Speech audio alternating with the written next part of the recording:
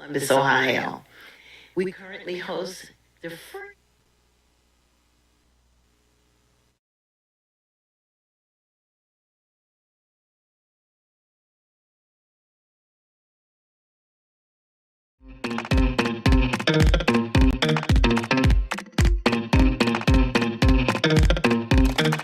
Good morning. I'm Brenda D. Spencer, president of Spencer Fire Media and founder of the annual Caring for the Caregiver Expo. First and foremost, I give all glory and honor to God for giving me the vision to create the annual Caring for the Caregiver Expo. I know what it's like to be a caregiver, as my sister and I took care of our father for 13 years after our mother passed away. Plus, I'm a mother and a grandmother. All of this equals caregiving, which, as you know, can be both rewarding and challenging.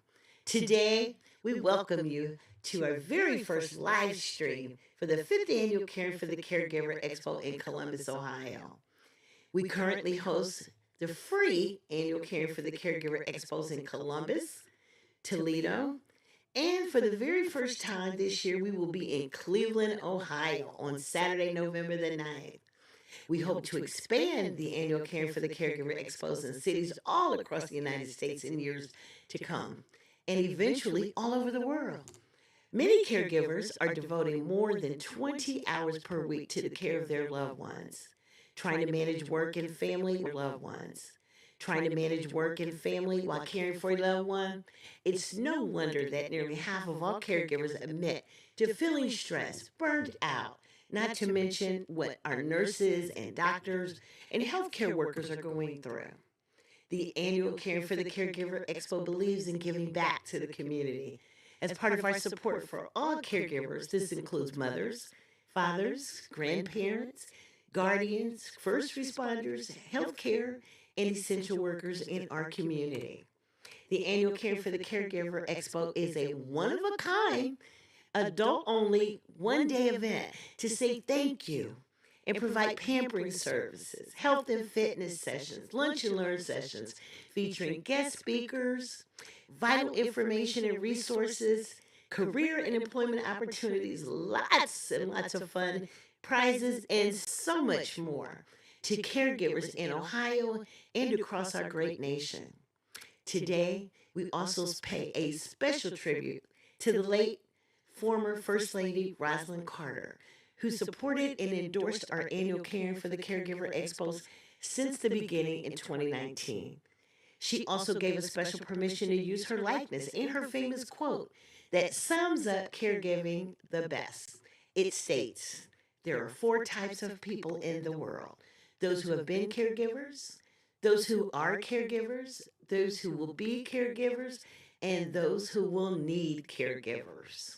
Today, you will be able to experience an important part of the annual Caring for the Caregiver Expo happening right now at the Boathouse in beautiful downtown Columbus, Ohio, starting with our official opening program at 9 a.m., followed by featured guest speakers from our nonprofit hosts, the Ohio Sickle Cell and Health Association, our presenting sponsor, the Franklin County Office on Aging, and our Lunch and Learn sponsor, the Central Ohio Area Agency on Aging. We added the live stream to help those caregivers that are not able to join us here in person to receive important and vital information being presented during our Lunch and Learn sessions. Now, unfortunately, you won't be able to enjoy the pampering room sessions with massages and facials and mini manicures and pedicures and reflexology, or the Get Fit and Healthy sessions featuring meditation, chair yoga, line dancing, and so much more, or our over 65 exhibitors and vendors. But we do hope that you will be able to experience everything the one of a kind annual Caring for the Caregiver Expo has to offer in person next year and in new cities in years to come. During this half hour, and before we begin today, please enjoy a few featured interviews from our sponsors. Get your pen and paper ready, as we will also provide a listing of our pampering room and Get Fit and Healthy Room service providers who we sincerely thank for donating their time and talents to help caregivers relax, refresh, and rejuvenate. We invite and encourage you to reach out to these service providers at their places of business to experience their services throughout the year.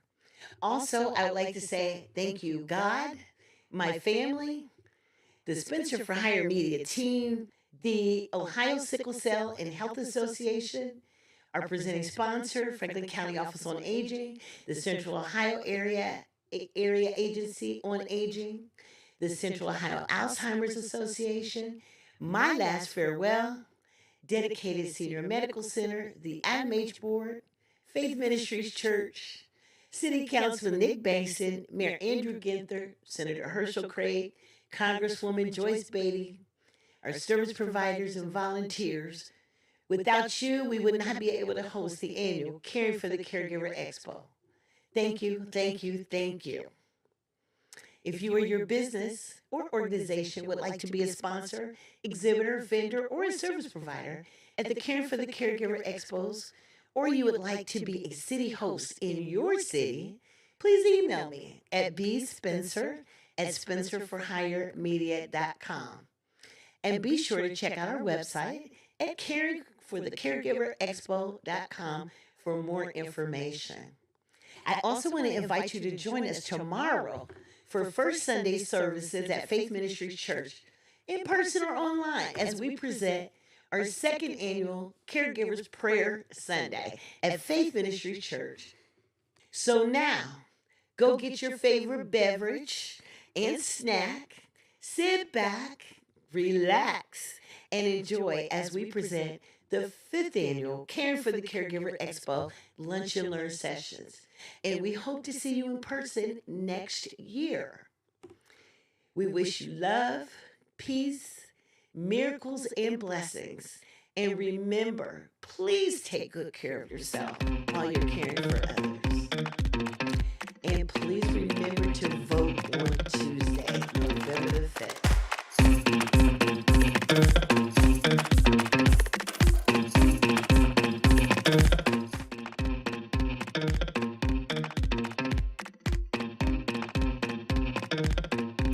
Good morning. We are still here with the Caring for the Caregiver Expo, the 5th annual, and I have a very special guest here today that I want all you live streamers out there to meet, Miss Annie J. Ross Womack. Thank you. Excited. 5 years. Wow. Can you believe it? Wow. Let's tell the audience that's out there with us today, what is sickle cell disease? Everybody doesn't know what it is, and what does the Ohio Sickle Cell and Health Association do? Well, I'm going to answer that backwards. So the Ohio Sickle Cell Health Association started in 1960. So we've been around for years, and to help support folk who are diagnosed or at risk for having sickle cell disease. So sickle cell disease is a term given to the abnormal red blood cells. There's an abnormality at birth where a person is born with sickle cell disease or carries a trait for sickle cell disease. And so what that does, it affects everything in their body. So anywhere that blood flows, there's a possibility of having a blood clot or what we call a crisis, because the sickle cell is a cell that is dying off, that loses oxygen, and as it dies, it becomes rigid and hard, shaped like a crescent, banana, or the old sickle from form tools, because sickle cell disease has been around for decades, for years. So that's why we go back to the sickle. So that's how long it's been diagnosed. You guys are the perfect partner for the caregiver. On top of your job that you're paying for. Yeah, but for this event particular, because of caregivers, this event, Care for the Caregiver, tell us why this event is important and for caregivers. So it's very important because as caregivers, both of us have been on that caregiving spectrum. You tend to push yourself in the background and you don't care for yourself. And unfortunately, we lose caregivers before we lose the people that they're caring for. Because we're so stressed out about making sure that their needs are met, that those doctor's appointments are met, that we're the advocate for them in the emergency room, that we make sure that everything's taken care of, that they're comfortable, that their wishes are tended to, and then in the back of we push ourselves to the background. Especially parents tend to push themselves in the background. They forget doctor's appointments, they miss things, they quit jobs, they're stressed out. And because it's a 24-hour-a-day, 7-day job, on top of your job that you're paying for, but you don't get paid for this. I mean, it's something that you do, and then that script flips, and then we become the caregivers of our parents, most of us. And so it happens again. You're juggling a job, or you're juggling children yourself, you're juggling a marriage, then you're juggling the sick person or the person that you're caring for, and you forget to take care of yourself. So events like these are very important. And these parents that children are born with sickle cell, it's like all their life. Day one. Yeah. I mean, not the fact that you're caring for a child, but then nobody goes into any delivery room and says, I want a sick child. Right. Or to have, to be a caregiver. Nobody sets out for that. Yeah. And so your mind you never think about that part. Well, what would you tell all of our caregivers, and especially our caregivers that are out there with sickle cell or taking care of someone with sickle cell? Why should they attend this event? Well, I think it's very important, not just for sickle cell caregivers, but for every caregiver. Yes. Whether you're caring for a child or you find yourself caring for a parent, a spouse, a sibling, I think that it's important for you to come out, one, get pampered, then also take in all the knowledge from the different agencies that are going to be here today, that are going to be at the table. You get interesting information. They have different little technologies. I know that phone companies normally, and you get the different insurance policies, just things that you don't think about when you're in the throes of caring for somebody. Absolutely. Just different things, and Brenda would always come in and we'll definitely talk to you about how she started this caring for her dad, but then also the things that you didn't know then you found out, and it's like the resource now that you can share with others, Absolutely. Like the paperwork, like insurance, like, whose name goes on what, banking, get your name on your parents' accounts. I mean, beforehand, before they're cut off. I mean, there's going to be a plethora of information here. And so avail yourself to that information, and don't just pick it up, actually use it. Take time at the booths to actually sit and have conversations. Don't just make it a check off. Right. Sit there and talk to folk, because everybody in that room is there to assist you with something, and you will walk away with knowledge to not only help the person you're caring for, but to make your life better as you care, so that you're not doing it bitterly. You're doing it better. Yes. And don't forget the Get Fit and Healthy room. Oh, yeah, and the Get Fit and Healthy room. You must explore. I mean, take some time, like the pampering and the Get Fit, because you have to stay fit. I mean, you have to strengthen yourself and refresh yourself. Thank you so much, Annie, for coming to join us today. Thank you for being a partner. We can't do any of this without you. And to everybody that's live streaming with us today, stay with us. You'll be able to hear speakers later today that are talking about a lot of different subjects. And if you can get away, we'll be here all day. If you can, come on out, come on down. We're at the Boathouse in downtown Columbus. You can walk in, enjoy the day. We're here till 2 o'clock.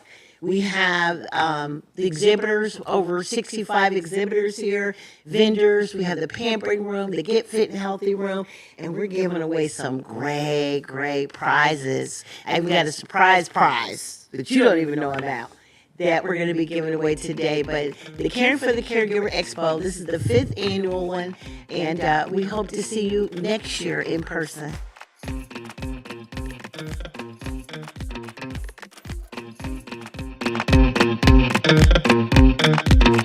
Good morning, and welcome back. I'm here with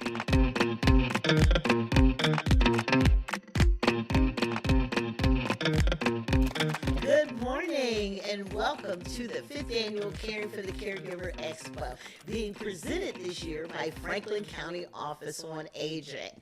So we're going to start off this day to introduce you to our very special guest, Miss Shonda Wingo. Good morning. Talk to the caregivers that are out there that couldn't be here in person today, and let them know why is it important for Franklin County Office on Aging to be a part of the annual Caring for the Caregiver Expo. At the Franklin County Office on Aging, it's our mission to ensure that our Franklin County seniors have what they need to age in place safely and securely. So what assistance or services does Franklin County Office on Aging provide? you name it, emergency response systems, all of that. Our secondary program, our second largest program, is Adult Protective Services, where that department's goal is to come in once we receive a report and investigate whether or not there is some harm that is occurring, by way of the senior, whether that is financial exploitation or self-neglect or other forms of abuse. And then we have smaller programs that are newer, one of them being caregiver, because again, we recognize the needs, the unique needs of caregivers and the value that they provide. And if they're not well and if they're not whole, then they can't provide that care. And so through caregiver, we provide counseling services, we provide some utility and rent assistance. We also are able to provide some support with incontinence supplies and durable medical equipment. Our second program is still in that same space of caregiving. We provide services and support to our older adults who are raising non-biological children. Oftentimes, when we are in these spaces, caregivers are also taking care of young people that are in their family, whether it be a grandchild, great-grandchild. Here in Franklin County, we have 85 and 95-year-olds providing care for 2 and 3-year-olds. But we also want to make sure that those older adults have what they need to age in place. And so similar to our caregiver program, they're able to provide support around rent and utility assistance, but more importantly, oftentimes with our older adults receive young people into their home was not prepared to care for those young adults. So we're able to provide beds and bedding and school clothes, after school care and summer care and things of that nature so that older adults are able to continue to take care of themselves but keep those young people in their home. Is there wage restriction or what you call income restriction, because everybody's situation is different, That's an excellent question. The only program that considers income and resources as senior options, it is a sliding fee scale. Okay. We do take a look at what your income is and what resources you have available, because we also want to preserve the resources that seniors have so that they can have a proper burial. So there's an equation that we look at to determine whether or not you'll have a copay. Right now, the threshold, I believe it's like $1,640, so anyone with income less than $1,640 wouldn't have a copay. Okay. Caregiver and kinship, I am happy to report there is no income guideline. As it relates to that level of care, we just want to make sure that, again, that caregiver is whole, and that we are able to come in and supplement, whatever it is that they may need that is within our program guidelines. All of these programs, or the majority of these programs, are provided through the senior service levy. So at this time, as always, I want to thank the Franklin County voters for passing that levy, because these levy dollars ensure that our seniors are able to age in place. Well, do you guys accept volunteers? To help you? We utilize volunteers in a couple of capacities. One of our major initiatives that we do every year is we provide fans to those that are in need, and we utilize our volunteers to help with that fan delivery or fan pickup. We also utilize volunteers in other capacities, but the fan delivery is the largest one. Thank you so much for coming in and joining us.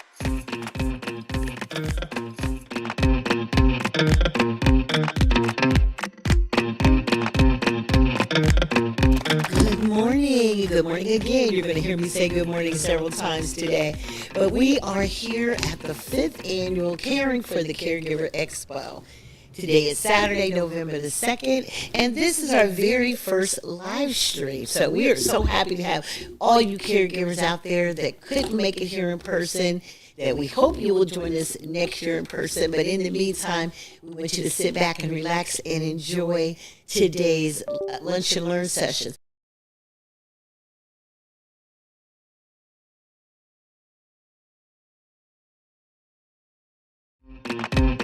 Our live stream sponsor. So we are here thanks to the Golden Buckeye Center for Dementia Caregiving. And as a special treat, we're going to introduce you to Morgan Fitzgerald. Good morning, Morgan. Good morning. Thank you so much for having me here today. Thank you guys for joining us. I'm so happy to have you here. Tell us, what is your role at the center? Yeah, Yeah, so my name is Morgan Fitzgerald. I am the new Assistant Director here at the Golden Buckeye Center for Dementia Caregiving. This is only my 4th week here, but I actually come from the Ohio Department of Aging, where I oversaw many of the non-Medicaid services and supports for the last 4 years. Can you tell us what is the Golden Buckeye Center for Dementia Caregiving? Because I know you're new and you just opened up recently, I think at the beginning of this year. We are a new and unique care partner focused center. And we have actually excitingly both a virtual and an in-person presence. And our focus here at the center is on developing and strengthening the knowledge, skills, and supports for family, friend, and formal caregivers. We do this by a couple of different ways, but mainly by providing access to dementia care resources, education, and supports for caregivers, but also by building partnerships with primary care providers, first responders, and employers throughout Ohio communities so that they can access these resources as well. Okay, so specifically, what services do you provide? Yeah, so here at the Golden Buckeye Center for Dementia Caregiving, we offer both virtual and in-person trainings, resources, and research opportunities. And these are really designed to help build connection, competence, and confidence as we support care partners across the state of Ohio. We have a wide range of trainings and resources for caregivers with really all levels of experience. Everything from learning the basics of what is dementia to caring for yourself as a caregiver, managing finances, and even planning for the future. We also offer some other programming currently, including Tai Chi for caregivers and some support groups. Of course, we are always looking for new opportunities to expand our program offerings. And over the next year, we do hope to increase our reach to family and friend caregivers, primary care clinicians, and other workplaces across the state. That's fantastic. And I just attended one of your Jennifer's Tai Chi sessions. And she's actually here today going to do a mini Tai Chi session, so I'm excited about that. Is there a cost to participate?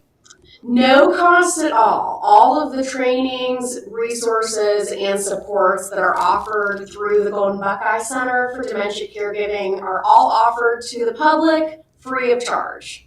Okay, that's great. So I want to go just a little bit deeper. So if a caregiver is taking care of a relative that has a dementia, they can reach out to your center for assistance to find out how to care for them. Is that correct?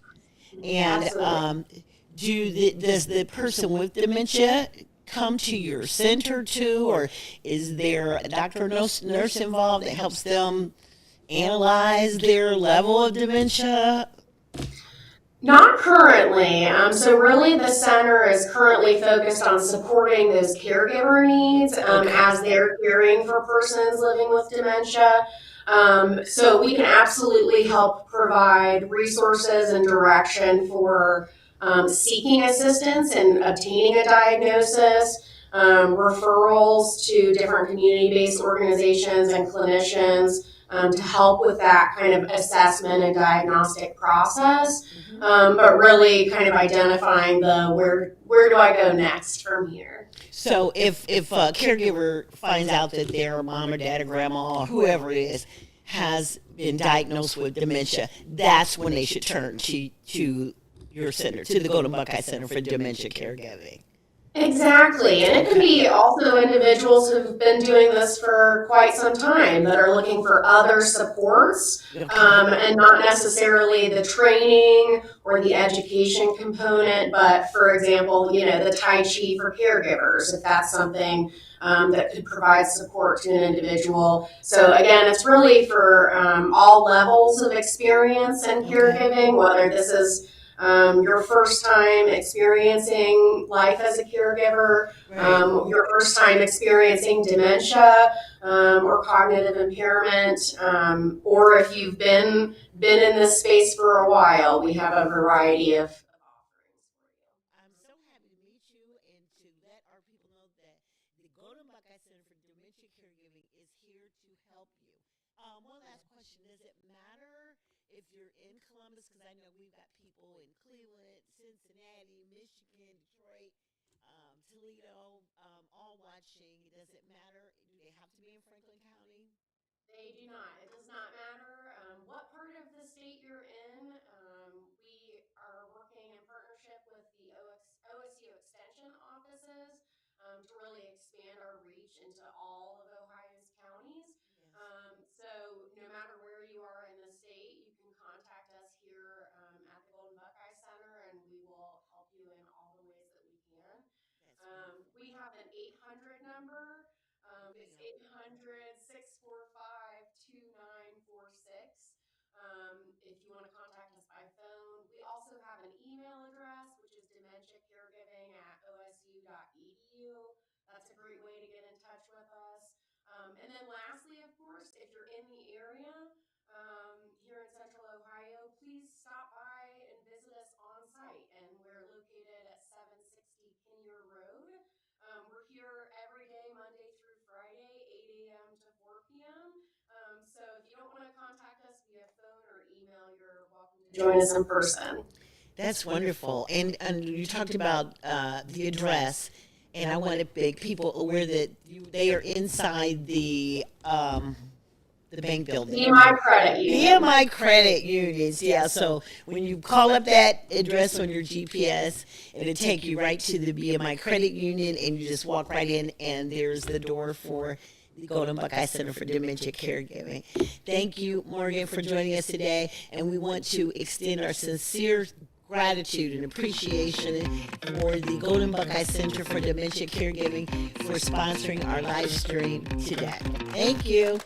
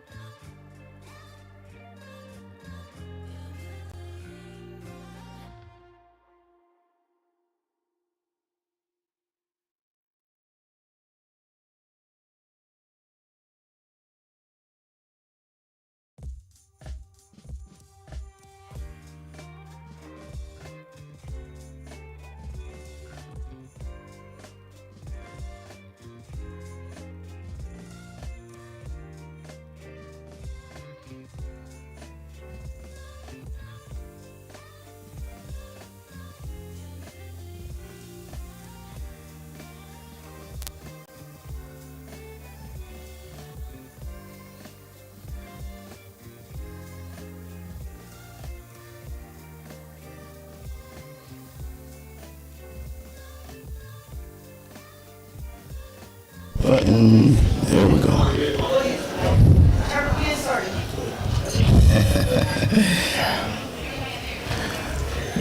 right. Good morning. All you got beautiful people. Good morning. Clap it up for yourself. I know it's early. I need more clapping than that. Come on.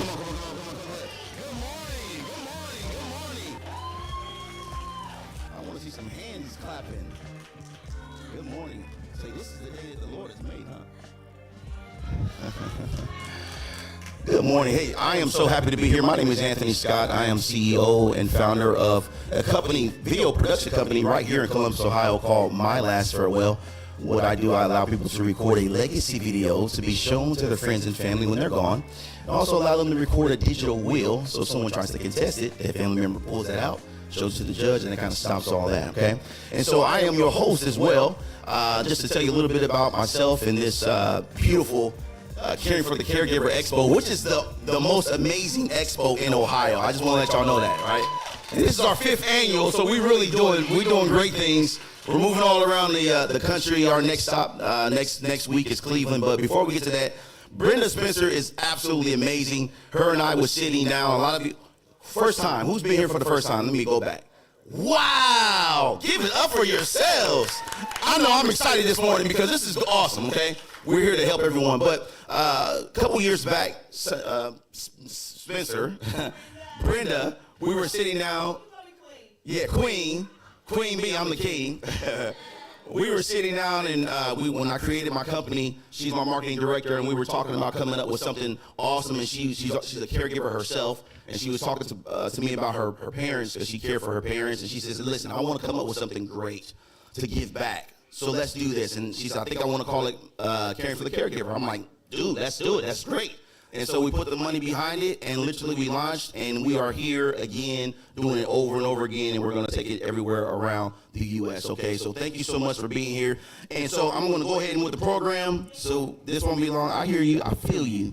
I feel you. I feel your eyes. All right, so what we're going to do first, we're going to always, the Bible talks about recognizing God in everything that we do. So before we do anything, we're going to pray, and then we're going to have Dr. C. Dexter Wise, from Faith Ministry Church, come up and pray.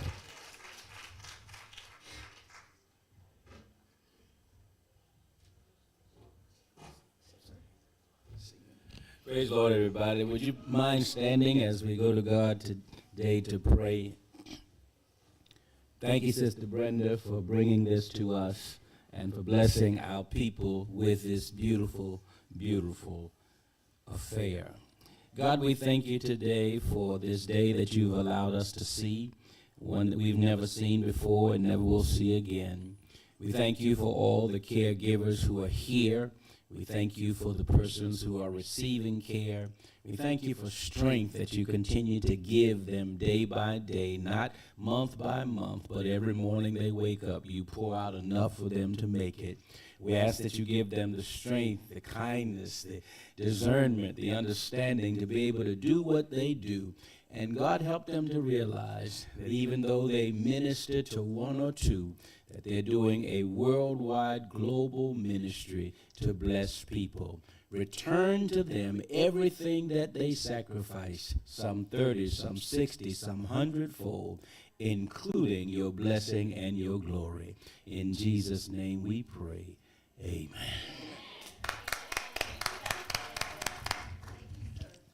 See, I'm an early person. Y'all like, man, why is this dude so excited and happy? Because I'm happy to see y'all. Y'all beautiful faces out here. So because we came to care on you guys. So, all right. So next up we have the candle lighting, a moment of silence. Brent,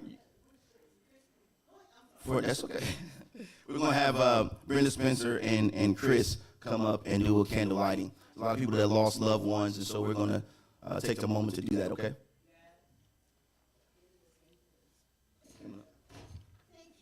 Thank you, old lady. God, Lord, look at y'all.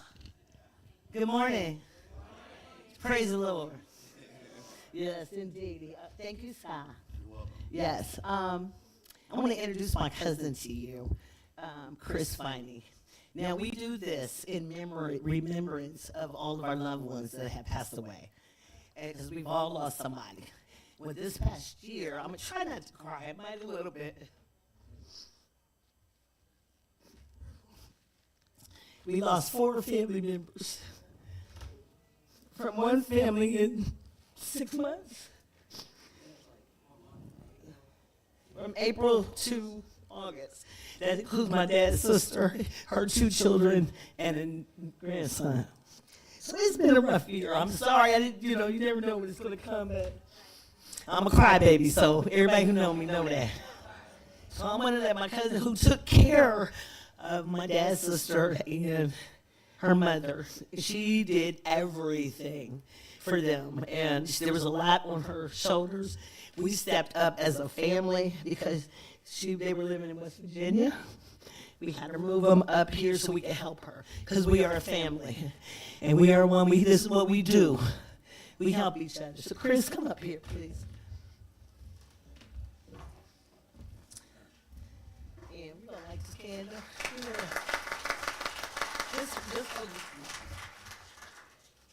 And I'm having like this, and we're just gonna have a moment of silence. We keep it lit for the whole day. And if you have someone that you lost and think about it, we know they're up there in heaven watching us, okay?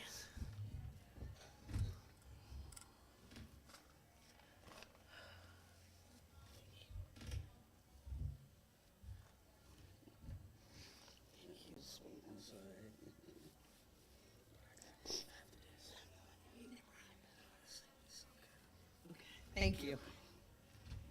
You know her. You already know the crybaby. We'll put it down over here. Thank you. Thank you. You leave it? Thank you. I love you too. Okay. All right, where we at? Okay, it's my turn again, so I'll just stay up here. First of all, I just want to say thank you. Thank you, thank you, thank you. I cannot thank, this is not just me. This is bigger than me. This is God's vision, because he knew we all needed help. So I'm just walking in service and purpose, okay? So I want to say thank you to Scott, who was there when the vision came. So, just lesson learned, listen to God. When he's telling you something, you never know what's going to come out of it. I want to thank my staff, my team. I have worn them out, trust me. Okay, I had to put myself in timeout yesterday. Okay, but I want to thank, I have cousins, my cousin Elaine, raise your hand back there. They came all the way from Michigan, Detroit, Michigan, to help me, because we have family in Michigan that are dealing with things. They're dealing with a family, with dementia, everything. And caring is not just for seniors. We're talking about parents. If you're a parent, you're a caregiver. So we want to thank all the parents out there, grandparents, guardians, moms, dads, nurses, doctors. Everybody is a caregiver. So I want to say, when we started this 5 years ago, I'm going to take a little extra time, I reached out to former First Lady Rosalind Carter, who was still living. Some of you know the story, but it's worth repeating. And because I was trying to figure out how we're going to do this and pay for it. So to make it free for all of you. So here come God with ideas. So I said, well, if I get Rosalind Carter to come, because she was still traveling, early 90s, late 80s, she has a Caregivers Institute in Georgia that she founded. So I reached out to them. And I'm like, hey, because my idea was if I could get her to come, I'll get the high Democratic Party to pay for it. That's where my thought went. And then I called them, and they said, no. Well, what they didn't know is that I don't take no for an answer. I've been in sales. So I went back and said, okay, how about this? How about we send a videography team down to record her, and then we can bring it back and play it for the caregivers with a message. And they said, no. So I went back again. I said, okay, how about this? I said, how about you send us a letter that we can share of support and endorsement? And somebody said, she ain't giving up. Get that lady. So she did. She sent us a beautiful letter of support and endorsement. And then we got permission, because they didn't know who I was. So after we got the letter, then after our event was over, I sent them a big box of goodies that had the caregiver swag bag, that had the program, so they could know this is real. We here doing this. And ever since then, they gave us permission to use her likeness and her famous quote. Well, November is National Caregivers Month. This is why we hold this on the first Saturday of the month. to kick it off. And last year, Rosalind Carter passed away during National Caregivers Month on November the 19th. So we will forever honor and pay tribute to her, because that was just, she's been wonderful to us, and her team has been wonderful. So now I think everything now is going over to the Jimmy Carter Museum, which we have to reach out to them too. Okay. Am I sniffling still? My makeup running? They know what I look like. I'm an ugly crybaby. Anyway, so to move on, I want to get back to my thank yous. I mean, I work on this a whole year, y'all, so please be patient with me, because I didn't wear everybody out. Of course, first and foremost, I give glory and honor to God. Okay, can I get a hallelujah, amen? What you say, Doc? What you tell us to do? We come to praise. This is a praise event, okay? Tomorrow, we will also be celebrating our second Caregivers Prayer Sunday at my church. So I had to say a special thank you to Dr. Wise and Sister Wise, who are here with us today, because not only have they supported me from the beginning, the whole church has supported me. That's how we got through the first one. The entire church showed up. Because, and they're still showing up. A lot of my fellow church members are here today doing different things. So we thank them. They support me in everything. So tomorrow is first Sunday, November, Caregivers Month. So we started Caregivers Prayer Sunday. And we welcome all of you to come to Faith Ministries, 2747 Agler Road, and get some prayer. When the people ask me about my church, this is what I tell them. I said, you feel good going in, but you feel better coming out.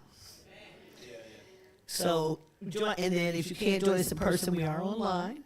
So you go to Facebook, you go to faithministrieschurch.com, okay? I want to thank my presenting sponsor. We really couldn't do this without Franklin County Office on Aging. Now I love them. They've been with us since the very first one, and they have grown and grown and grown in support for us. And we appreciate them. They have allowed us to make this bigger and better each year, even though they keep asking for stuff. I mean, we love you. Amy and Caroline, raise your hands back there. Thank you. Those are the ones that don't let me miss a beat. They keep me on point. Okay. I also want to thank, where is Yolanda and where's Tammy? Tammy's not with us? She's out there, the Central Ohio area Agency on Aging, COAAA. They are a lunch and learn room sponsor. Couldn't we need a round of applause? A major sponsor for me, and it's very close to my heart because I'm a small black business owner, and I have been. I will celebrate Spencer for Hire Media. It will be 15 years in business by the grace of God on January the 1st, and I have done that with the help and support of Chase Bank. They have been my bank throughout this, and they have been wonderful. So I don't let nobody talk about y'all, because I love Chase Bank. Also, Dedicated Senior Medical Center. They are a pampering room sponsor. They have gone through some changes with their staffing, and their staff couldn't be here today, but they sponsor. They're like, we in, wish you luck. So we do appreciate Dedicated Senior. Okay, Medical Center for sponsoring us. So volunteers, government officials, we even got thank you, be patient with me, y'all. This is the only time I get. Joyce Beatty sent us, Congresswoman Beatty supports us every year, along with the governor, DeWine. So everybody, did y'all get one of these programs? In here, you can see all these letters. Senator Craig, Herschel Craig, state senator, supports us with a citation. Columbus City Council, Nick Bankston supports us. So we got all the government officials. They support what we're doing. That's why I'm going to keep on them. I need your help telling them how much I love the events, because I'm going to be asking them for more money, okay? So, yeah, so they all are in here and support us. They got what we're doing. Okay, so we want to say thank you to them as well, because we know, and I'm going to take a moment here, because I got a captive audience. This is an important election, y'all. I'm voting. I wore my vote shirt around. I wear it around proudly. Everybody ain't telling you who to vote for, but y'all know who to vote for. So, moving right along, that's all I'm going to say. How many voted already? That's what I'm talking about. I like to vote on the day, so I will be there on that day. Okay, we got lunch and learn speakers. Let me keep pampering room people. Now understand the day. I'm going to come back at the end and tell you how to go through the venue. Okay, but I think I'm done. Except for, I got a couple awards and the people are in the room. Who did I get this? I always try to give out a Purple Heart Award to the people that worked the hardest for me and helping me out. And I kind of neglected them last year. So a couple of them in the room. So the first one I want to, hang on a second. Give me this one. The first one I want to give to a person, a lady, who keeps me on my game. She juggles many hats. She gets the job done. She makes sure I get my job done. And I want her to know that I appreciate her. So Caroline Rankin, come get your award.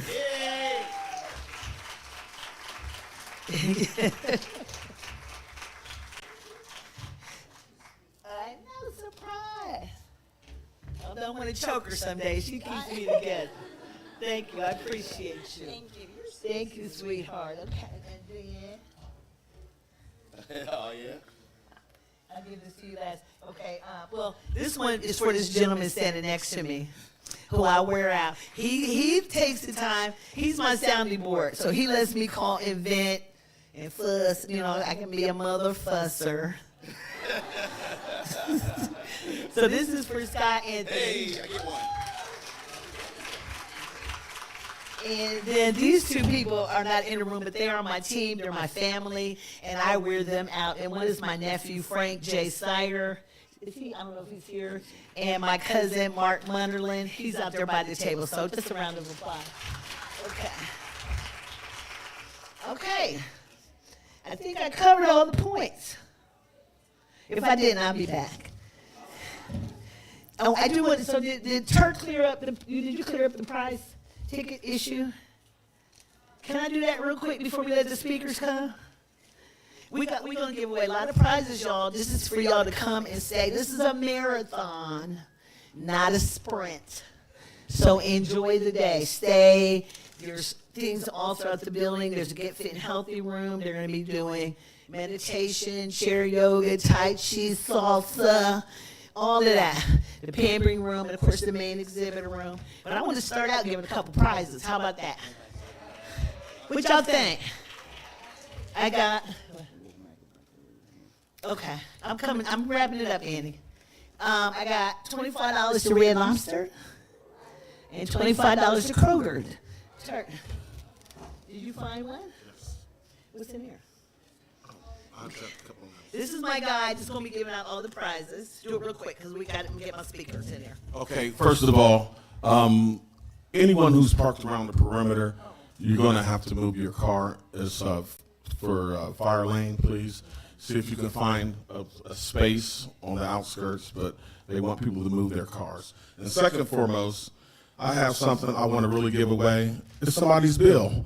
Madison Millender, you can have it. This is free. Totally free. You dropped your mail. I don't want it. Okay? All right. Well, here we go. My name is Renell. I've been with, actually, I'm Brenda's hairstylist. You know, this is my sister for years, and I'm so happy for her. Okay, first number. Here we go. For the $25 Kroger's card, 00023. All right. Okay. The next one is 034. This is Red Lobster. And the next one is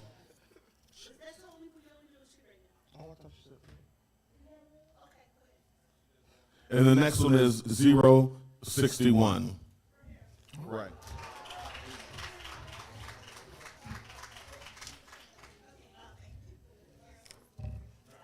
Yep. Yep. Yep. You did. So. All right, so coming up next, let's see here.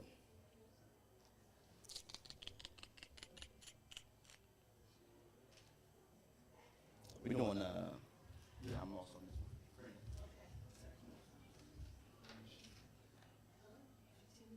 Oh, okay.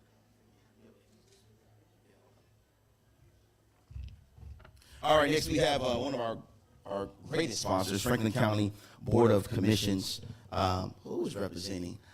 I think it's Shonda Wingo. Hey, come on up, and she's going to present and talk to you guys. Give it up for Shonda Wingo. She is the woman of the hour. Come on up.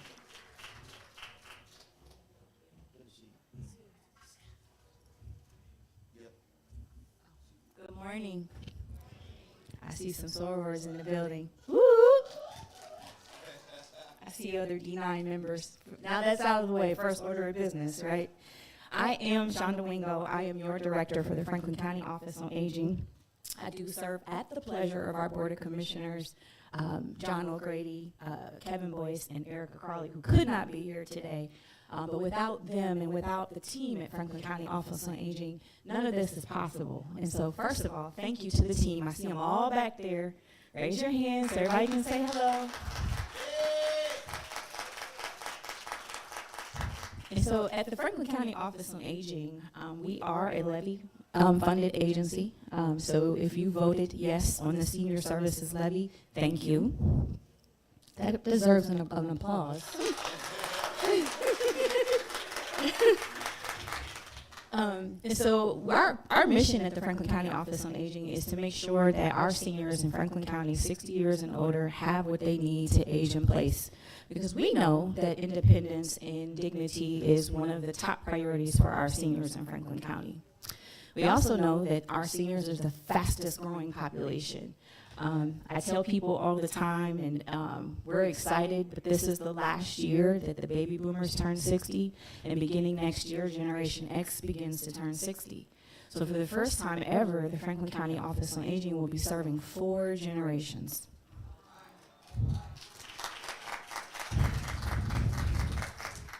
There are approximately 38 people a day who turn 60 in Franklin County. Just to put that in perspective, you can do the math. I won't do it for you. But there's over 165,000 residents in Franklin County who are 60. And the reason I'm saying all of this to you is because we all know that caregiving touches every aspect of our lives. Just 2 months after I accepted this awesome responsibility, and trust me, I love my job. I love seniors. I can hang out with you all day. It's like having a community full of grandparents that you never had. My father had a stroke, and I am the only girl. And if you understand what it's like to be an adult child one day and then be in charge of everyone else the next day, that was my life. And sitting in the seat that I'm in, you would think that I'm the expert at all things caregiving, and I'm not. None of us are.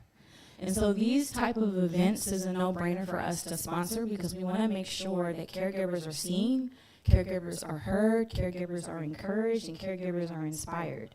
I often look at caregiving into 3 categories. I want to inspire future caregivers to know that, yes, it is a thankless job. This is a billion-dollar industry that you never see a recoupment from, and we know that. So we want to make sure that you have those tools and resources, not just so that you can provide care for that person that you're caring for, but we also know that caregivers often pass away before the person that they're caring for due to the strain. And so this day is a phenomenal day to celebrate you. There's tons of resources. There's a ton of folks that know what your story is. Even though you may feel like you're alone, you're not. Especially when you think about the growing population. I'm sure because we're at a caregiver event, everyone in here is either a caregiver, has been a caregiver, or will be a caregiver. So today we have a host of workshops available. If you have been following any of what we do, you see that we're doing some really exciting things because we want to make sure that all aspects of aging is covered. So today you will have the opportunity to hear from a panel of caregiving experts as well as a caregiver, which is under our brand, which we've coined iCare. And if you've been to any of our other panels, you know that this is a conversation that is critical. We will think about all of the different aspects. So in the past, we've had lawyers and magistrates and caregivers themselves or Alzheimer's specialists or anything that you can think of just to kind of give you perspective and encouragement. So today, we have our friends from Job and Family Services. Hello. And they will be able to share with you some of accurate information as it relates to long-term care. We know that there are a lot of rumors out there. If you go into long-term care, you're going to lose your house and all of those things. So our friends are here to kind of set the record straight for that. We also recognize that social isolation is on the rise. One of our partners, I like to quote her stat because I do go for shock value. Social isolation is the equivalent to smoking 15 cigarettes a day. And it reduces life expectancy by 7 years. And so when you think about our seniors who don't have much family, that is who we're talking about. And so one of our initiatives is Mission Possible. So our dog shelter is here today. And Mission Possible is an initiative and a collaboration with us in the dog shelter to say, hey, listen, we know that you may be alone and you're looking for an outlet to be socially connected. Our dogs are available. And so we know that for individuals who do have a pet, it increases their likelihood in being able to reduce that social isolation. So we know that there are health benefits because cognitively you keep up with the schedule, physically you're walking the dog. And so the dog shelter also has programs for foster care. So if you don't necessarily want to adopt a dog, but let's say you just periodically want to have something around to kind of make you feel better about being in home alone, you can foster a dog. You can also go to the dog shelter and be a volunteer to walk dogs or help take care of their gardens. So we will have a panel that will discuss that as well. So again, we see you, we love you, we appreciate all of the work that you do, and because this population is the fastest growing population, we need each and every one of you to make sure that you have what you need so that we don't have to worry about where our seniors are getting their care from. So I'll see you today. I will be either on those panels or moderating those panels, but I'll be around. Our team is around. We have a table out there. We also do have caregiver programs. So if you are a caregiver or interested in helping a caregiver, please stop by our table and learn about our resources. And so thank you.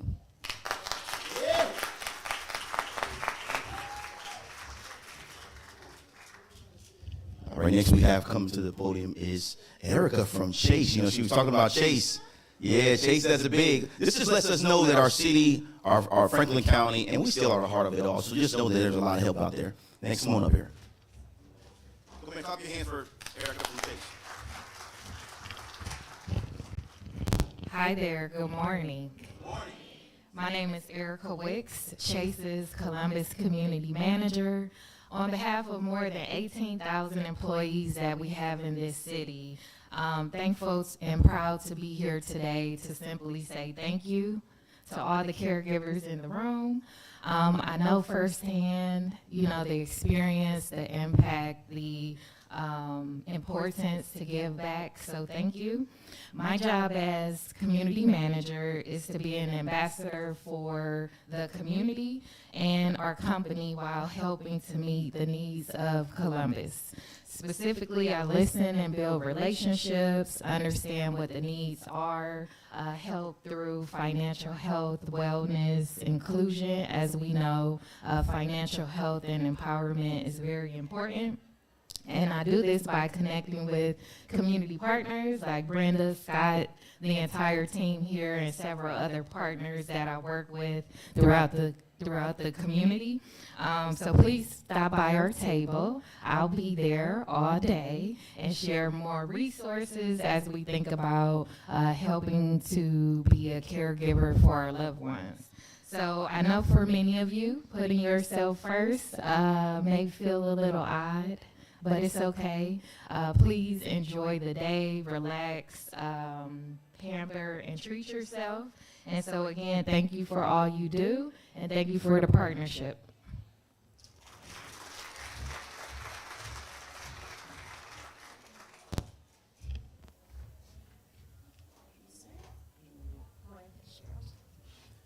Next to the podium is Maureen Fitzgerald. Good to meet you. Thank you. Good morning, everyone. How are you all today? Good. My name is Morgan Fitzgerald. I'm the Assistant Director of the Golden Buckeye Center for Dementia Caregiving.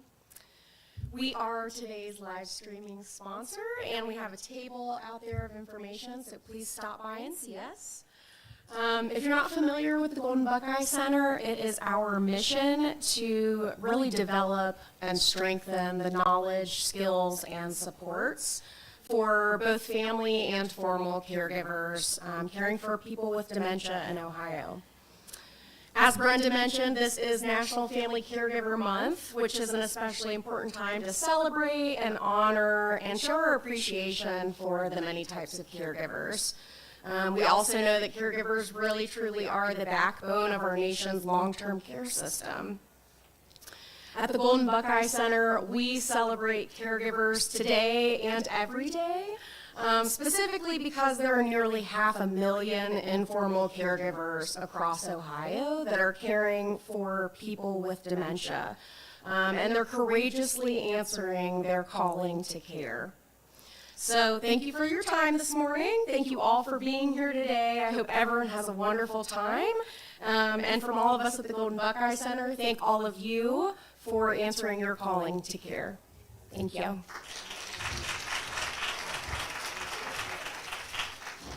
Okay, y'all ready to have some fun? Are you ready to relax? Refresh? Rejuvenate? Fellowship? Network? No, y'all ain't. No, I'm kidding. Okay, so we're getting ready to disperse because this is only supposed to last a half an hour, and I promised to keep it at there. But I forgot to thank one of my most important people. We need to find her, Annie Ross Womack. Annie, there she is. Forgive me, I'll give her a round of applause, please. If I was to have a boss, because I say my boss is Ohio, but this is my girl. She's executive director of Ohio Sickle Cell and Health Association. She is our partner. She runs the Lunch and Learn Room, and she allowed me to understand and know sickle cell, the disease, and what families go through. And it's just one reason why we make sure that this is an 18 and over event. This is our entire community. This is not just seniors. This is our kids, our grandkids, and all of that. Parents, kids are born sick. You know what I'm saying? Those are caregivers. So, Annie, thank you. I can't do this without her. She saved me the first year. Let me tell you how been a bad sister. The first year, y'all don't know this, I ain't had enough money to pay for the venue, and she came through and made it happen. Give her a round of applause. You don't got people that do that for you every year. So we're going to wrap this up, and how I want to wrap it up is to talk about the passport, because we don't do that. Everybody got their passport in their book? We have a ton of golden prizes. Y'all just got a taste of the golden prizes. This table over here is full of our golden prizes.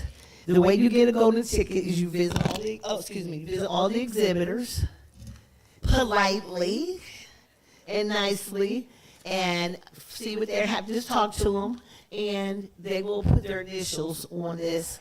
When you fill this up, now there's exhibitors, that's the main exhibitor ballroom, which you're going to be excused to. There's also some on the back that are for in the Getting Fit Healthy room, because we want y'all to go back there.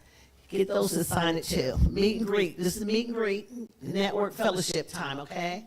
When you finish, take this passport. My table, Spencer Fire Media, is in the lobby. Take it to them, give them this, and they will give you a golden ticket. If you just so happen to be wearing a Care for the Caregiver t-shirt, because we have a shop online, you get 2 extras, so you're going to get 3 tickets. Now, my grand prize is a surprise today, so because you have to be here to win, stay to the end. The grand prize is, because y'all know I always give away OSU football tickets. So we got 2 tickets to OSU, Purdue, next weekend. But a friend of mine used to be a client, moved to the Dominican Republic, built 2 beautiful condos. And he gave me 2 night stays in his condos in the Dominican Republic.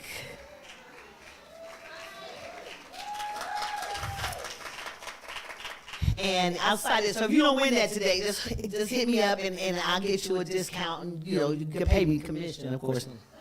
Okay. But we've got designer handbags. Now I want to tell you about these designer purses, and then I'm gonna let y'all go. The reason why those are special, the Gucci and the Louis, is because when a few years ago I went to the Ellen DeGeneres show before it, you remember, honey?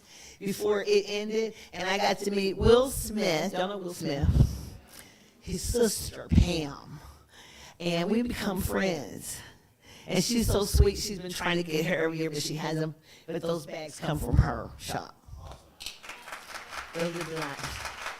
Any questions, comments? Now we want to wrap up in this room, and I want you also to understand we want to hear your voice. You've heard our voices. We want to hear your voice. So at the end, around 1:30, we're going to have an open mic session. That's when we want you to come back in this room. If you want to say something, if you want to be a crybaby like me, if you want to, comment, just please keep it positive, because, we can't make everybody happy. But the open mic is for you. Okay, so you can share your story in your voice. Thank you. Have a good time.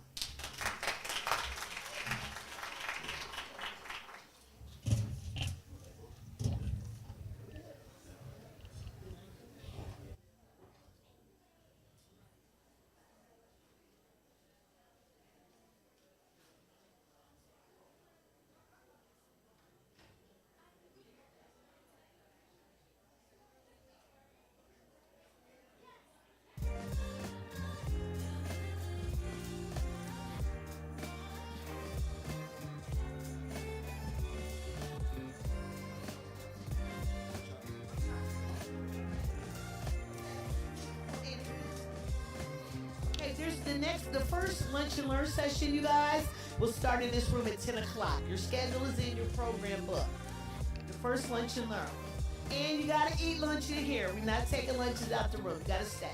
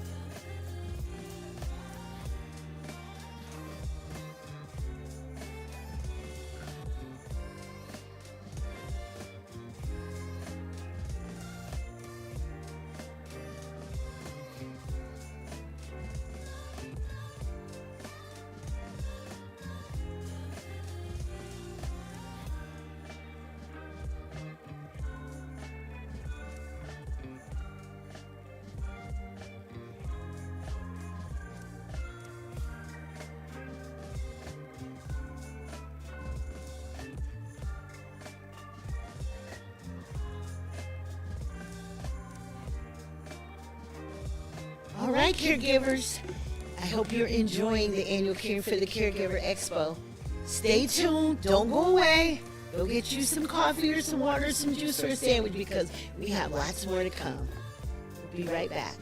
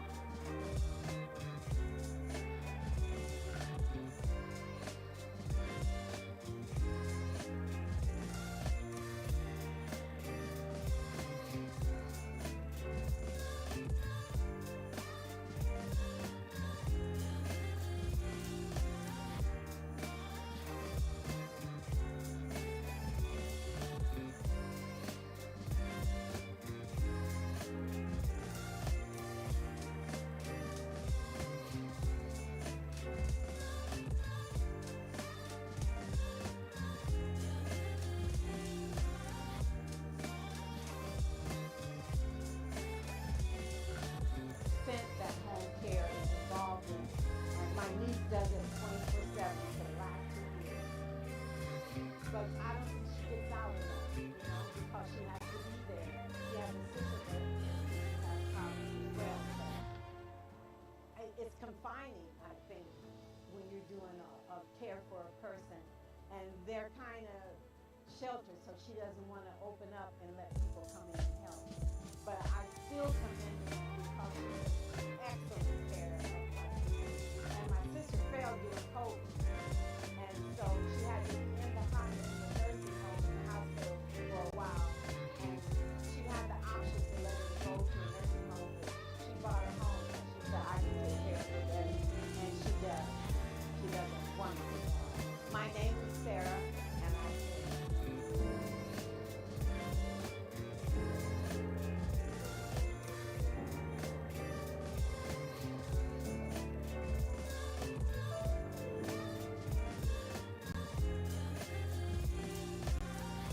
care. I care. I care. I care. I care. I care. I care. I care. I care. I care. My name is Mimi. My name is Art. And we care.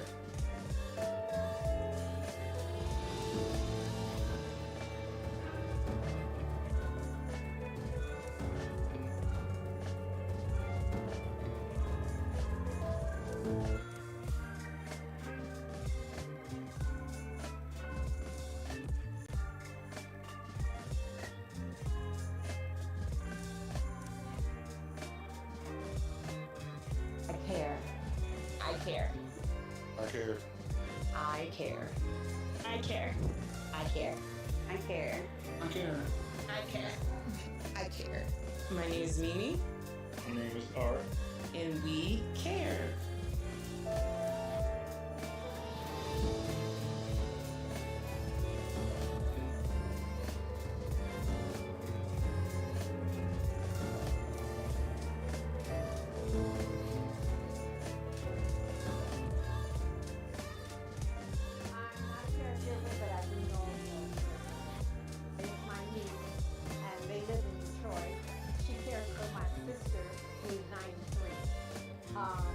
Up until, say, maybe 2 years ago, my sister was mobile.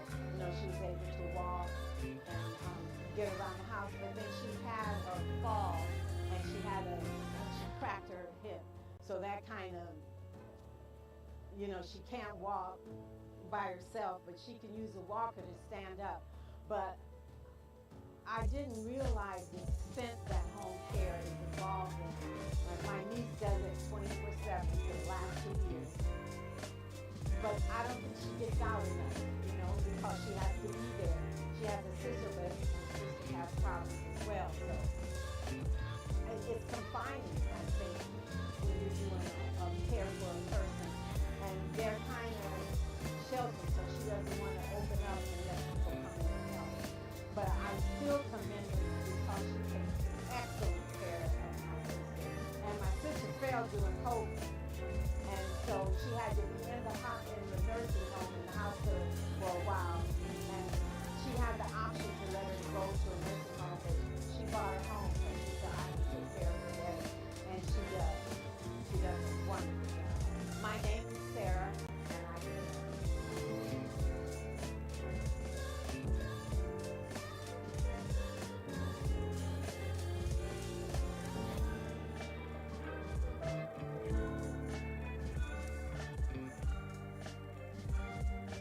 care. I care. I care. I care. I care. I care. I care. I care. I care. I care. My name is Mimi. My name is Art. And we care.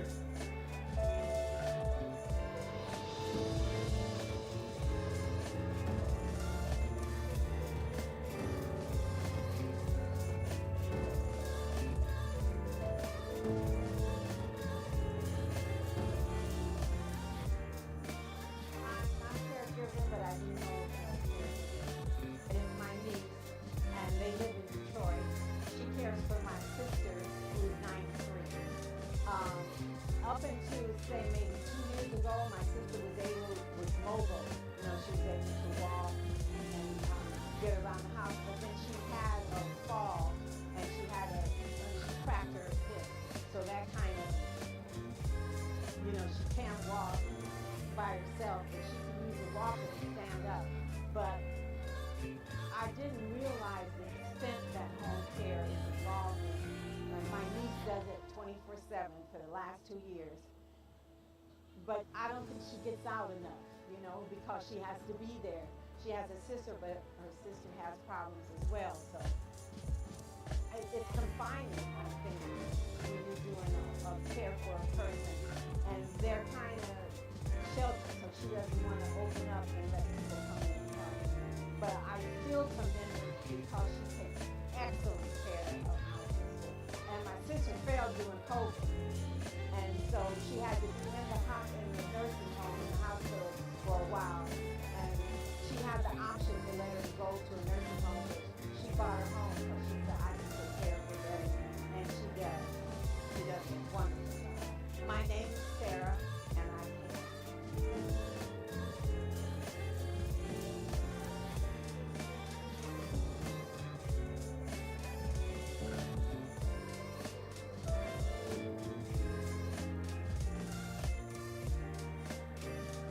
care. I care. I care. I care. I care. I care. I care. I care. I care. I care.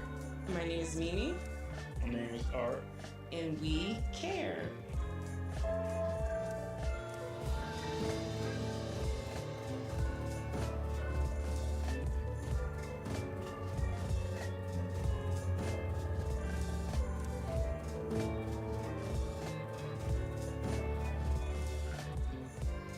I'm not a caregiver, but I do know a caregiver. It's my niece, and they live in Detroit. She cares for my sister, who is 93. Up until, say, maybe 2 years ago, my sister was mobile. She was able to walk and get around the house. But then she had a fall, and she cracked her hip. So that kind of, she can't walk by herself, but she can use a walker to stand up.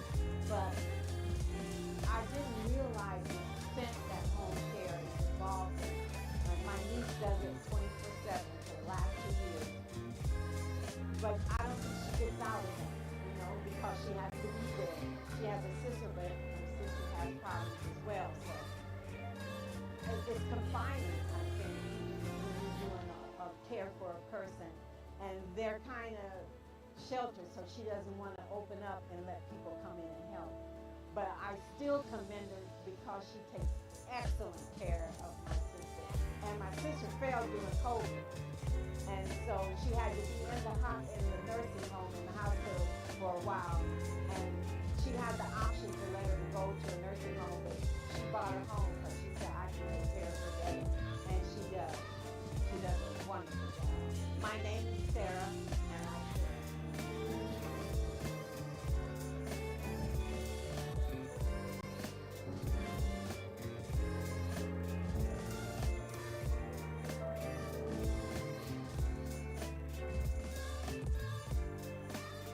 care. I care. I care. I care. I care. I care. I care. I care. I care. I care. I care. My name is Mimi, My name is Art. and we care.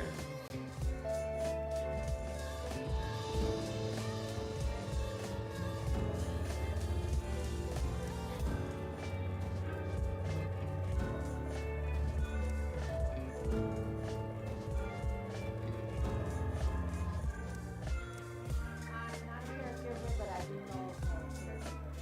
It's my niece, and they live in Detroit. She cares for my sister, who is 93. Up until, say, maybe 2 years ago, my sister was mobile.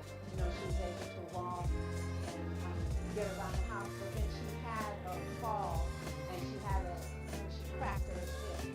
So that kind of, she can't walk by herself, but she can use a walker to stand up. But I didn't realize the extent that home care is involved in. My niece does it 24/7 for the last 2 years. but I don't think she gets out enough, you know, because she has to be there. She has a sister living, and her sister has problems as well, so it's confining, I think, when you're doing a care for a person, and they're kind of sheltered, so she doesn't want to open up and let people come in and help. But I still commend her because she takes excellent care of my sister. And my sister fell during COVID. And so she had to be in the nursing home, in the hospital for a while. And she had the option to let her go to a nursing home, but she brought her home because she said, I can take care of her better. And she does. She does a wonderful job. My name is Sarah, and I'm here.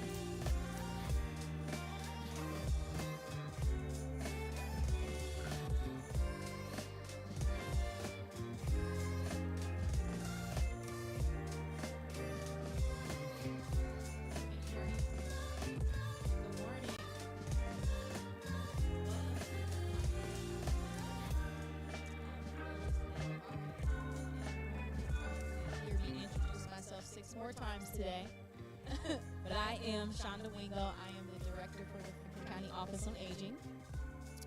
If you heard me speak earlier today around, our experiences and what we do with caregiver, we know that caregivers are essential to what we're able to do at the Office on Aging. And so, first and foremost, thank you, caregivers, for what you do. Thank you for being here today.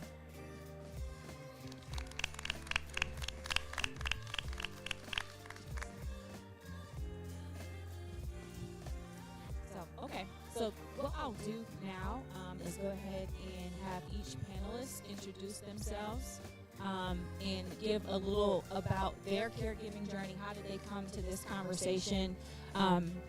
Anytime we've done this in the past, I've always find out in this moment our panelists, their personal experience with caregivers. So please, if you are a caregiver or have experiences with caregiver, share a little insight in addition to what your professional capacity is today. So I will pass to Evan first, and then we'll go down the row, and each of you just introduce yourselves and how did you come to this caregiver conversation. Good morning, everyone. Thank you for having me here today. Well, my journey started when I was 14 years old when my mother brought both her parents up from Florida who had Alzheimer's disease. Looking back in those days, I didn't really realize I was a caregiver, but now I look back, my mother was a school teacher, my father was an optometrist, and there was gaps of time where they weren't there, and I did the caregiving. In those days, when it came to Alzheimer's, there was no resources, there was no support, there was no medications. And working with my grandparents through that part, I just did what I needed to do, didn't really think about it. Then I became a nursing home administrator at the age of 22, specializing in Alzheimer's care after going through school, and led me to become a provider. So right there I became a provider in Alzheimer's care and dementia care, because not all Alzheimer's is dementia. And then I formed a company that specialized in Alzheimer's care in a unique way, which kept me in my journey going more and more. And the reason I decided to do that business is because my mother had Alzheimer's. And I didn't want my mother to live in the setting that I worked in for many years. And I wanted her to live in a setting that was nurturing and respectful. So from that point there, my father, and I became her caregiver, and then my father came down with Parkinson's disease and had to care for Parkinson's, and he passed during COVID inside a community. So I have been through the journey of taking care of two grandparents, two parents, and thousands of people and families who have gone through the journey of Alzheimer's or forms of dementia. which lands me here today because it's personal. And I think every one of us have a story, even in this group here. It's hard, first of all, for many reasons, and it's hard to become a provider, but you do it because it's personal. And with that work, it keeps you going along because you understand the need for helping people who go through this journey. And throughout my years, I have educated. I'm a volunteer for the Alzheimer's Association, past board member, anything you can say, because I want to help. Because at the time when I was 14 and my mother, we didn't have anybody to help us through. So that's why I sit here today, because it's personal. And if you can get one nugget from me when you leave, I've done my job. So thank you for having me here today, Director, Carolyn, and the rest of the group. And I hope you learned something. Thank you. Good morning, everyone. My name is Sherry Posoa. I'm here representing you as a caregiver. I'm the caregiver on the panel. That is my reason for being here today. My caregiving journey started when I had my daughter. My daughter was born with autism, intellectual disability, epilepsy, and mild cerebral palsy. So I raised her until age 23, and then I placed her. She's in an ICF, which is an intensive care facility. So I get her every other weekend so that I can check on her and spend time with her and make sure she's good. So anyway, the reason I was asked to be on this panel is because I told someone, I said, if you open the dictionary under caregiver, you're going to see my face, because I'm taking care of both parents. So I have elderly parents. My dad is 91 years old, and he just has mobility problems. You know, as you're getting older and you start declining, he has mobility issues. He uses a walker, but other than that, his mind is intact. But my mother, on the other hand, in 2018, she was diagnosed with frontotemporal dementia. And so I live with her because I was living in California, and when I separated from my husband, I said, I'm going to come back to Columbus because all of my support is here. So I told my mother, I said, let me move in with you for 2 years until I figure out where I want to live. And she said, okay. And so 2 years kept going, and she forgot to kick me out. So 10 years later, I'm still there, but it worked for us because, you know, I pay her rent and food, and she was helping take care of my daughter, you know, throughout the years.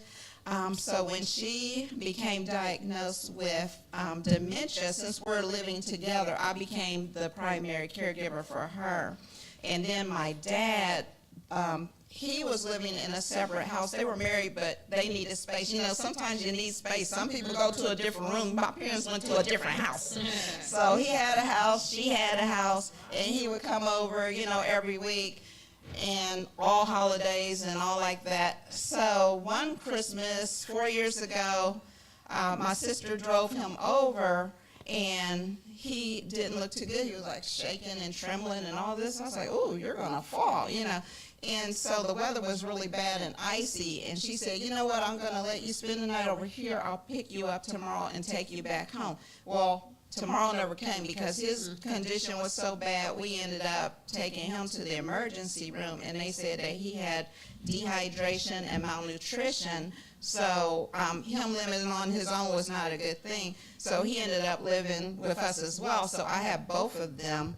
And, you know, it's a blessing because your parents raise you. And if you have good parents, your parents raise you. And if you can turn around and do something for them in their final years, it's just a blessing. So I just consider it part of my purpose as well as my professional life. I am a school social worker, and I'm also an intervention specialist, which is a special education teacher. It's just that I cannot do both at the same time.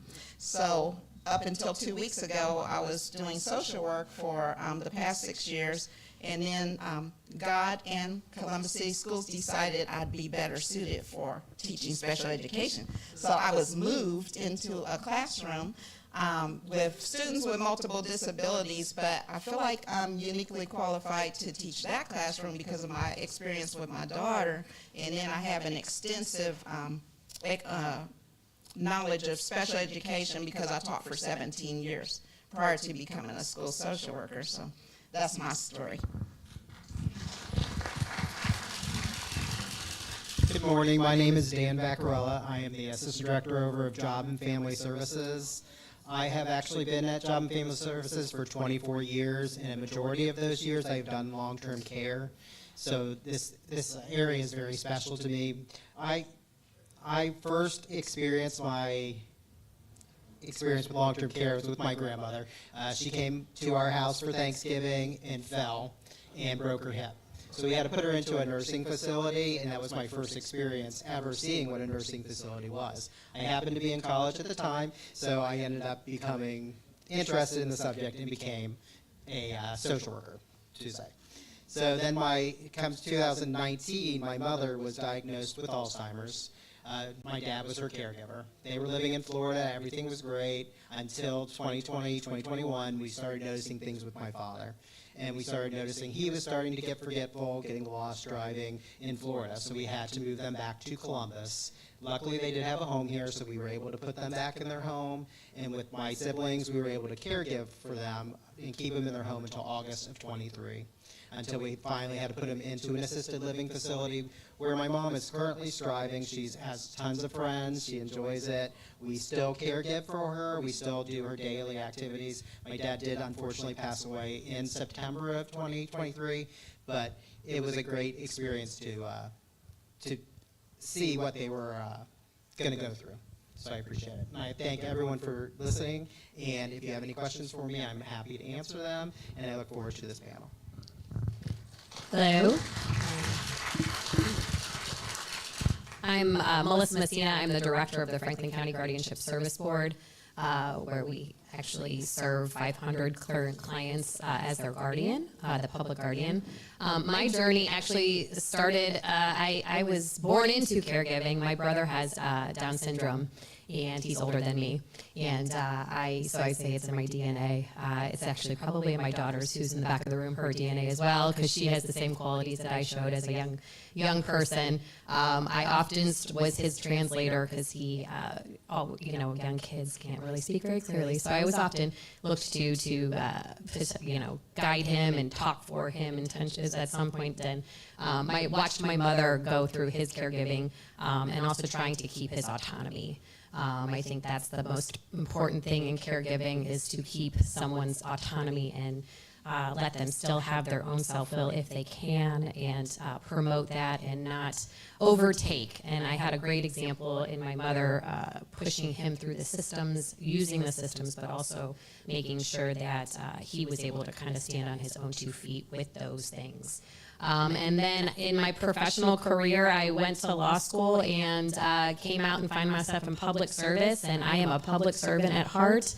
I tried private sector for a hot minute and then came right back and landed at the Guardianship Service Board 2 years ago, and it's home. It feels right. It's the place where I can assist people and make sure it's public service at its finest. It's really helping people where they need to be. We see all kinds of caregivers. We as the Guardianship Service Board are not caregivers. We don't actually give caregiving services, but we orchestrate them. We make sure people have them, and we rely heavily on family who is involved, or neighbors even, or you might find that once you start helping someone else needs help. That's how it kind of always goes. You get picked out in the crowd pretty quickly. Oh, you'll help me. You have information. So yeah, it's definitely ingrained in me from a very early age, and I foresee it being something I will do in many capacities for the rest of my life. I'm happy to be here. Thank you. Thank you. I always like to make sure that our panelists have that opportunity, because I know that there's something that they said that touched you. And we all sit in various seats professionally, but I wanted you to also understand there's a lot of connectivity to your personal lives. And so this is my way of allowing you all to be seen and heard. So for Melissa, our first question is a 2-part question for you. The first question is a guardian a caregiver? Like I said before, it is not necessarily a caregiver. In most instances, we as a public guardian, we do not caregive. We have social workers who like I said, orchestrate care. I like to say we're the conductor of the choir that's going on around a person to care for them. So you do not have to be. Now, that doesn't necessarily mean in the community, if you need to be a guardian for your loved one, that you aren't also their caregiver. It is a misconception. Guardianship as an adult is much different than a guardian for a child. That's another misconception. So you do not, whereas you're a guardian for a child, if a child is under 18, you most likely are their caregiver. You have to be their caregiver. You're kind of keeping them under your wing in your house. If you're a guardian of an adult, you do not have to caregive. Like I said, a lot of our folks that we are guardians for are in nursing facilities with caregivers 24/7, or they're linked to DD with service providers and service coordinators. There's tons of services out there that can help keep people in their homes. There's in-home health services. I'm sure you all know about those, where you do not have to necessarily be you don't have to be guardian and caregiver at the same time. Sometimes, though, in family situations, that's the easiest thing to do. And it makes sense for you and what's going on in your life. So there's no one answer here. It's whatever is working for you. But a lot of the times when people are considering guardianship, or they feel like their parent or older adult in their life might need a guardian, do I have to move them into my home? Do I have to do? No, you don't necessarily have to do that. So that is, now, don't get me wrong, if you want to, that's great. And that's very helpful in many situations, but not necessary. Second part, how can caregivers better navigate the legal complexities they may face, especially when managing the affairs of the loved ones that they're caring for? Great question. So just I always liken this, in anything that you would do for yourself, you kind of have to look at it through the eyes of the person you're caring for. So the best thing I can say is to pre-plan. I don't ever take an opportunity to not impress upon people the importance of a few simple documents that you can have to navigate the legal system. Power of attorneys are very important, both healthcare and financial. And you need to do that. The problem with those is usually you need to do them when someone's already has it still together, can still say, I want you to be this person for me. They can help in many instances with the legal system. They can help at the hospitals. They can help at the bank. They can help if you need to call JFS or call somewhere else and try and get information. If you have a power of attorney that's been signed by your loved one, you can get that information. It's crazy how much those actually are helpful, especially if you have someone who can't do that for themselves. Now, if they're still with it, then you have to do it alongside them. If they still can potentially give that consent and have the knowledge and are able to articulate for themselves, they can go alongside with you. The other thing is there are resources out there. There's legal aid that can help if you're considering attorneys. Are good resources, especially if there's a lot of assets or there's a lot of messiness with assets, mortgages or liens or court things, anything like that. I do suggest you reach out to an attorney who can help you navigate those things. They're complicated. But again, if you pre-plan ahead of the time, you can Google Power of Attorney Ohio and pull up those documents offline. They're not complicated documents. And they do hold weight in many instances. And then, like I said, if you do find yourself in a position where someone has been, where you know that they can't make their decisions for themselves, lean on. There's a page that was left on your thing about guardianship in general. There's a bunch of resources on the back. The probate court is your friend in those instances. The Ohio Supreme Court has a lot of information. Legal Aid Society of Columbus has attorneys who can help you. Anything that you would think is complicated for you legally is probably complicated for your loved one. So just what you would decide, and don't go it alone. Don't go it alone. There is help out there and resources, and people will help you navigate. But pre-plan. I can't say that enough. Thank you. Sherry, for you. How do you prioritize your own mental and physical well-being while caring for someone else? What advice would you give other caregivers about self-care? Okay, for my mental health, I pray and meditate. And also, as a social worker, I know it's important to experience your range of emotions, all of your feelings. It is okay to cry. Sometimes I cry. If it gets difficult, I'm going to sit there and cry. I give myself a time of 60 seconds, cry it out, get back to it, you have work to do. But yeah, experience your range of emotions. For physical health, I like to exercise on the weekend. Well, let me rephrase. Let me take like out of that sentence because I don't like to put the word like and exercise in the same sentence.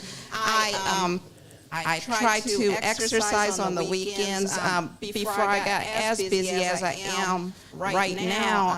I was exercising for years and years. I was exercising 5 to 7 days a week. But now I just allow myself to exercise on the weekends, and so that's what I'm doing for physical health. Wear my Fitbit, make sure I get my 11,000 steps a day. So I do that. I definitely get my 11 to 15,000 steps a day, even while working, and then I'm on the equipment on Saturdays and Sundays. So that's what I do for my physical health. Thank you. So what strategies have you found effective in managing the emotional strain that comes with caregiving, especially during difficult or uncertain times? Okay, that's what I have my cheat sheet for. As teachers, we write things down. Okay, so I go to many events. I make time for myself because when you're a caregiver, it's very important that you feel like you still have a full and complete life. Otherwise, you will feel resentful. I've tried that before 3 years ago, and I felt resentful. I'm like, okay, we got to change something up. So anytime I'm invited to something, the answer is usually yes. My cousin invited me to a play last night. The answer was yes. And then I'm sitting at the play like, why am I here from 7 to 9, as tired as I am, after working all day, and I know I have a presentation tomorrow morning, but the answer is usually yes. So I say find out what you like to do and do those things. I go to a lot of the local events. You can see things that are free. Bexley Public Library has a lot of things that I go to. I went to a sewing class once, bought myself a sewing machine. It's still sitting there. One of these days I'll learn how to use it. The Columbus Metro Library, they have things to do, the Arts Festival, the different things. And speaking of festivals, I also volunteer. So I serve on the board of Girls Sleep, which is a female mentoring program. So I like to do that because I feel like that's part of my purpose to mentor. I don't have a student mentee, but I mentor the board members and all the adults. I said, I'm your mentor. So I mentor the adults. I volunteer at the Black Fine Art Expo every year. Like different things that are within my interest, I do those things for sure. And also, make sure that you're staying in touch with family and friends. Divide and conquer is the name of the game. Just like you were talking about power of attorney. I'm medical power of attorney for my mother. My sister is financial power of attorney. We all work, but my brother and sister, luckily, they can work from home. So while I'm at work during the week, they're rotating days working from home, taking care of my parents. And then I have the night shift and the weekend shift. But I do make time to do things like this. I always find a way to do everything that I want to do. So I really have a full and complete life because I do many, many things. Thank you for sharing. I can tell you, caregivers often just step in, right? This is our birthright. That's my mom. I'm going to take care of my mom. It's my dad. It's my job. And oftentimes as a caregiver, we don't look at ourselves as a caregiver. We're just like, no, this is my birthright and this is what I have to do. And so what happens, and I'm glad that you have a whole strategy that you outline, is we tend to lose ourselves. Everybody needs something. We get pulled in a lot of directions. And even if you do stop to want to think about trying to do something different, there's some guilt that comes along with that. And so it's important to know that in order for you to continue to care, you have to make sure that you take care of yourself first. So thank you for sharing. Evan, what are some common misconceptions about caring for someone with Alzheimer's, and how can caregivers better understand the progression of this disease? Well, that's a great question, and I think my friend over here answered a lot. But, you know, caregiving for Alzheimer's, any form of dementia, is very stressful. You know, we use the word caregiver stress. I remember my parents and myself and the caregiver, but I think the misconception, I look back now, to not look at it as a burden, but look at it as a blessing. I think someone did say that. I think a lot of times we're in the trenches and we forget, and it's hard, it's emotional. But I think the biggest thing is it's a blessing, it's rewarding, and most of all, you maintain the person you're caregiving for to have self-worth. And as we age and get older and we may have that, that's what we would want.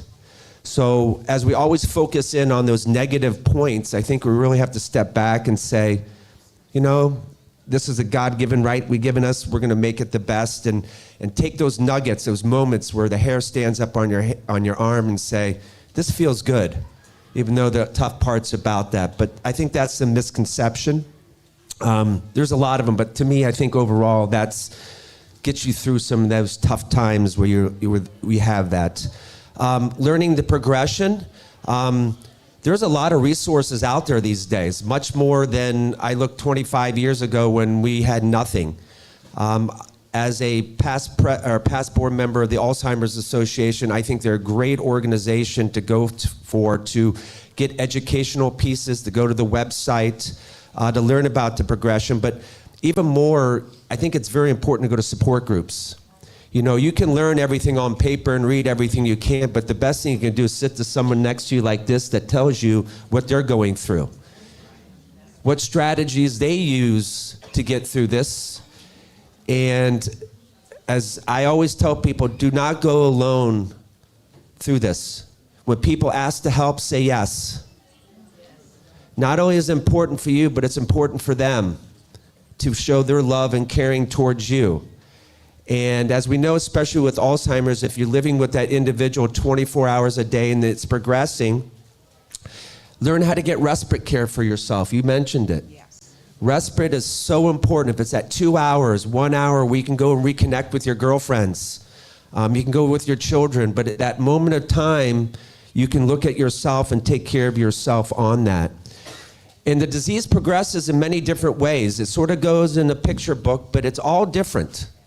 So you can't just look at one thing on paper and say it's there, but when you go to support groups and you go with others and this, you'll get a picture of what's going on. And most important, you should work with your physician and others to educate yourself. But there's a lot of resources. Don't go alone. Get respective. And the most important thing, as I tell people, is a lot of times we get caught up being that caregiver and having the caregiver stress. But most important of all is there's times that as a family member who's went through it and as a provider, there's times where you have to let other people start doing the care. For your own life, for your children, for your grandchildren, to your friends. I always say this disease is like throwing a rock in the pond. It ripples out and affects so many people. So what I always tell people when I go and speak on behalf of the Alzheimer's Association is there's a time where we have to not become the caregiver anymore, but become their advocate. And I look over at Jason, especially when you place someone with someone else's care, you no longer become that caregiver. You shouldn't go in and tell people how to do this, this, and this, but you need to go in and advocate to make sure that they're getting proper care, that they're respected, and they get what you expect that they have. It's something I've been saying for years. Sometimes stop being the caregiver and become their advocate. And when that happens, there's a light switch that flips on where you really start doing what you need to do is to advocate for them. Because the caregiver stress is a burden that I wish no family's on. How many people in here have a family member or a good friend with dementia or Alzheimer's? Yep. When I started speaking 15, 20, 25 years ago, maybe I got 2 people. But now as the population ages and we have that, there's a lot of people. So ask for help, go to support groups, educate yourself, and find time for respite And then when it comes time when you no longer could take care of them in the home, which happens pretty much with everybody who is taking care of someone with that disease, with dementia, there comes a point where they're not safe in that environment anymore. And you have to put them and say, that's when you become an advocate. That's good. Oftentimes you hear when you're experiencing a loved one that is going through any type of dementia, it's referred to as the long goodbye. And then even in my own journey, I described it, and it was, eye-opening for me to realize that when you have a parent or a loved one go through that type of journey, there's some grief that comes along because you're literally watching your loved one slip away. But then there's guilt on the other side because there's still life in their body. And so we don't talk about those emotions and those feelings that are associated with being in that space. And so thank you for that. So moving into the next question, how can we better educate communities about the realities of caregiving for individuals with Alzheimer's? And what role can organizations like yours play in driving that awareness? Well, that's a great question. I think it's an important question because education is very important for everything, right? To educate yourself so you understand where you're headed and how you can deal with it. Not every time it works, right? It's sort of experiencing and figuring out as you go. But as a speaker on the Speakers Bureau for the Alzheimer's Association, I go out a lot to speak to communities, from faith-based to schools to business groups, you name it. And I think what the best thing to do is not only educate people on the basics of dementia and that, but really tell them where the resources are. It could be Alzheimer's Association, it could be the Franklin County, Aging, Office of Aging, it could be Central Ohio Area Agency on Aging. There's so many resources. The trick is how to navigate it, right? So when you go out and educate communities and people like myself are out there to help individuals, and you get resources on paper, go and look. And if it doesn't fit what you need, go find something more. But I think with the Alzheimer's Association, especially with its growing and the needs and the resources that they have, the more people we can touch and reach out to, there's more people that can now reach to somebody else and say, hey, I just learned about that. Why don't you go there? And then it starts spreading. And as an individual, you have to go and participate. You have to go to those things. Again, doing it alone doesn't work. People do it, but it doesn't. So what I try to strive to is for any environment or anywhere I go, that there is resources out there for people. It's finding how you relate to it, how it comes across, and educate you. But even as an individual with a caregiver who maybe has no education, but you have a lot of education. It's called experience. And each experience that you can do and provide to others through support groups, phone calls, and after your loved one maybe has passed, to go out there and help people. Volunteer, volunteer, volunteer.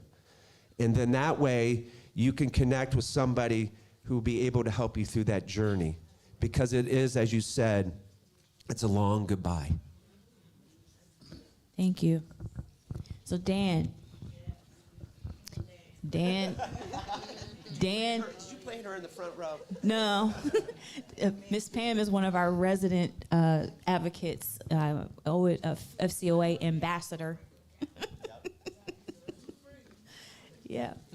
So Dan, I kind of mentioned it earlier. Medicaid and long-term care oftentimes are fear-inspiring words within our community. As I mentioned earlier, there's always this misconception that if I get Medicaid and I go into a facility, you're going to take my house. You're probably going to be the most popular person on the panel today.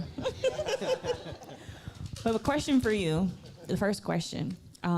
If a caregiver is looking for long-term care for a loved one, what options are available in Ohio? Talk to us a little bit about Passport, long-term care, and how all of those things intertwine. So we have 3 main options for Medicaid and to assist to pay for long-term care. The first one is in home health care, which can be through the Central Ohio Area of Agency or passport. In JFS lingo, we call these waivers. I'll mention that a little bit later also. That is a Medicaid program that allows you to stay at home, and as long as you meet the financial eligibility through Medicaid and then the physical through COAAA, you are eligible to receive in-home health care where Medicaid will cover that stay. The second one, which isn't as well known, is the assisted living waiver. There are various facilities out there that do accept Medicaid as payment. You apply for that just like you would apply for long-term care. You apply through us. We do, again, the financial part, and then the facility will do the physical part to make sure they're eligible. The last one is the extended care facility or nursing homes. We do, I can't remember, we have quite a few here in Franklin County that we do service. As long as they're a Medicaid provider, we can determine eligibility, and along with the level of care, which again, the physical part that's handled by them, it can cover Medicaid or be covered by Medicaid as well. I know eligibility is very complex, but could you talk to our audience today about what are the basics to qualify for those programs, and incorporate some of that misconception that the community has around the eligibility? Okay. So the basic eligibility, we kind of look at it in two different ways. So we'll start with a single individual. So if you're single, your resource limit is $2,000. So the resources that we count, 2,000 for, it's not a day, 2,000 total. So for resources, what we count as a resource is your checking account, your savings account, the cash surrender value of life insurance, not the face value of life insurance, but the cash surrender value. We also look at IRAs, annuities, anything that you might have. I believe the elephant in the room is the property. So property is looked at, but property is not necessarily, you do not have to get rid of it. If there is the intent for your individual to return home, then you can simply say that to your Medicaid case manager to say that their intent is to return home and the house is then exempt. Now, that does not end the worry of losing the home, but it is not a condition of eligibility.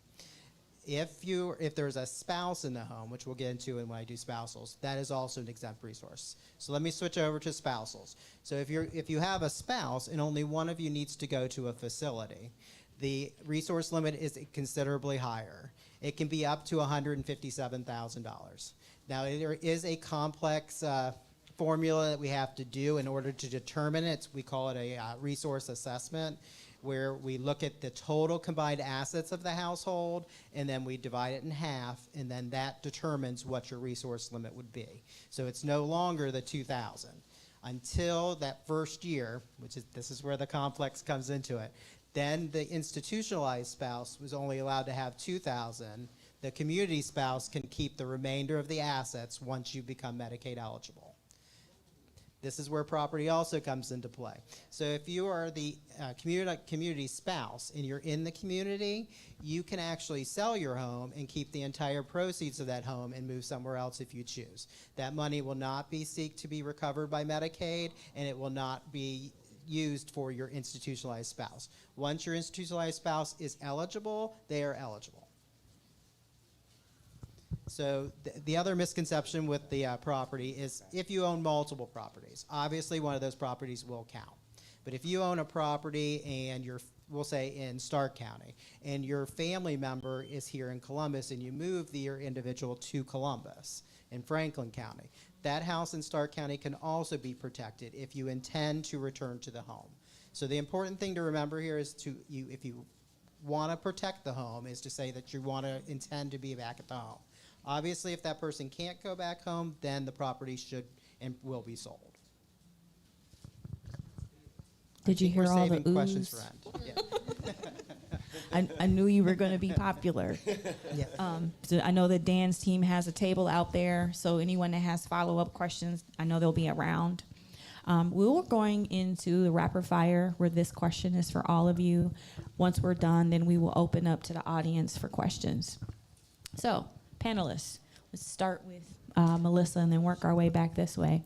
If you could tell a caregiver one thing, what would it be from your perspective?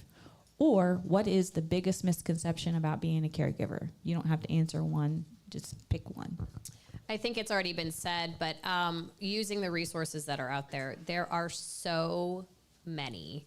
Our social workers at the Guardianship Service Board are great at finding them. So I know they're out there. They're everywhere. All kinds. And use your gut when you're talking to these people, and bring common sense to the table from your perspective. Not everybody is the same. Not every provider, not every opportunity, not everything is the same. So you'll find your fit, but keep trying. There is so many resources and so much help out there. You do not have to do it alone, ever. You never have to do any of these things that have to do with caregiving alone. There is help. There's so much help. So I would answer it self-care. It's extremely important that you think of yourself along with your loved ones. It is very stressful to care for someone who is not the same person you might remember from your youth. So self-care is extremely important. If you have a support system, sharing that responsibility is also important. I am lucky to have 2 siblings, so we do take turns caring for my mother, and that does allow us to spend more quality time with her mother and get a better perspective of what she's going through. I'll answer the other question about the misconception. I feel like caregiving can be rewarding if you find purpose in what you're doing. And so for me personally, my purpose is to keep my parents out of the nursing home as long as possible. So if I can do that, and they would like to not be in a nursing home, they both stated that in the past. If you can find purpose and meaning in whatever you're doing, and that's how I try to live my life, with my parents and with my daughter, I find purpose in being a caregiver. With my job, I find purpose in being an educator. I found purpose when I was working as a social worker. I was giving resources to families and helping. So whatever you do, find purpose in what you do. Last but not least, right, as they say. But I think my question was regarding that, and I've answered quite a bit. But if I had to tell someone, again, is continue the love. You know, it's either for the person you're taking care of, for yourself. If there's siblings involved, to be aligned. And as someone said it over here, is especially for caregivers, take yourself out of your shoes and put it in their and walk in their shoes. We hear that all the time, don't we? But I think the most important is to practice it. Because there's a time you have to look and say, that isn't the person that I know. That isn't the person maybe that right now I like. But if you remember the love they shared to you and the love that you can give back, take yourself out of your shoes and don't get angry. I always say, if it comes to that point, run outside and scream as loud as you can scream, and go back in and do it. So, and be an advocate. So, thank you. Thank you. Please give our panelists a round of applause.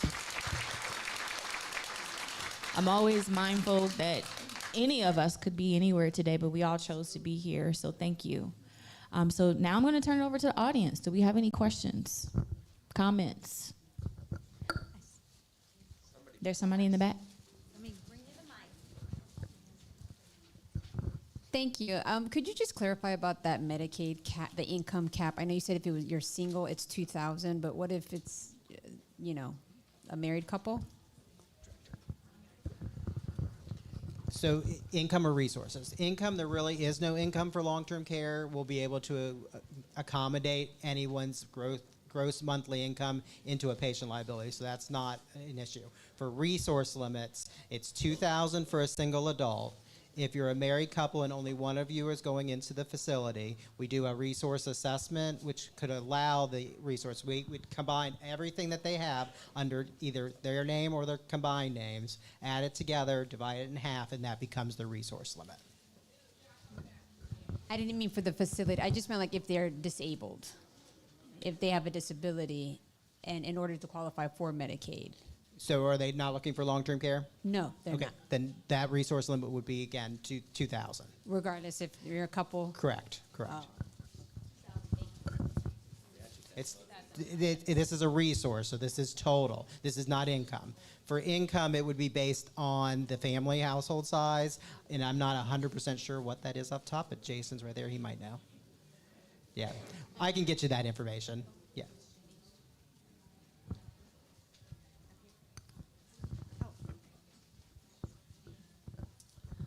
So I have an observation or question.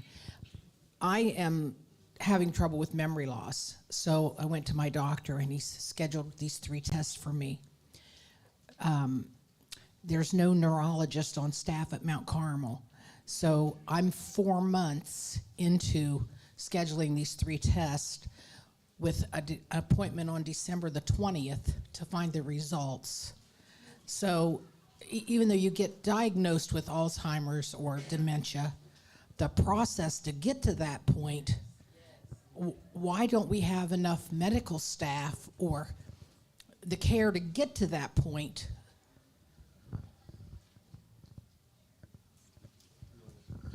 Want me to take it? Okay. It's a great question because where we're lacking is your PCP to have resources and care managers to help you go through that. Even as today, they're progressing to have more resources within your PCP to have that, okay? The problem is, for a long time, they never got reimbursed for people with dementia or Alzheimer's. So those tests you would take or the doctor would come in, they wouldn't get paid. Now they're able to get paid, so they're going to be able to take some time. And with the Alzheimer's Association locally, which is a great resource to find that, the neurologists and that, but now they're working with the ALZ.org or ALZ chapters are working with primary care physicians to help or educate them on to work with individuals as yourself. And there is systems out there. They do have wonderful neurologists and that, but my suggestion to you is to really go back to your PCP in their office and ask for help. And if they can't help, what can they do? And if they can't help, I would reach out to the local Alzheimer's chapter, who's a phenomenal resource. They've grown and grown and grown with strength, and they'll be able to help you out. So if it isn't your PCP, I would definitely reach out or go to the table back in the corner. They'll have the answers for you and provide the resources. To piggyback on that too, we see in the Guardianship Service Board a lot of doctors and a lot of medical professionals, and I'm not trying to downplay what they do. They're very important in what they do, especially in diagnoses and things like this. But this is where it's important for you to be an advocate for yourself and the person you care for. We experience we come for consents consistently for all of our clients, and we ask questions. We common sense approach to it and really advocate. If it doesn't sound right or you're not getting the attention you need, or it doesn't, just because they have a white coat on doesn't mean they know everything. I mean, they're very necessary, don't get me wrong, but they don't know necessarily everything, particularly when you're talking about diagnoses of these types of things. And that's where it's important. I was on a panel recently of Ohio health professionals and PCPs, and they were being educated as to what to look for in their patients and what, again, I don't think that this, as has been said, it wasn't a historical focus for training for them. So there is a lot of consistent kind of overtime historical, how has this patient been? And they were encouraged to talk to their loved ones and to the people around them. So this is where it's important that you are an advocate for yourself and the people you're caring for. If it doesn't jive, if what they're saying is not making sense to you, ask more questions or say, no, I don't want to do that. It's absolutely okay to that. There's always another option. There is always something else that can be done, or some other path for medical treatment or anything else, or even another doctor who would absolutely listen to you and take you as a person as a whole. So. So does that mean that other doctors or medical staff other than a neurologist can diagnose? Or is it just a neurologist that can diagnose Alzheimer's or dementia? We see we see it from various different ways. Now, there's all sorts of words that are dementia-like words. I'm not going to say it right. Neuropathy, that's a word that is on that path. So we see it from PCPs, we see it in doctors that are at the hospital when patients are just not able to comprehend. So it's not necessarily a neurologist. Now there are tests. There absolutely are tests that you can go that can show the brain activity that will absolutely just hands down diagnose you with that. But that's not usually how it starts. That's not usually how, if you're already to that point, you're pretty far, because it's a progressive disease. So you'll see it in, it's the family members that are around you, or you're in the emergency room and you're not, and someone's like, you're not able to comprehend. So not necessarily. There's different ways for it to show itself that doesn't necessarily have to be done by a neurologist. So. One thing that I would add might not be in your system, and I'm not plugging Ohio State right here, but the top neurologist is out there today, Dr. Shari. So if you do have a question, if he's still around, I would go see Dr. Shari, because he is the guru. We all look up to him in the field. Locally, Dr. Shari, and even though he's not in the system, you may be in Mount Carmel, that'd be a question that I think he could probably help you with, or his nurse practitioners out there. They've come a long way, the doctors. One of the challenges is, coming out of med school, no one wants to become an elder doctor. One, it's not glorious. Two, there's a lot of complications they got to take care of. And three, they get paid the least. So the encouragement of doctors coming into the field of long-term care is not happening as fast as orthopedics or pediatrics or any of that. So we're already behind the 8 ball on getting doctors and nurses up to where we are, because the disease has gone past what we can for caregivers and providers. Hopefully we'll catch up. We are, but that's the reason. So if you do have that, I did see Dr. Shari out there, okay? He's at the Ohio State booth. I just want to say quickly that what I had to go through with my mother is you had to go to your PCP, which is primary care physician. For those of you who don't know, I keep hearing PCP up here, primary care physician. So I went through the primary care physician. She did the basic screening. Can you draw a clock and tell me what time it is? Who is the president? Blah, blah, blah. My mother passed it. She passed all of it. She still had problems, but she passed it, so I could not get the referral to neurology. She would not refer her because she passed that screening. So I had to go around her, being resourceful as, you know, a social worker is. I went to the Gerlach Center. The Gerlach Center will do the assessment without you needing a referral from a physician. So if that happens to you, you can go to the Gerlach Center. It's across the street from Riverside Methodist Hospital, and they will do the assessment. And when they assessed her, they're like, yes, she has frontotemporal dementia. And that's even after passing the screening. That's a great point. Thank you. So the one thing I will say to add to that conversation, and then we'll have to close because we're moving into the next panel. For our older adults, please take somebody with you to the doctor. I can tell you from my own experience, and I like to share stories because I want people to understand the connectivity. My father was a private practicing attorney, and my mother is a licensed professional counselor. And it wasn't until I started showing up at the doctor that things started to move.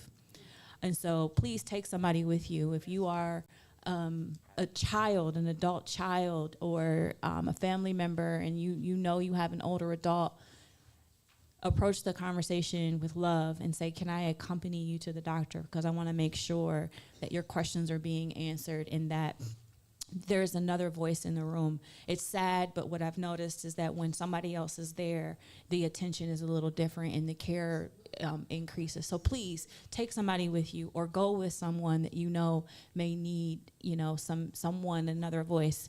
And of course, I don't always have to tell them who I am, and then they find out. So it's like, yeah, you're going to take care of my parents, and you're going to listen, and you're going to make sure that they have what they need to live healthy. So again, thank you for joining us today. Look forward for more eye care events. We plan to do more of this in 2025, so we would love for you to continue to join us. We will always change up the panel because, again, like I said before, topic, like, because you're going to need insurance folks, you're going to need lawyers, you're going to need all of that. And so please look for us, get on our mailing list if you're not, to find out what we have up and coming. Thank you.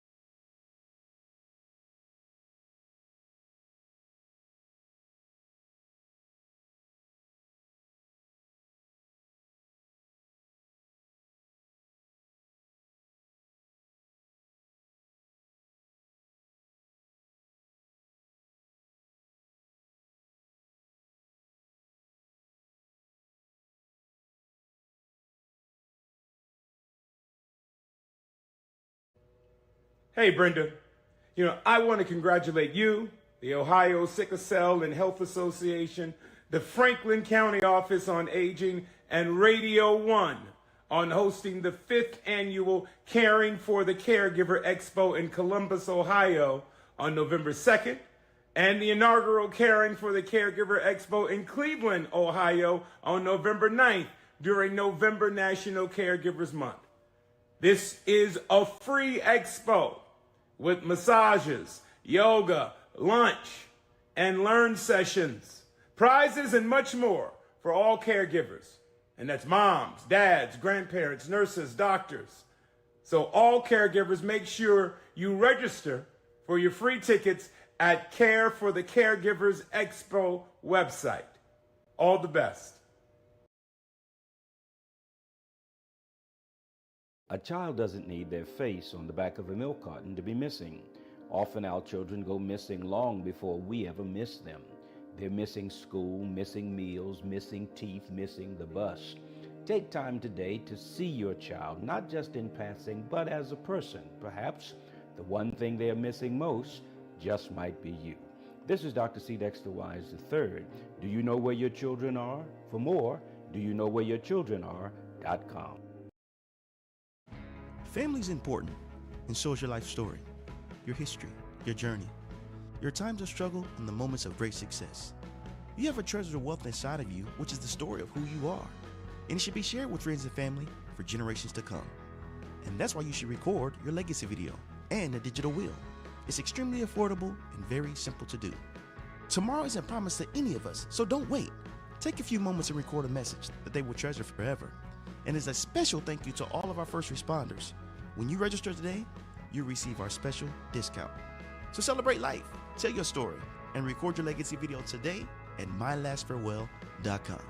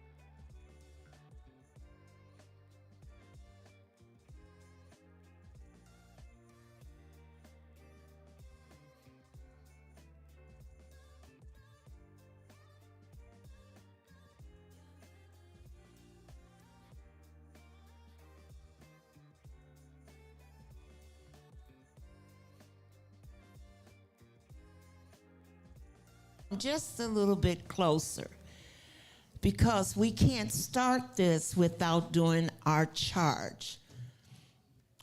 OH. Come on, let me feel it, because they're about to hit the field in about 30 minutes. OH. OH. Yeah.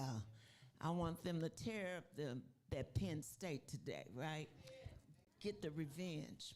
Well, first I want to thank you for joining us for this very, very special segment that plays a major role in the lives and the lifestyle of the rich and famous. Y'all ain't working with me today, huh?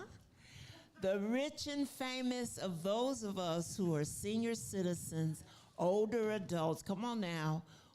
If nothing else, we're rich in spirit. Is that right? Can I get somebody to clap that off? And we clearly call ourselves famous because we're going to be recognized by our peers, if nobody else. So today's Lunch and Learn is entitled Mission. Now, you thought I was going to say Mission Impossible, didn't you? Wrong answer. Mission Pausable. You see this? All about the paws and the little furry babies that we have, right? And many of us have cats, dogs. How many dog owners do we have in the room? Come on, show of hands. Come on, don't be bashful. I don't care what they did this morning before you left. Yes, how many cat lovers do we have in the room? You mean we just got 3 cat lovers? You really don't, and we can work it out. Somebody's willing to give you a cat. How many people have a bunny? I'm the only one with a bunny? Oh, y'all really missing life. But nevertheless, I want to start by introducing our 2 panelists.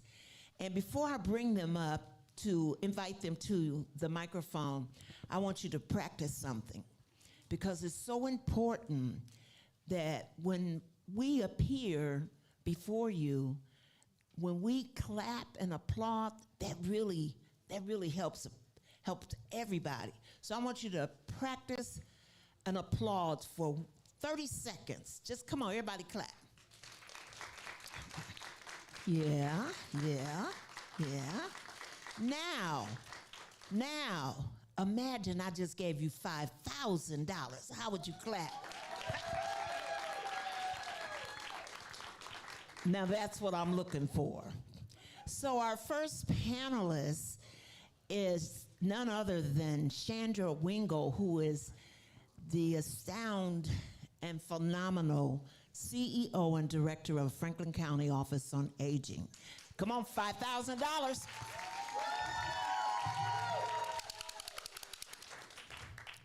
Our next panelist is is it Persinger? Oh, girl, I learned phonics in kindergarten. Come on. She is with Franklin County Dog Shelter and the Adoption Center. Give it up for Kay.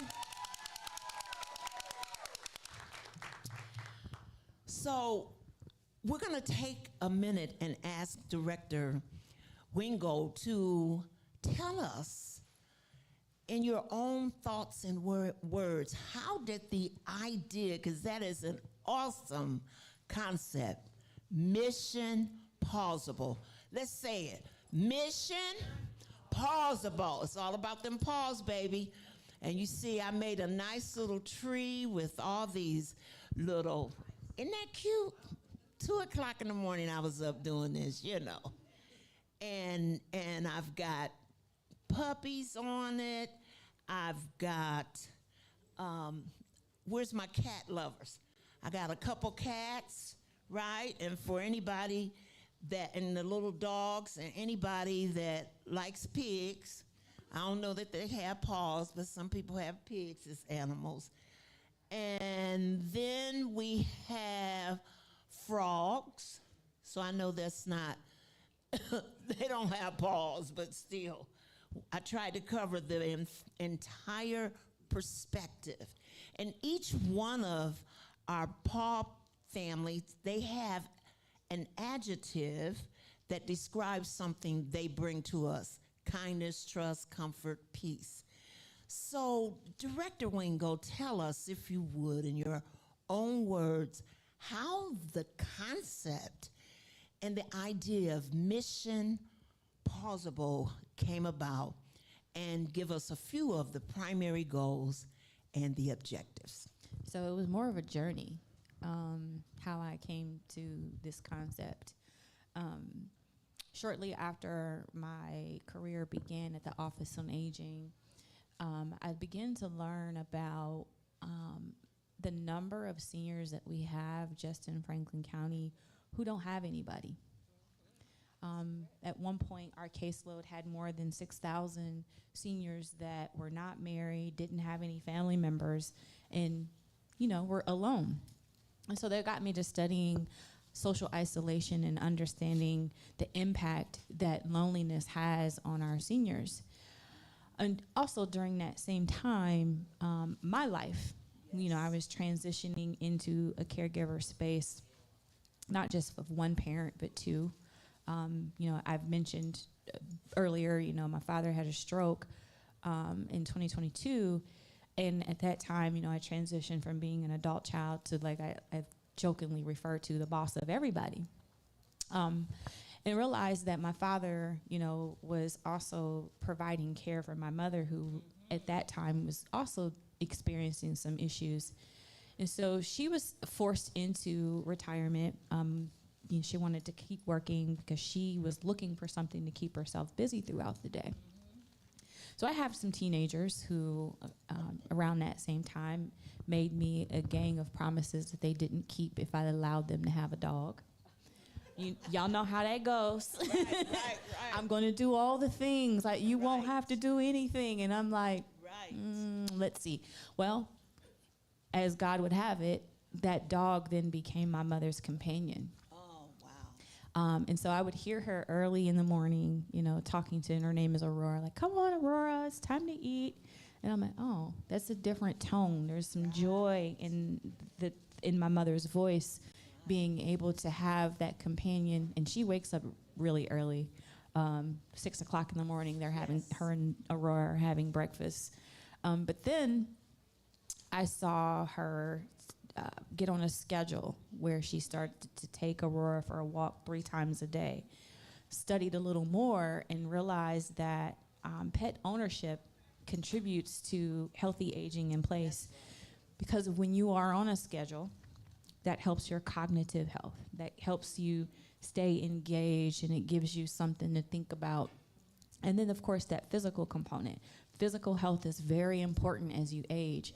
And that short period of time that my mother is taking 3 walks a day, it's contributing to her being able to keep, up with her physical health, as well as making sure that she has the ability to keep her muscle strength intact, right? So then I started thinking, and, our partner here, we all work for the Board of Commissioners. And I'm like, I listen to them every week talk about how many dogs they have in shelter and all of their phenomenal programs. I'll let Kay go into those programs. I'm probably just as excited about them as if I worked there myself, because I see the value. And so listening to seniors, especially even your story, I hope that you'll share about baby bunk cakes. There's a lot of value, and there's a lot of dogs that need homes, but oftentimes seniors who are on fixed incomes don't believe that they can do pet ownership or find ways to be involved with dogs or other pets. So I wanted everyone to know that it was possible, so that's where that came from. Nice. Come on, let's pause there. Y'all down to $500. Come on.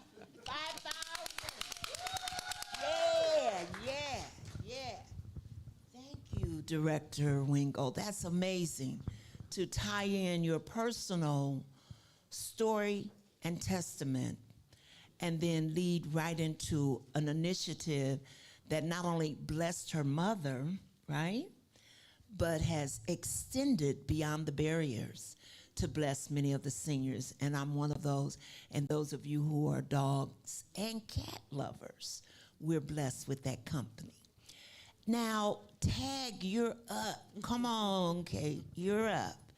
Tell us a little bit about what happens very specifically at the Franklin County Dog Shelter.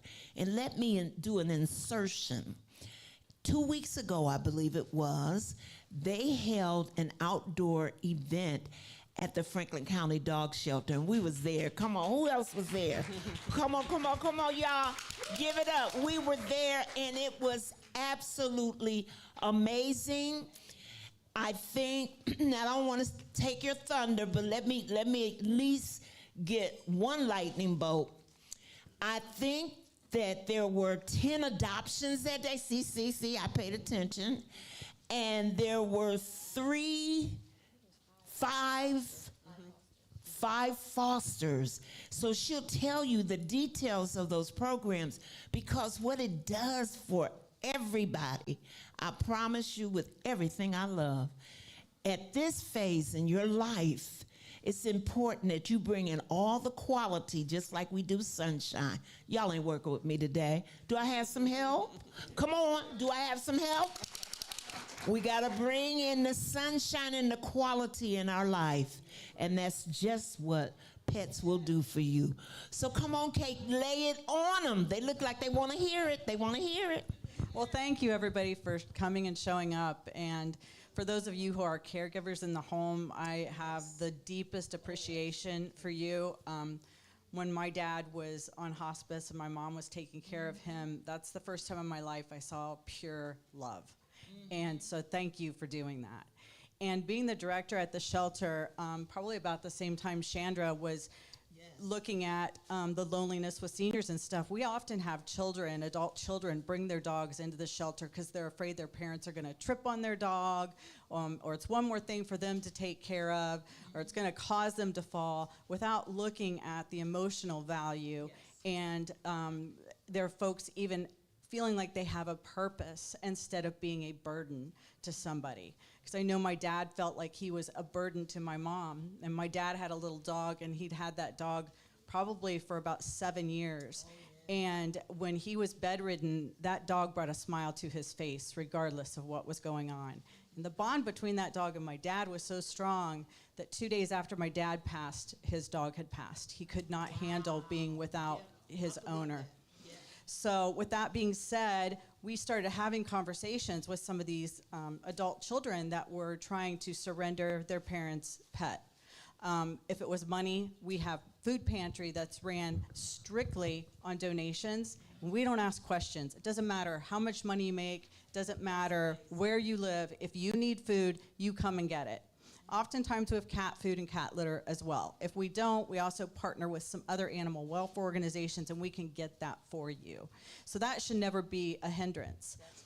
Right. And the other thing we do, we really want people to take the pet home and foster the pet, even if they think they may want to adopt him full time. That way you know, is this going to be a good fit for me? Am I a good fit for this pet? Because oftentimes we don't know if these animals are housebroken or not. We don't know how these animals are going to act in a home environment, because we just see them from the shelter's perspective where they're stressed and scared. So we do encourage you to take the animal home and foster it. That animal is totally our responsibility. If you can't handle it anymore because the dog is pulling too much on a leash, we can provide training for that, or we can just get you a different dog. Try a different dog out. So also, if you're fostering and some medical concerns come up, we'll take care of all the medical as well for that dog. Once you adopt, we can send you to low-cost centers for ongoing health care, and about 3 times a year, and we're hoping next year to do it more like 6 times a year, we offer 100% free vaccination clinics. We ask no questions. All you have to do is show up, and we're trying to go out into your neighborhoods. Believe it or not, we did it at the shelter the beginning of this year, and there was such an outpour for the need for it that I got calls from the manager of Kroger's and Menards because we were blocking their driveways. We had hundreds of people going down Morse Road. So it was wonderful for us. We know that it's needed, so now we're going out to you. But we can get those free services. We can do free microchipping for you. We can give you everything you need to house that dog. And in some instances, we can even give you a crate so that the dog can be kennel trained, crate trained. If you or your provider can drive and want to come down, we have free training classes at the shelter where we can help you with that as well. If not, and you at least have the internet, we have a lot of resources on the internet to show you how to train whatever issues you may be having with the dog. Let's give it up once again. Come on, everybody, for Kate. I don't know about you, but I got a tender spot in my heart for dogs, especially. Now, cats, the felines, you know, I kind of like them, but they're a little too quiet for me. Just a little bit too quiet, but I like them.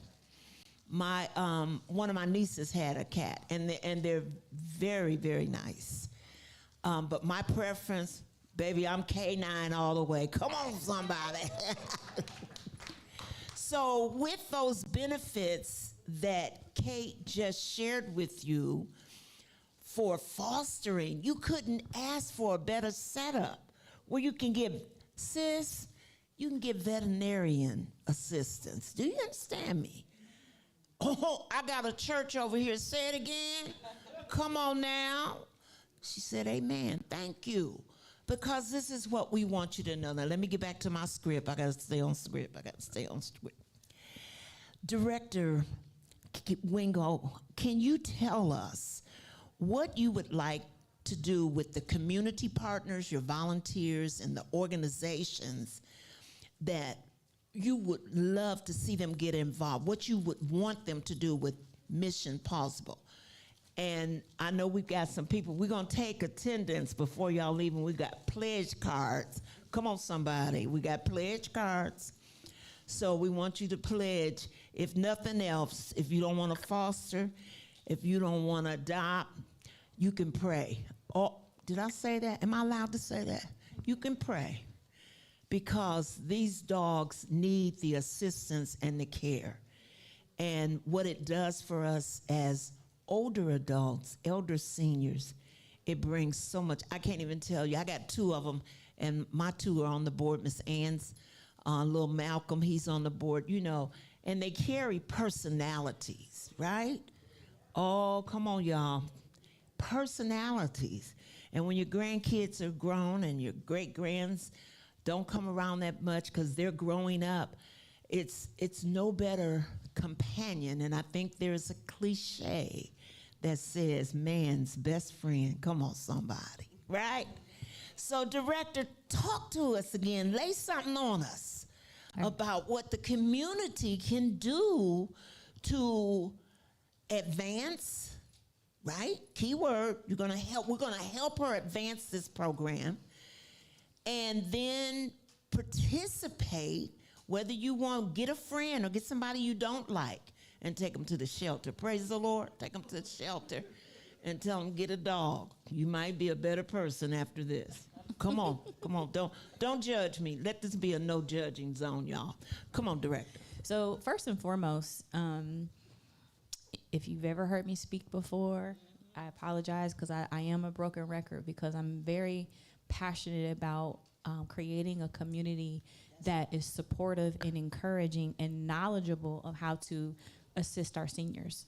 So first and foremost, even if this is not for you, please write this information down and share it with someone that you may cross paths with who may benefit from this or may be in need. So first and foremost, become an advocate for Mission Possible, and all of the benefits and all of the rewards that come along with that, because you may not be the one, but you may know someone. And I guarantee you in the next 12 months, you all will encounter someone who could benefit from this program. The other thing is, and Kay kind of touched on it a little bit, there is a volunteer component, right? And so even if you are not, again, in a position where you can bring a dog home, whether it's the foster or the adoption piece, you can come to the dog shelter and assist with walking dogs throughout the day. And again, that goes back to what I was saying before, that there are physical benefits to being, engaged in walking a dog. And I know that Kay's team, welcomes volunteers. So that would be the second thing that I would encourage anyone to do who is, again, not in a position or not looking to foster or adopt. Come down to the dog shelter and volunteer your time. They also have a really good, cool sensory garden that they worked with Ohio State to have installed. So if you want to volunteer by helping them maintain that garden, we know a lot of our older adults, trust me, I know, because I have my grandmother and all my aunties, gardening is a passion as we grow older. So if you want to come down and help in that capacity, that's another way that the community can get involved. The other thing, because Mission Possible was the brand was birthed this year. Get on our mailing list, shameless plug, and learn about the other Mission Possible events that will be happening in 2025. So as you mentioned, 2 weeks ago, we just hosted our first ever Mission Possible block party. And within that time frame, 15 dogs went home to a senior, right? And so that's 15 times that someone has the opportunity to combat social isolation. And so please share those stories as well, and the benefits and the joy. And again, I really hope that you tell your story about how you come to be the proud mom of your Miss Baby Bunk Cakes. That's my baby, Because those lived experiences also, if you share those also help. The Office on Aging has about 120 staff, and there's 165,000 seniors in Franklin County, and 38 people turn 60 every day. We all need you to become ambassadors of the Mission Possible movement, and those are the ways that the community can get involved. And much like Kay said, donations, right? Maybe you don't want to come down and do any of those things, but you have a little extra that you can spare. Reach into the dog shelter and donate. So that you can help another senior, benefit from their program. So the director tagged me in. Did y'all check her out? I hope you tell your story. So I'm going to share with you the very deep, emotional part of my life and how I came about owning a bunny. And I mean a real live bunny. Y'all got to help me. Because my granddaughter got one, and she had come by my house, and this is 3 years ago, while she was still in high school. They graduate, and these kids move on, and they forget about you. But I got my bunny. She had a little black bunny that she was holding, and I thought it was just, a little fur that she bought. Come on, how many of you ever owned a rabbit coat? Y'all remember? And they shared it, but you didn't care nothing about it. But I thought she had bought like a little collar to put on. And she said, Grammy, look at my bunny. And I went crazy. So it was all about the same time that the Black Panther, Chad, what's his last name? Boseman, when he died. It was all in that same time frame. So my granddaughter said, Grammy, go out to the store, the pet store, they got another one. So I went and got the litter mate to her bunny. Did not realize that they were that affectionate. I have thyroid disease, and I have a thyroid that bulges. When I hold her, and I've had her 3 years now, when I hold her, she immediately goes to my neck. And I told y'all, this goes deep. And she just lays her head right where that thyroid is. And if it's irritating or bothering me, they know it. So we read to the children in the schools. And if you go back to the UARC table, you'll see the big chair, and Franklin County is one of our sponsors.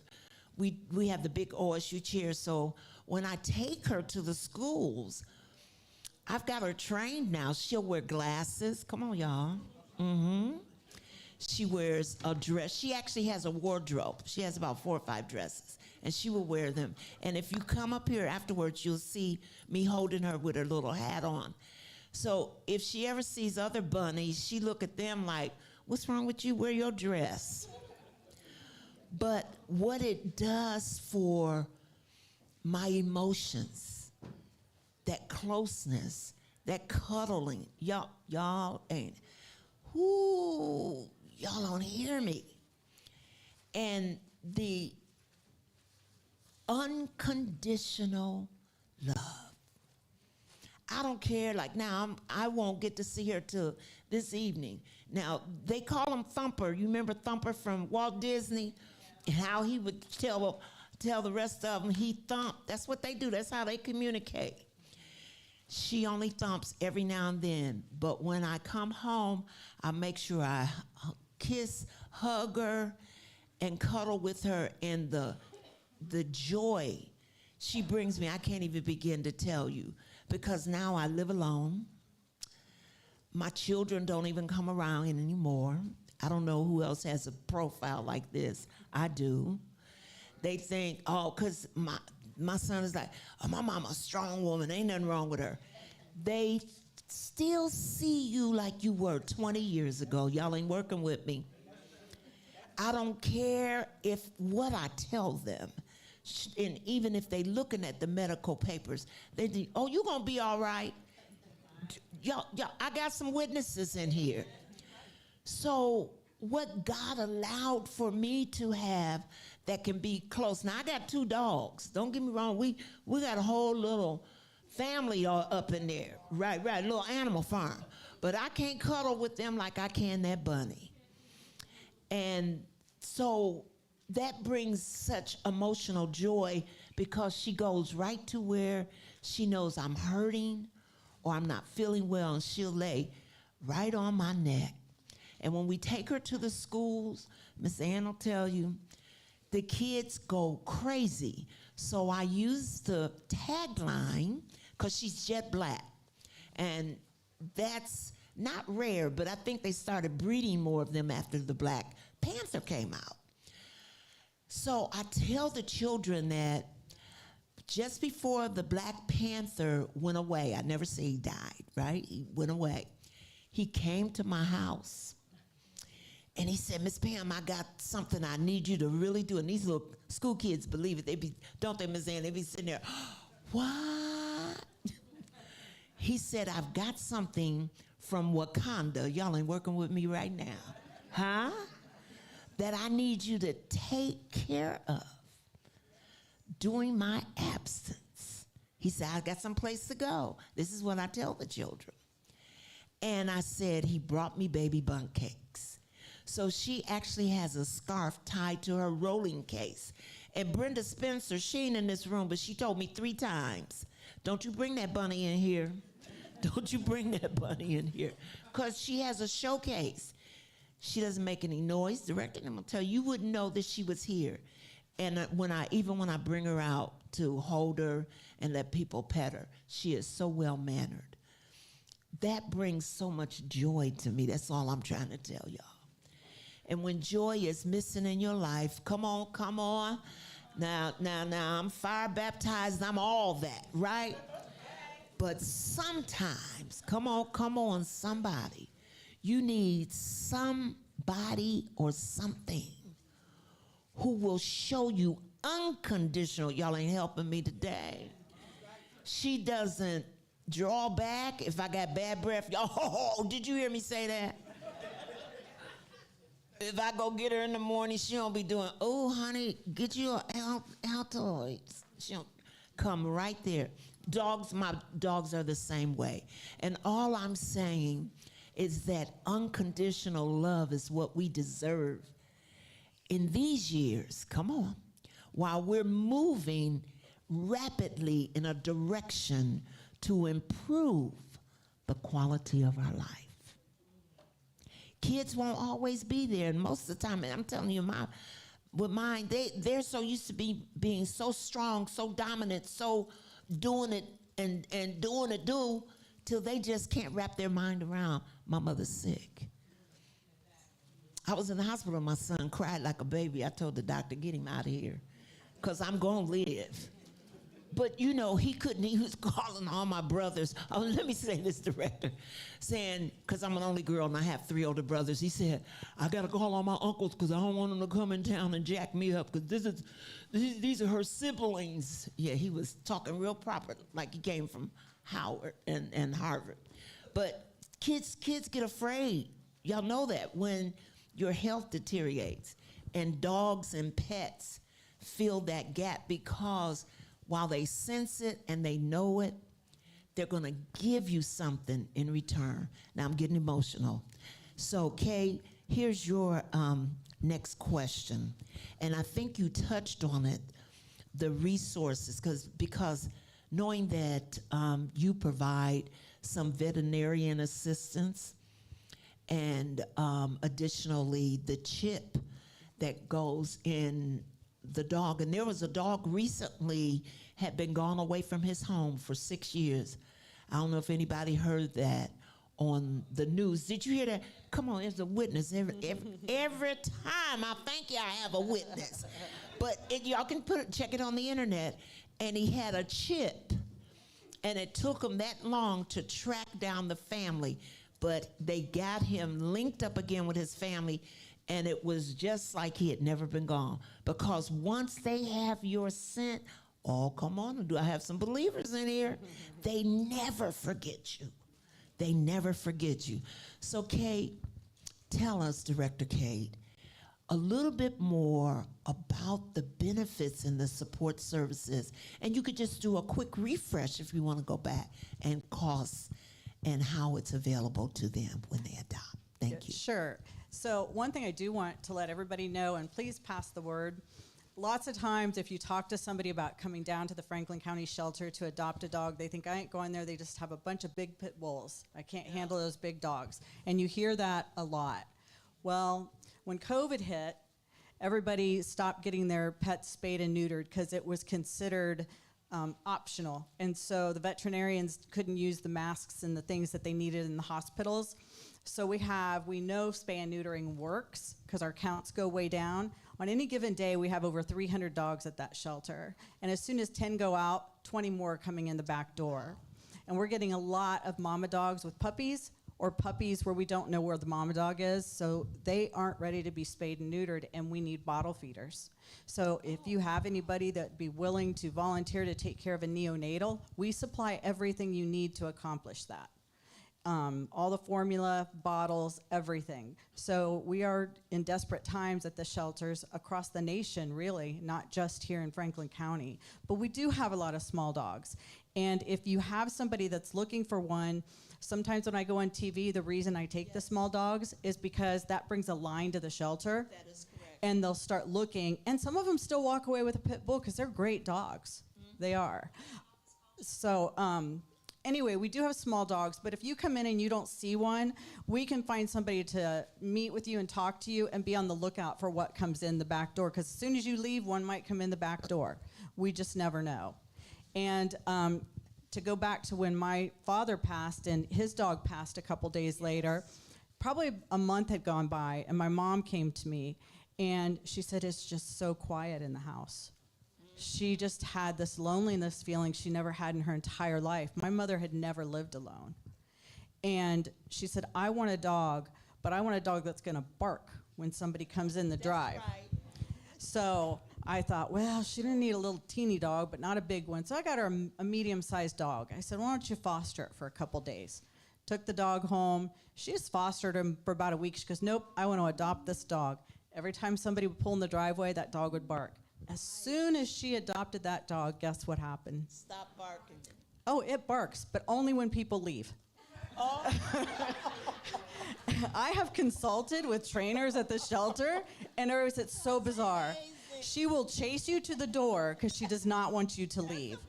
So, but they have developed this very unique bond. Right. And it brings so much joy to her life. Even if she comes to visit me, no, I got to go home and take care of the dog, or I didn't bring him with me. And she can go out in her backyard and walk the dog without a leash. He stays right there. But she learned the hard way. You put the dog in the car and get out somewhere. The dog doesn't, that's not his backyard. So since then, I've taught my mother, you need to always have that dog on a leash when he's outside. But they're just little things like that. They're life experiences. That I personally have had. I'm sure some of your family members have had. I'm sure some people have had really bad experiences with pets and animals as well. That's why, once again, we encourage you to foster. Just make sure it's a good fit. And you have a question? Oh, okay. And just some other volunteer things. If you're able to get to the shelter, we have a massive amount of laundry that we do on a daily basis using commercial washers and dryers. Personally, I love washing clothes. It's just, it relaxes me. I enjoy doing it. But we have, I'm talking 5-gallon buckets on rollers of laundry daily. So if somebody has the ability to get to the shelter and wants to do that, we also have commercial dishwasher. So we have to load and unload that. We have treats and we have different enrichment activities that a lot of people use their old toilet paper rolls, and they'll just stuff them with peanut butter or food, and then we give those to enrichments for the dogs, make popsicles out of broth. Especially in the summer. And those are things you could do at home. If you said, hey, I want to make some enrichment items, we can get them to you. You make them, give us a call, and we'll go pick them up and bring them back to the shelter. So just think outside the box. I'm telling you, there's lots of ways that you can get involved. One of the biggest ways you can get involved is talk to your friends and family about the need and the importance of spay and neutering your pets. Yes. Question. Yes. Yeah. Some of the puppies that come in, we'll get them without their mothers. And sometimes their eyes aren't even open yet. So we'll supply the blankets, the heating pad, the bottles, and the formula. Because formula for these animals can be quite expensive, and they can't just have regular stuff out of your refrigerator, or we'll have other complications. And then we just need to see them again for their vet checkups and get them vaccinated. And what's really good is if you are on social media and you decide to do that, and you're like, I know I can't keep 4 puppies, but I can feed them every hour or whatever. Put them on social media. Let your family and friends watch them grow up and the love you're giving them. And I guarantee as soon as that dog is spayed and neutered, it will have a home. Well, usually we need it depends on when we have the litters. We'll just put it out on our social media. Yeah. And then depending on how old that litter is will be when we need to see it again at the vet. And Franklin County is I think it's the only one in the state, it's the only one in the nation that I'm aware of that we have 24/7 wardens out there. So if you do take a dog home and there's some emergency or you're fearful of that dog for whatever reason, we'll send a warden out to your house to pick the dog up and bring it back. Also, if you're fostering, and you have to go into rehabilitation or something for a short period of time, we'll also take the dog back.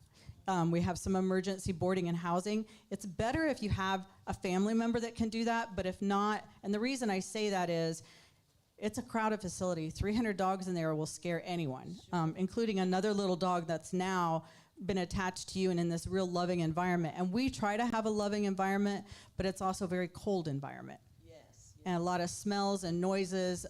So we do like them to be in a home during that period, but if it's not possible, we will take the dog in as well. I just wanted to give Kate a shout out because it's Channel 4 that she comes on probably weekly now. 10. Yeah, I know it's one of those networks because I'm watching the news. And it's just amazing how she brings the dogs in and the news reporters engage in activity. And I think once you had Kong where you filled it with peanut butter, y'all, I went and bought it for my dog and I don't even know how to get the peanut butter in. Because it's so I'm gonna come up there and you show me how to do it. But everything that she's saying is so important, and there it's a dual benefit. You give, you take, right?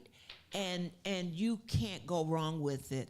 And what I like best about it, they don't talk back. Come on, somebody. Hey. Yeah, but you can send him to his kennel if he's talking back. Yeah, you can say, Malcolm, go get in your kennel, because I tell Princess, go home. My pit bull that's almost 3. Go home, and 70 pounds. And see, I tell people, and how that happened, my son, somebody gave it to him, and him and his live-in girlfriend, she was afraid because it was a pit bull. They got to argue, and he came to my house for the weekend with the puppy, right? This is how these kids do us. And on Sunday, he said, Mom, I'll be back. I've had her almost 3 years. Huh? He didn't tell you what Sunday. No, he didn't. And look, he said, when I did call him, I said, at least you got to feed her and stuff. He ain't brought no subsidies, nothing for her. But she is absolutely amazing, and she is very obedient. It's how you train them. And that's why I want to touch on that, because I ambulate with a cane, and when I'm in my house, I furniture. A physical therapist says it all the time, I furniture walk. So I'm always holding on to something because my balance is compromised. When you train those dogs, she already knows, nope, because you do this. Like, don't come jump up on me. 70 pounds, she could knock me over. And I ain't getting up. That's all I want you to know. So the beauty is when you train them and you and I learned this by watching them say the little techniques. Put that hand out, and dogs are very trainable. You do that consistently. Nope. When she comes toward me in the morning, nope. And I make her sit, and when she sits, that's when I pet her. We got a good thing going on. Questions? Come on, y'all. So you get a puppy. You get a puppy. Did y'all see that movie, Bridesmaids? You get a puppy. You get a puppy. One of my favorite movies. You get 2 puppies because you got that bright smile. Okay, director, you have final comments for us. Oh, I'm sorry, Miss Ann. You want to come up here? Okay. Talk loud. Director Kay, you mentioned training classes. And do you just contact your office? We have training open. I believe now we're doing it twice a month. It's ran by our volunteers. It's there at the shelter. If the hours or the dates or the times change, we go ahead and put it on our website so you'll be able to see that. And it's free training to anybody that's fostering or adopts a dog from Franklin County. Okay, Miss. So I adopted mine from Franklin County. Okay. Do I have time to tell you a quick story? Real quick. Where are we at on time? We have like a minute. Okay, 60 seconds. My dog died 3 years before my husband died. My husband died. Bless his heart. Watch this. Okay, so I'm really bummed and all this good stuff, and I just don't know what to do. So we had dachshunds. So I saw a dachshund on your site. Go over there to get that dachshund, and the dachshund was gone. So your gentleman comes out, there's a gentleman, he says, well, I have 2 dogs. The first dog is these, what do you call them? They're these little active, crazy little dogs. And he walked me, I didn't walk him. Mm-hmm. So I said, this is not good. So the gentleman that was servicing me says, I've got one more for you. He brings out this little itty-bitty puppy. I said, I want a puppy because I don't want to train him. I don't want to do the potty training or anything. He goes, well, there are 2 left. I said, 2 left from what? A breeder, and she breeds either Chihuahuas or Dachshunds. Somehow a Chihuahua and a Dachshund got together and created a Chewini. So that's what that is, a Chewini. So I said, oh, you mean a mutt? He says, no, Chewini. Well, they do exist. They're on the internet, and they got all different types depending on the mother or the father. So I have a Chewini. His name is Malcolm X, and he's already been to puppy jail because he ran away, and we had to go get him. He looked at me like, I'll never forgive you for that.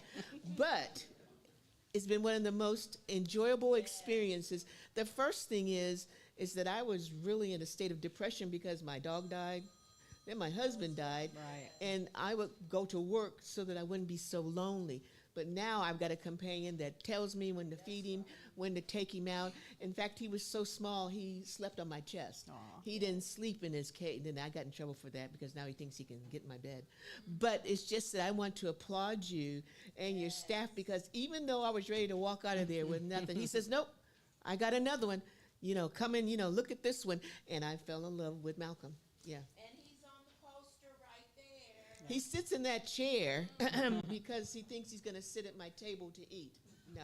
Well, thank you for that. I will tell you that dachshunds are very stubborn, so if it does take some patience with dachshunds. They are stubborn. She gave me the signal. We're going to close it up. A round of applause. Round of applause for the show Woman of the World. Yes, ma'am. I love Commissioner Womack. So, well, she was a former commissioner for the Near East Side. But I made this last night. I was up till 2 o'clock in the morning. And I put all the little attributes on the various dogs that they bring into our life: comfort, love, kindness, peace, trust, loyalty, reliability. So please stop by and look at my nifty little work. And I even have a bunny. And I put on there sensitivity, kisses. That's when they lick you, you know. And thank you all. You've been a wonderful, wonderful group. So did we do okay in this session? Oh, if we did okay, I'm looking for 5,000.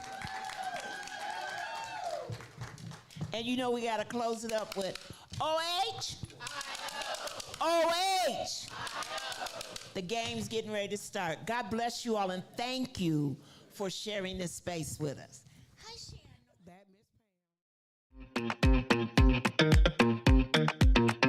Good morning, and welcome back. I'm here with another wonderful interview, person that everyone needs to know and meet, and that is Miss Tammy Smith, who is the Caregiver Program Manager for the Central Area Agency on Aging. Good morning. Good morning. They are our Lunch and Learn sponsor, and they have been come back again for the second year as our sponsor. We are so happy and so thankful because we can't do this without you. First of all, what does caregiving mean to you? It is a way to show and give back in terms of love and support and just expressing your love for an individual. I think it's selflessness. Mm-hmm. It's a form of saying, hey, I may have some things I need to do for me, but let's take care of you. Okay, so it's why did you choose the caregiving path to support others?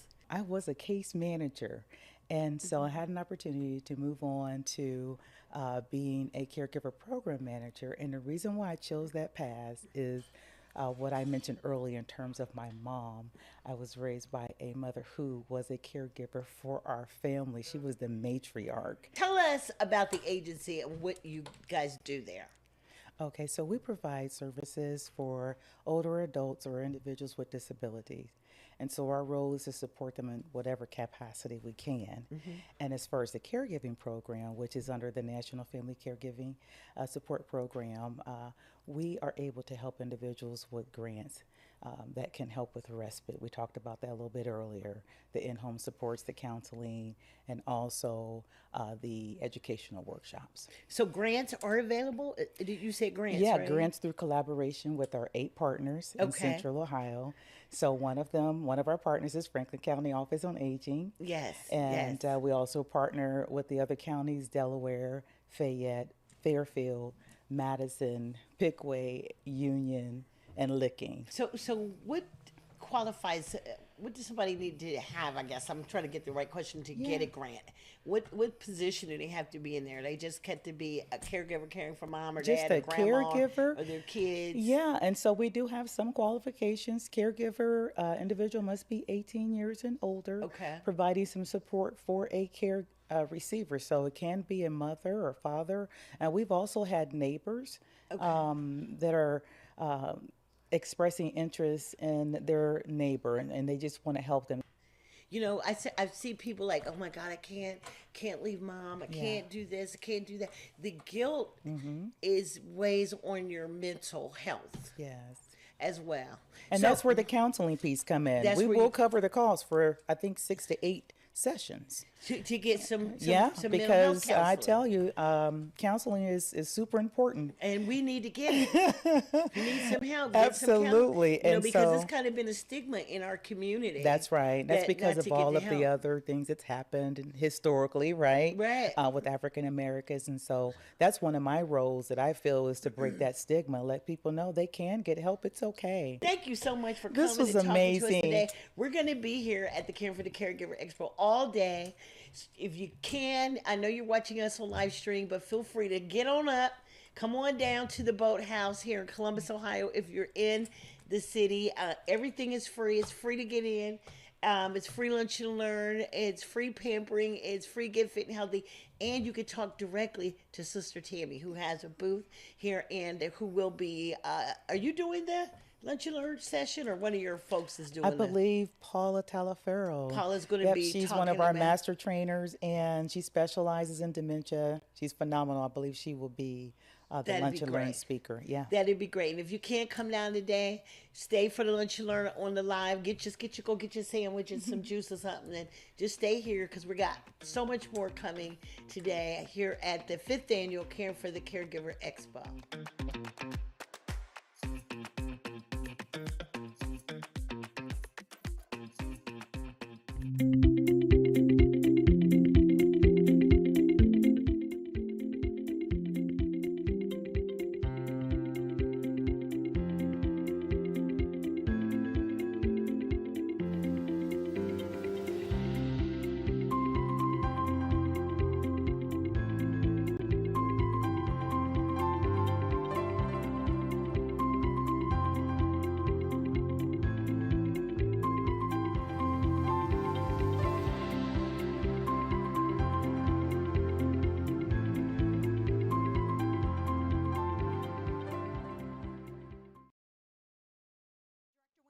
often say you could be anywhere and you chose to be here.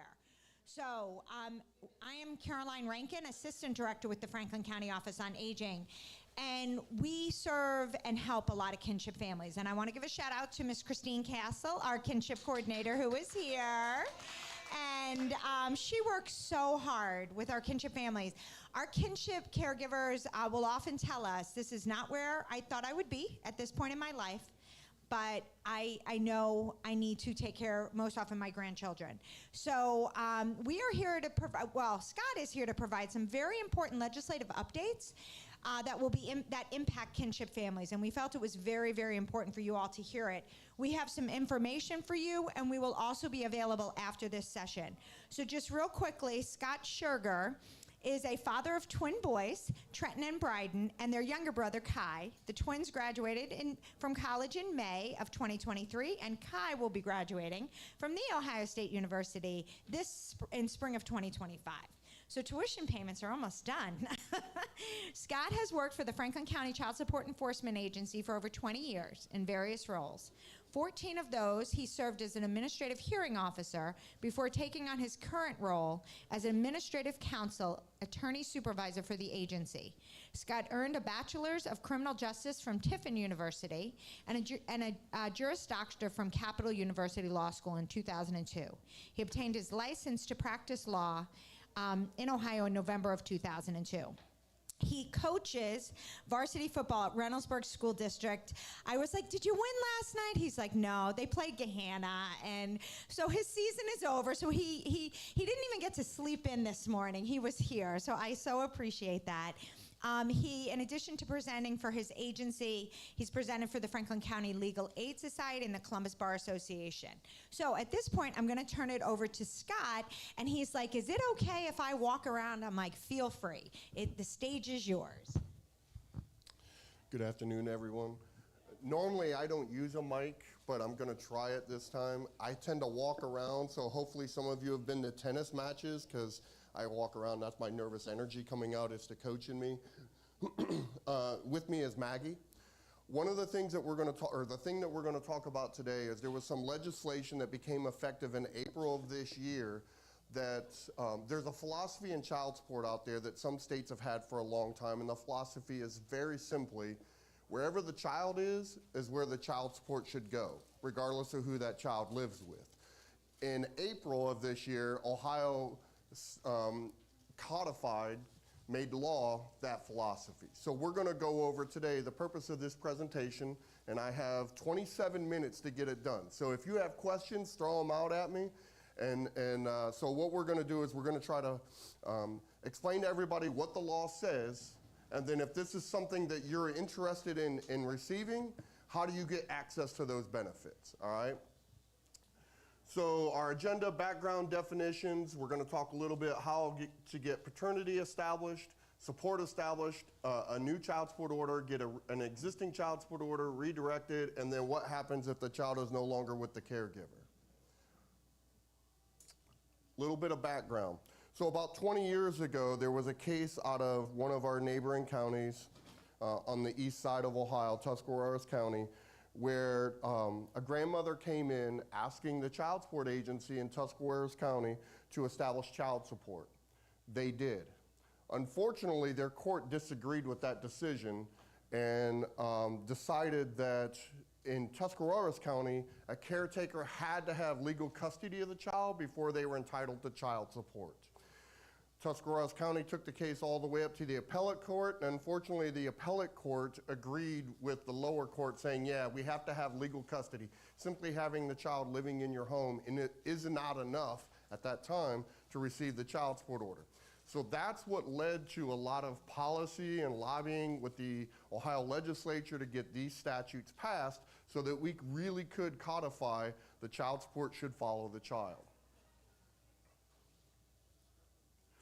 So the first thing we have to know is, how do I qualify? If I have a child that is living in my home and I am not the biological parent of that child, how do I qualify for child support benefits? The statute has defined it for us. There are 5 ways. One is the child has lived in your home for at least 30 days and you are the primary caregiver for that child. The administrative code provides the agency a definition of primary caregiver, and we'll talk about that in a minute. The second reason, if the child is living in your home and they're receiving public assistance. When we're talking about public assistance, we're talking about primarily things like cash assistance or Medicaid. If there's an agency involved, and that agency, generally it's Children's Services or an agency like that, if they receive custody of the child, they're entitled to the child support. If the person has become a guardian of the person or the estate of a child, that entitles them to receive the child support that could be out there. And then lastly, as a lot of legislatures will do, they throw in a caveat that says, well, and any other reason that they think the court is appropriate. Primary caregiver, this is the one that we see a lot. Primary caregiver, again, the child has to live in your home for at least 30 days. But you also have to be in a position where you stand in the place of the parent to make decisions regarding the child's education, health, support, and then the general welfare of the child. So in most situations, what we see is one of 2 things. Either the child has lived in your home for at least 30 days and you're making all the decisions for that child, or the child has lived in your home and you're receiving public assistance benefits for the child. If either of those are true, you're entitled to child support. If there's an existing order, and we'll talk about this a little bit. So there are 3 ways that the agency, the child support agency, can be notified that you want assistance, you want our help in this area. The first one is you're receiving benefits through Job and Family Services. Again, cash assistance or Medicaid. Generally speaking, the agency receives an electronic interface or notification from Job and Family Services that the child is receiving benefits while living with a caretaker. We also have a situation in which you can complete what's called an application for child support services. So if you are applying for benefits, but you really would like to have child support get started, you can always fill out an application first, so that we can make sure that we're working your case as quickly as possible so that we can help you get the resources in your home that you need to take care of the child. This is an example of what the application looks like. It's just a small portion of the first page. We have packets up here. Maggie was kind enough to put together some packets for some general information as well as copies of 4D applications. So if anybody is in a situation now where you're taking care of a child or you know someone who's taking care of a child, we have applications up here that you can fill out and send into our office so that we can start processing your case and figuring out what's best. More examples of the application. All right, so the statutes, let's talk about the statutes a little bit. In the past, so prior to April of 2024, a non-parent didn't have the ability to ask the child support agency for help unless you had legal custody. The statute changed some of this. So for paternity, now, let's say one of my sons has a child and the child lives in my home, I can ask to have paternity established for that child as that child's caretaker now. I can go to the child support agency and say, look, we know who mom is, paternity has not been legally established. I now have the authority as that child's caregiver to go and ask for paternity to be established. I also have the authority to consent for that child to be tested for genetic testing to make sure that we can find out who the biological father for that child is. And then I also have the ability now to ask the child support order to establish a child support order for both parents to pay me child support, or if there's already an order in place, I can ask the agency to take the existing order and transfer that money to me.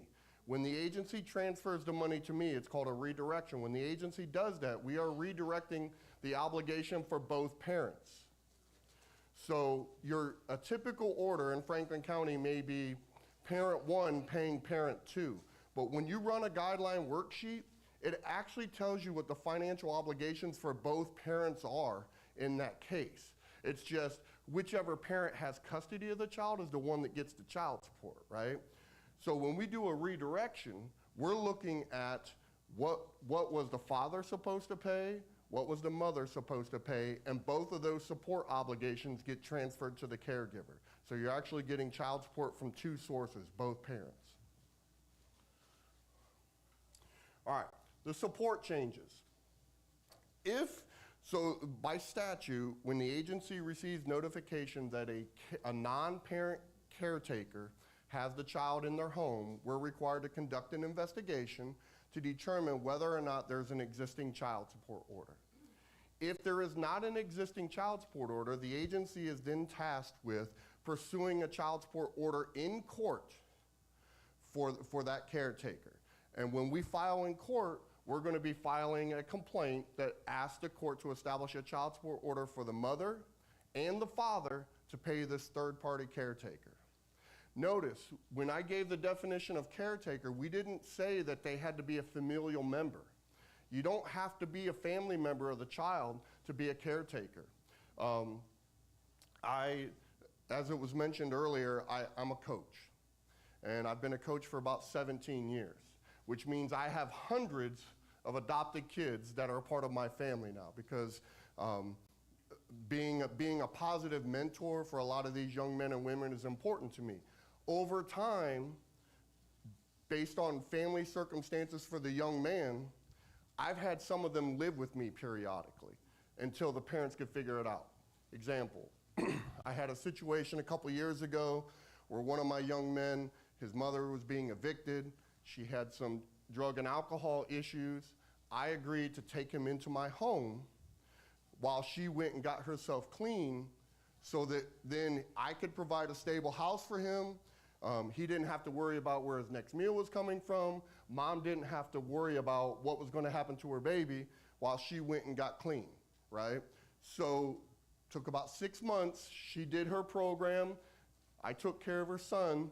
And then when she was clean and found stable housing, he went back with her. I share that story because in that situation, if I had chosen to, under this new law, I could have pursued child support because the child was living in my home for at least 30 days, and I was making all of the decisions for the child.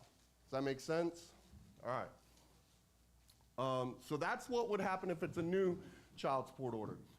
There's a couple of statutes. that are relied upon for us to make these determinations. First, the 311902, as I mentioned before, when a child support in the state of Ohio is based on a mathematical formula. When you run that formula, it tells the obligation of both parents, parent A, parent B. That's what 311902 says. When you run the worksheet, it's going to tell you the obligation of both. But only the parent the child doesn't live with pays the support. 311907C talks about if there's a third party that's going to be receiving that child support, the court or the agency is required to run that obligation for both parents. And both parents are ordered to pay child support to that caretaker. Support changes. So this is on the redirection side. This is a situation where there's already an existing order. As I mentioned, if you fill out an application, the first thing the agency is required to do is determine whether or not there is a child support order that's already in existence for one parent to pay the other. If there is, we will schedule that case for a hearing in front of I have 5 administrative hearing officers that I supervise. That case will be scheduled in front of a hearing in front of one of those 5, and then they will make a determination as to what child support, if any, should be redirected. So if they find that the non-parent caretaker meets the definition of primary caregiver, they're going to redirect the child support and make sure all the money owed is redirected to that caregiver to get money into the home. As part of that redirection process, the agency is required to make several findings. One, we have to determine what is each parent's obligation under that child support order. It could be that dad pays $200 and mom pays $100 under that existing worksheet, right? And so the caretaker is going to get $200 a month from the father and $100 a month from the mother in that hypothet. 2, we've got to figure out, has there been any other redirection? What that means is, and unfortunately I've seen this too many times, maybe the child went to live with an aunt. And then after a period of time, something happened and the child can no longer live with the aunt. So now the child is moved to a grandparent. So the hearing officer in their investigation is going to have to determine whether or not the underlying child support order has already been moved to one person. If it has, we're going to terminate that and move the child support to the new caregiver. We have to determine what arrears are owed, if any, on each of the other cases. So in the normal case, where dad was paying mom, we're going to figure out what is owed under that child support order as a past due amount, and then going into the future, we're going to determine what money should be flowing to the caretaker. Go ahead. Once we issue out the recommendation, if it's a court order, we're going to file that recommendation to the court. And we're going to explain to the court, hey, the child is no longer living with the parent. The child is now living with this caregiver, with this caretaker. We're recommending that any child support owed be sent to that caretaker. Each party, so the caretaker, the mother, the father, all have an opportunity to file an objection to the recommendation that we make to take the matter into court to explain why they think we got it wrong. So maybe it's a situation in this, so here's a real life example of one of the early caretaker cases we've had. My hearing officer was conducting the hearing. The biological mother brought in a note from her mother saying, hey, these children no longer live with me. But our documentation from Job and Family Services showed that the grandmother was still receiving public assistance for the grandkids. And we called the grandmother to find out, if the kids were still living in her home. And initially she said, no, they're not living in my home, so the money should continue to go to my daughter. And I've let Job and Family Services know that they should cancel the TANF benefits I was receiving. We then contacted Job and Family Services, and the grandmother had just re-upped her application to continue to receive the TANF benefits on behalf of the grandchildren. So we had, by law, we had to make the recommendation that the child support should be redirected to the caretaker, but the parties then would have the opportunity to file an objection, to take the matter into court, to argue to the court why that redirection should or should not occur. One of the most common redirections we see, or objections to redirections that we're seeing right now, is, pardon me, the caretaker in some instances doesn't want the parent that's related to them to have to pay child support. They only want the child support from the non-related parent. It's up to the court on what they do.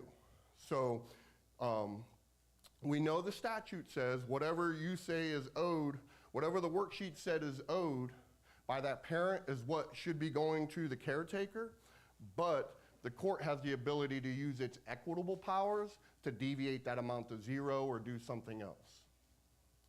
The effective date is important because one of the common arguments we get at the agency is, well, this child has been living in my home for 2 years.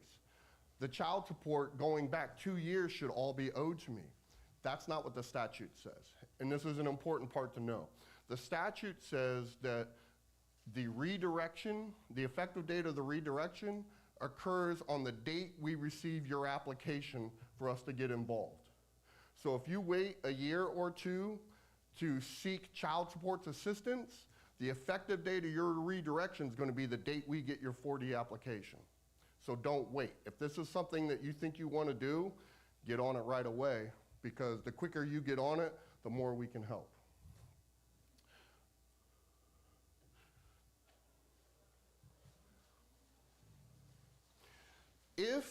So once a child support order has been redirected, the agency is required by statute that if someone calls and says, hey, the child was living with with their grandmother, but the child is no longer there, we're required to impound the child support order and then do an investigation to see if the child is still in the care of that caregiver. And if we make a determination, yep, the child's still living with that caregiver we redirect the child support to, then we're going to continue to flow the money there. If we make a decision that the child has actually moved to another caregiver, we're going to terminate that redirection and do a new one. Does that make sense? So as an example, if child support was redirected to me, and then someone called the agency and said, hey, the child's no longer with Scott, the child's actually with Maggie, and we contact Maggie, and Maggie says, yeah, the child's with me, we're going to terminate the redirection that's owed to me, and then once Maggie fills out an application or starts receiving benefits on behalf of that child, we're going to redirect that child support to her.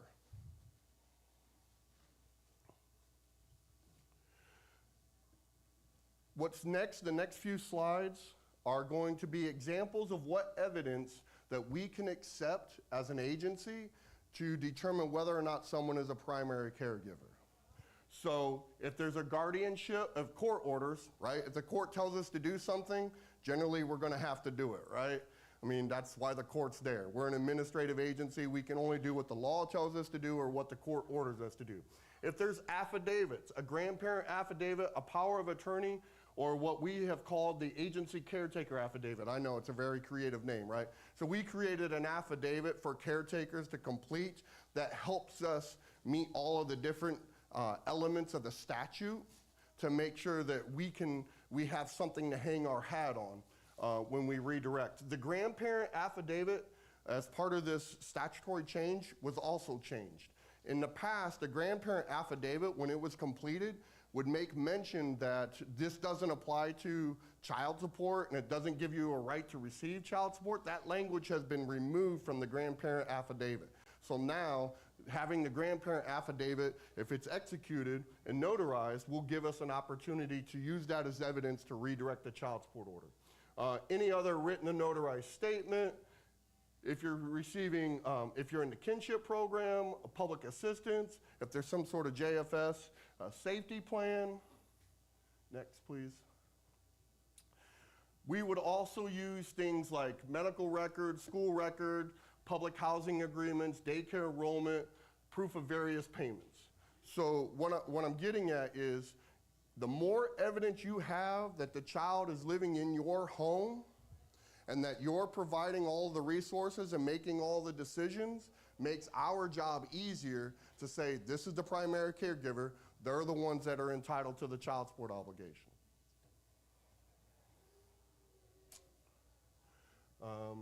This is referring to, this slide here is something that we've kind of talked about where once we've redirected the child support order, if someone calls us and says, hey, the child is no longer living with that caregiver, this is what we'll do in that situation. We start an investigation to see where the child is.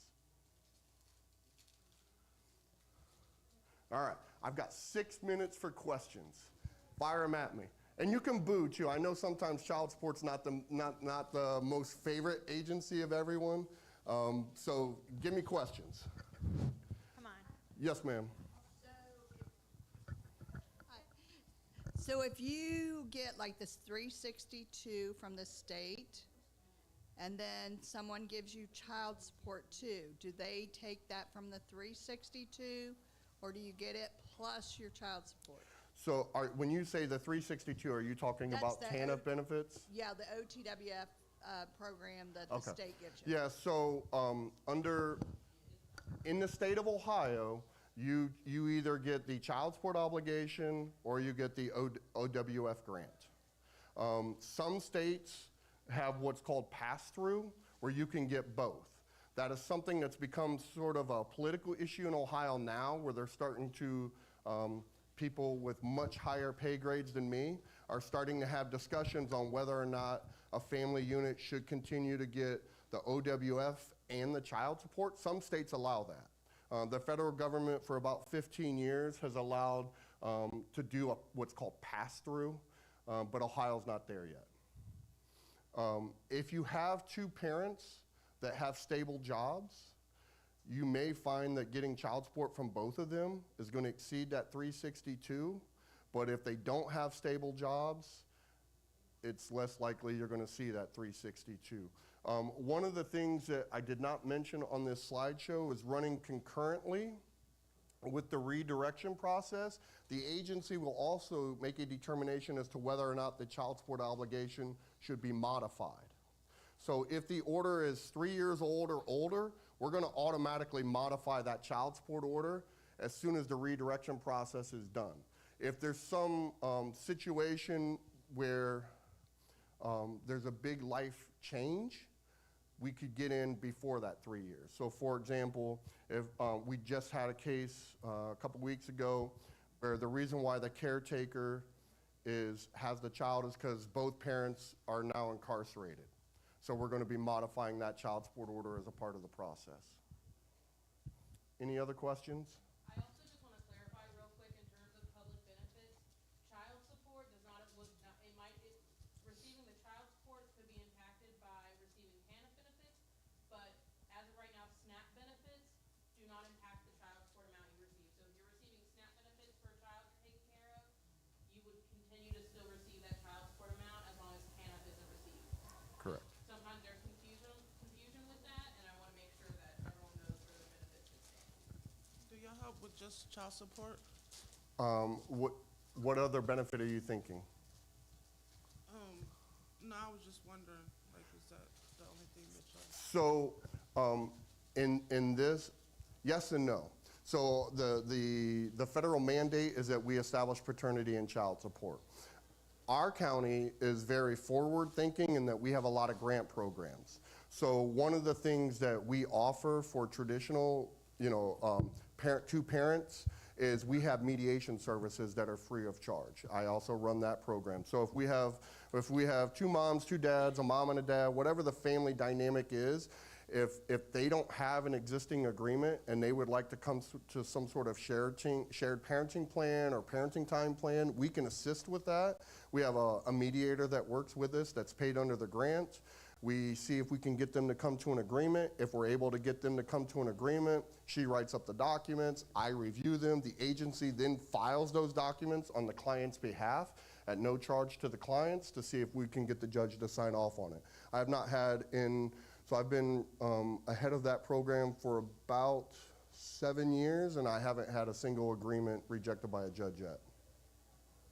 So that's kind of like a subset of what we can do. We also, sorry, I'm in our grants department. So let's say you are watching, let's say your son's, like you have, your son's child is living in your home, and you don't want that. You want your son to be able to like, get a job. Like we might not directly in our agency provide like workforce development resources, but we have connections and partnerships where whoever has a case, we can refer out directly for workforce development. If there's classes that people need, like we have connections where it might not be a program we are directly paying for, but we know exactly where we can send you. So never hesitate to call in that regard. Ops and Aging has a lot of similar stuff as well. So just wanted to point that out too. Any other questions? Yes, ma'am.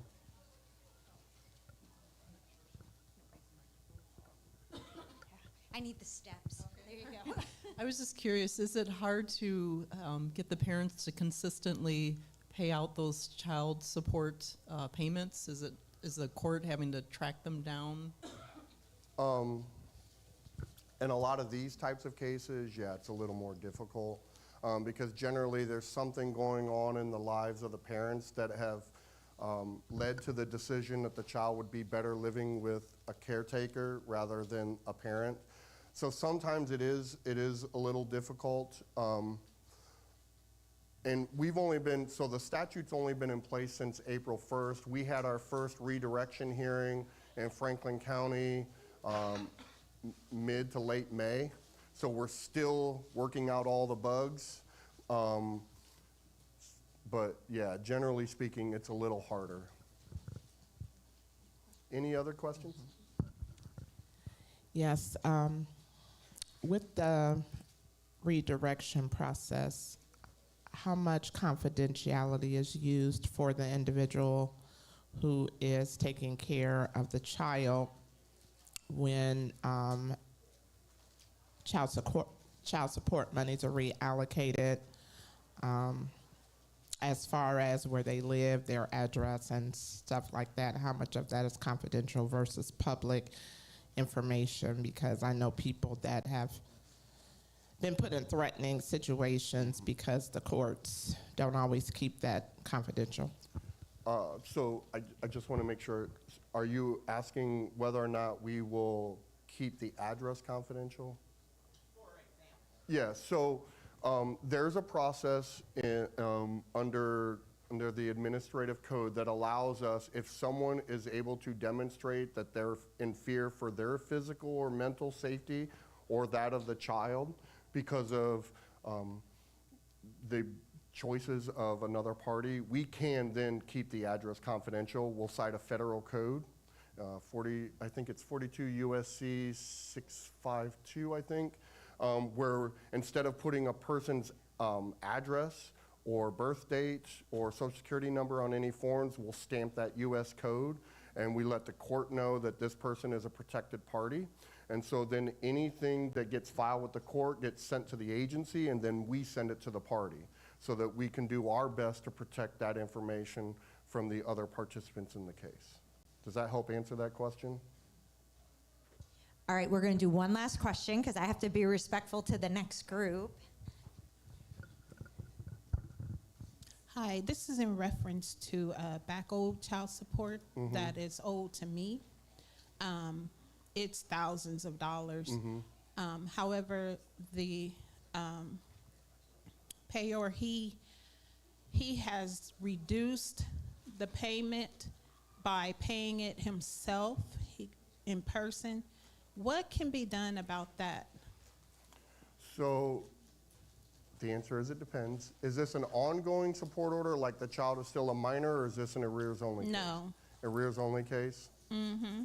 So there are a couple of options. One of the options is the agency, if the obligee wants us to, we can file contempt of court charges, which carries with it on a first contempt up to 30 days in jail. However, in Franklin County, our judges really, really don't like to put people in jail for child support debt. So in some instances, the agency's hands become a little hamstrung, little handcuffed, because we can do all the things we're supposed to do and take the matter to court. But if the judge isn't going to enforce the contempt order, which we typically get the contempt orders, it's typically, yep, this person had a child support order, yep, this person didn't pay, yep, they're in contempt of paying the, contempt for failure to pay child support. When we take it in front of the judge for the review, we've got cases that have been in the contempt process in front of a judge for 2-3 years, where every time we come up for a review hearing, the judge will say, let's give them 5 or 6 more months to see if they'll start complying now.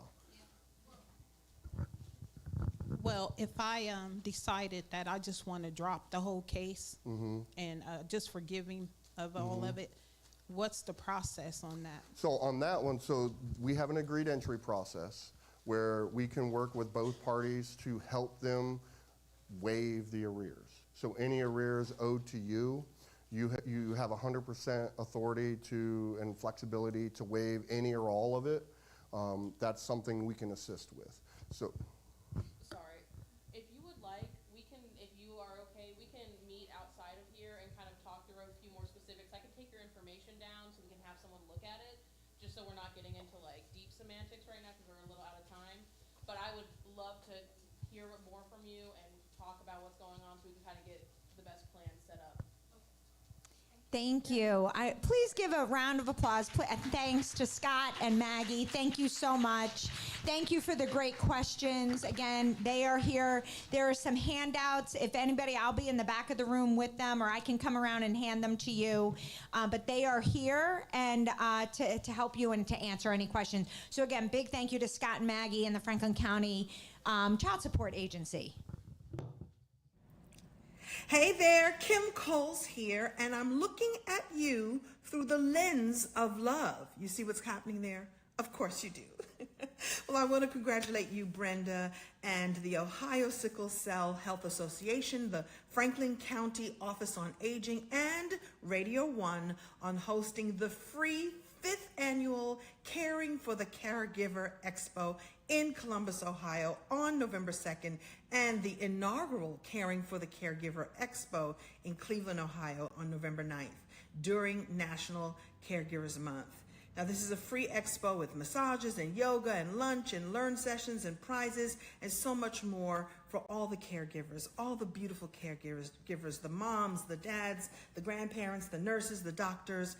You know, all of you make such a difference in people's lives, and I've seen this happen up close and personal when my father's wife, my stepmom, took such good care of him during his time, and I saw the wear and the tear that it took on her as she was caring for him. So I've seen it up close. I have friends who are caregivers, and I know that you all are the angels of the world and that you need to take good care of yourself.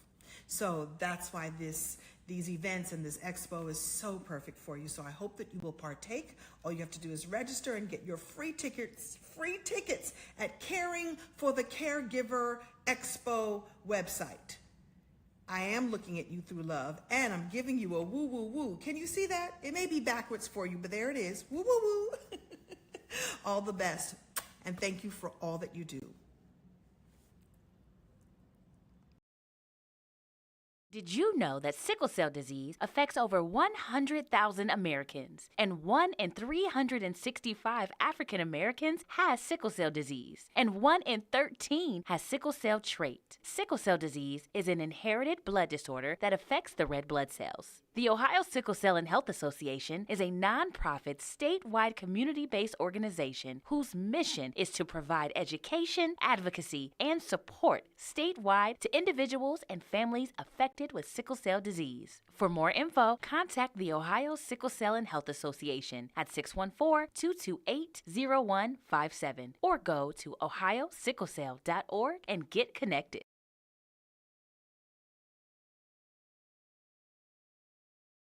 Hello, and we hope you are enjoying the annual Caring for the Caregiver Expo live stream today.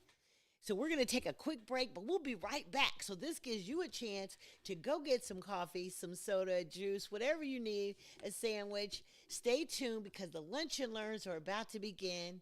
And we need you here with us. And by the way, why don't you call some people that you know, or get on social media, Facebook, TikTok. Let them know that we're here. And caregivers that you know that might need this valuable information as well. Join us. Stay tuned. Don't go nowhere. We'll be right back. Our next presentation is the Caregiver Toolkit, Preventing Burnout. Like, I'm already burnt out, so I need the toolkit because I've been here since this morning and I'm burnt out. I was over there burnt out yesterday. They got no more coffee. The coffee ran. Our brother Lindsay ain't got no coffee. I am Annie J. Ross Womack, the Executive Director of the Ohio Sickle Cell and Health Association. So on your way in or on your way out, take a pamphlet in the back. Sickle cell affects over 100,000 individuals in the United States of America.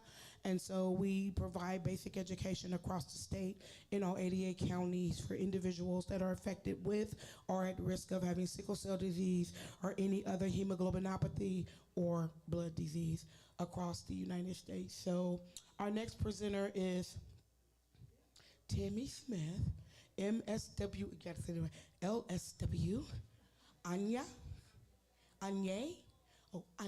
Moore Ridley, MSW, LSW, the National Family Caregiver Support Program, Department of Community Engagement and Staff Welfare, Central Ohio Area Agency on Aging. So give them a round of applause. They come up to the microphones to go through the slides. So are you coming up with her? You're gonna take time, so you wanna run the slides? Okay, cool. All right. There's another mic over there for you. Thank you. Thank you. Good afternoon, everyone. So before we get started, I'm Tammy Smith. I am a licensed clinical social worker with Central Ohio Area Agency on Aging, and actually with the state of Ohio. And I've been there for about 6 years.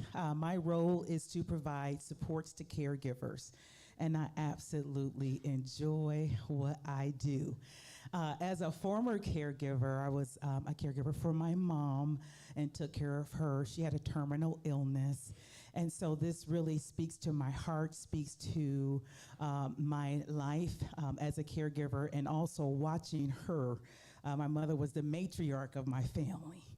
And so I watched her care for many people, and then it's so interesting that now I'm in the role of doing the same thing, and so I absolutely love what I do. My colleague, she will introduce herself. We work together with the National Family Caregiving Program. Her name is Anya Really Moore. And so together we provide services and supports to individuals. In the subject matter, it said that we're talking about planning ahead. Well, as we think about planning ahead, we want you to think about some prevention in terms of caregiver burnout.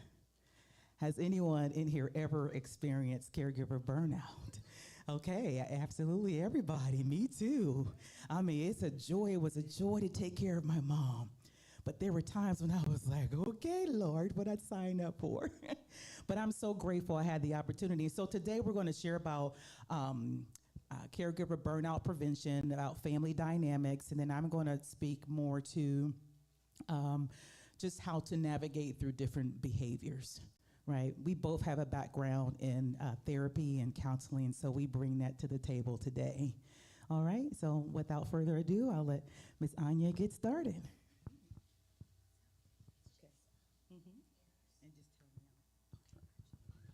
Well, hello, everyone. Thank you so much for being here today and sharing your time with us. Again, my name is Anya Moore Ridley. I am a current caregiver, so I'm actively caregiving for my mother. So to be on this platform is very near to my heart, and I help my family deal with these different dynamics and different things that we deal with. And while every family doesn't have a social worker close to them, we are here to help those families navigate different systems. So before I get started, I do always like to do a history lesson when it comes to area agencies on aging. So the Older Americans Act was established in 1965. 1965 was not that long ago. So imagine being an older adult in the 50s and 60s, there weren't a lot of programs back then. So 9 years later, area agencies on aging were born. This is national. I always like to communicate with families that if you plan on moving out of Ohio, if you have family in Georgia, Texas, California, there's an area agency on aging there ready to help you. So kind of how this works is the Older Americans Act has federal dollars. Those dollars then go to the state departments, and then those state departments give that money to the area agencies on aging, and then we give it out to our focal agencies or our county partners that we like to say, such as Franklin County Office on Aging, Delaware County is Source Point, or in Lincoln County Aging Partners. So we always like to explain that we're regional based and we cover 8 counties, so we're here to help you out. So let's get started on our presentation. So what we are going to talk about, or what I'm going to talk about, is just identifying, treating, and preventing burnout. Common family dynamics, different care situations, and also caregiving over the holidays. So on my first half of the presentation, we're going to talk about common emotions. What we always talk about is emotions are normal. They're there to tell you what's going on and how to deal with them. Common emotions: anger, embarrassment, worry. You'll see I have this picture up here of just a big old scribble in our heads. A lot of the times that's what caregivers deal with, especially if the situation just started, right? Especially if your loved one just got in the hospital and they told you some bad news, and then they have to go into a rehab, then they have to go into a facility, then they're going back home. There's so many emotions that come with that, right? So it feels like we're on a roller coaster and our mind is just all over the place, right? Next slide. So signs of stress: becoming irritated easily, right? Let's say your grandchild just walks up to you and say, "Hey, grandma, I just want a cup of juice." And then you say, "I'm tired. I don't want to give you a cup of juice," right? That's irritating easily, right? That's a sign of burnout. Sleep disturbances. Let's say you only sleep 3 hours and then you're up for another 4 hours. Then you try to go back to sleep, right? That's another sign of stress. It's another sign of stress. So blaming others. When we get into these situations, we try to figure out who to blame. We're so angry that this happened to our loved one, right? And so either we blame ourselves, we blame other loved ones, or we might blame the person that we're taking care of sometimes. That's a sign of stress. It's no one's fault that this happened. So unable to concentrate and neglecting your own health. Who in here, they're so worried about their loved one that they forget to go to the doctors or they forget to go to the dentist, right? That's another sign of stress. We have to take care of ourselves in a way so we can take care of our loved one, right? And feel like you have to do it all. Who has an issue with delegating, right? It's kind of hard though, because we know we can do it good, and we don't know if other people can do it as good as us, but that's another sign of stress. Next slide. Oh, so alleviating these symptoms. Boundaries. We have to set boundaries with ourselves. So I said I'm a caregiver for my mom. My mom knows not to call me after 9 o'clock at night. She knows. She knows that. She knows that I might not be sleeping, but either I'm watching my TV shows that I need to catch up on, or I'm playing games on my iPad, something to decompress, right? Because being a caregiver and working full time is not very easy. So examine your expectations and consider respite care. So what are your expectations with this loved one? How much can you take on, and do you need to seek professional help in the home? So attending a support group or one-on-one counseling. So another cool thing about our support program is we have our own virtual dementia support group. I co-facilitate that every Monday. We send out a reminder every Sunday. If you are caring for someone who has dementia or Alzheimer's, please visit our COAAA tables and you can get more information on that. Now, let's say a support group isn't enough, right? One-on-one counseling is okay. Sometimes we need that. Sometimes we need that extra care, and that's perfectly fine. Take care of your physical and emotional health. What does that look like? Taking a walk. Emotional health, journaling, right? We talked about that roller coaster of common emotions. We need to write out all of those negative feelings and thoughts, right? Sleep. We talked about sleep disturbances. If we're only sleeping 3 hours every night, you're not going to function too well, right? Next slide. So, challenges in families. This is when we get into that rough territory. Every time there is a change in someone's physical health, relationship roles change, right? Whether that is spouses, that spouse, let's say what we see most often is a married couple, 30 years. But then that spouse has now a physical disability.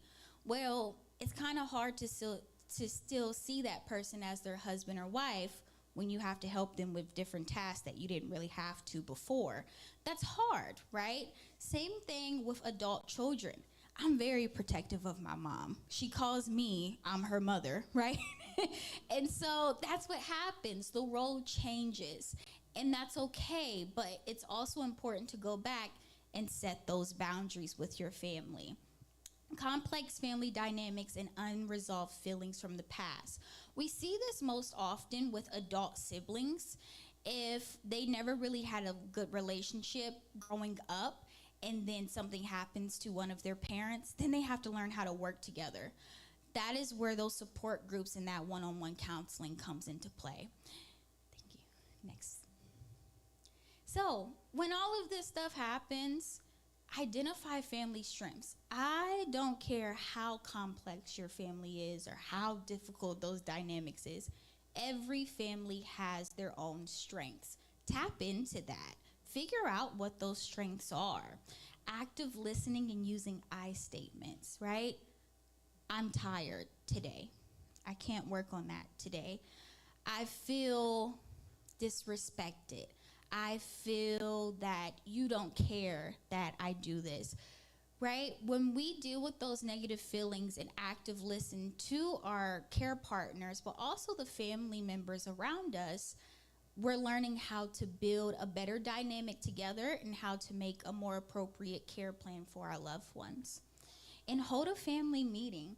I love this picture on this slide because hold a family meeting. I mean, it's not that hard. You could host at different family members' house maybe once a month and just say, what has changed with this family member and how can I help you? And that's it for the first half. Is there any questions before Tammy comes up and finish up? No questions. That's good. Okay. All right.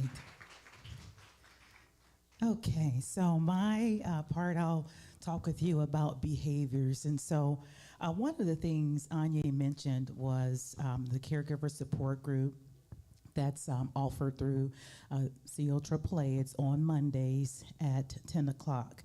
And that's for individuals that have a dementia diagnosis. We also have a program called True Alta.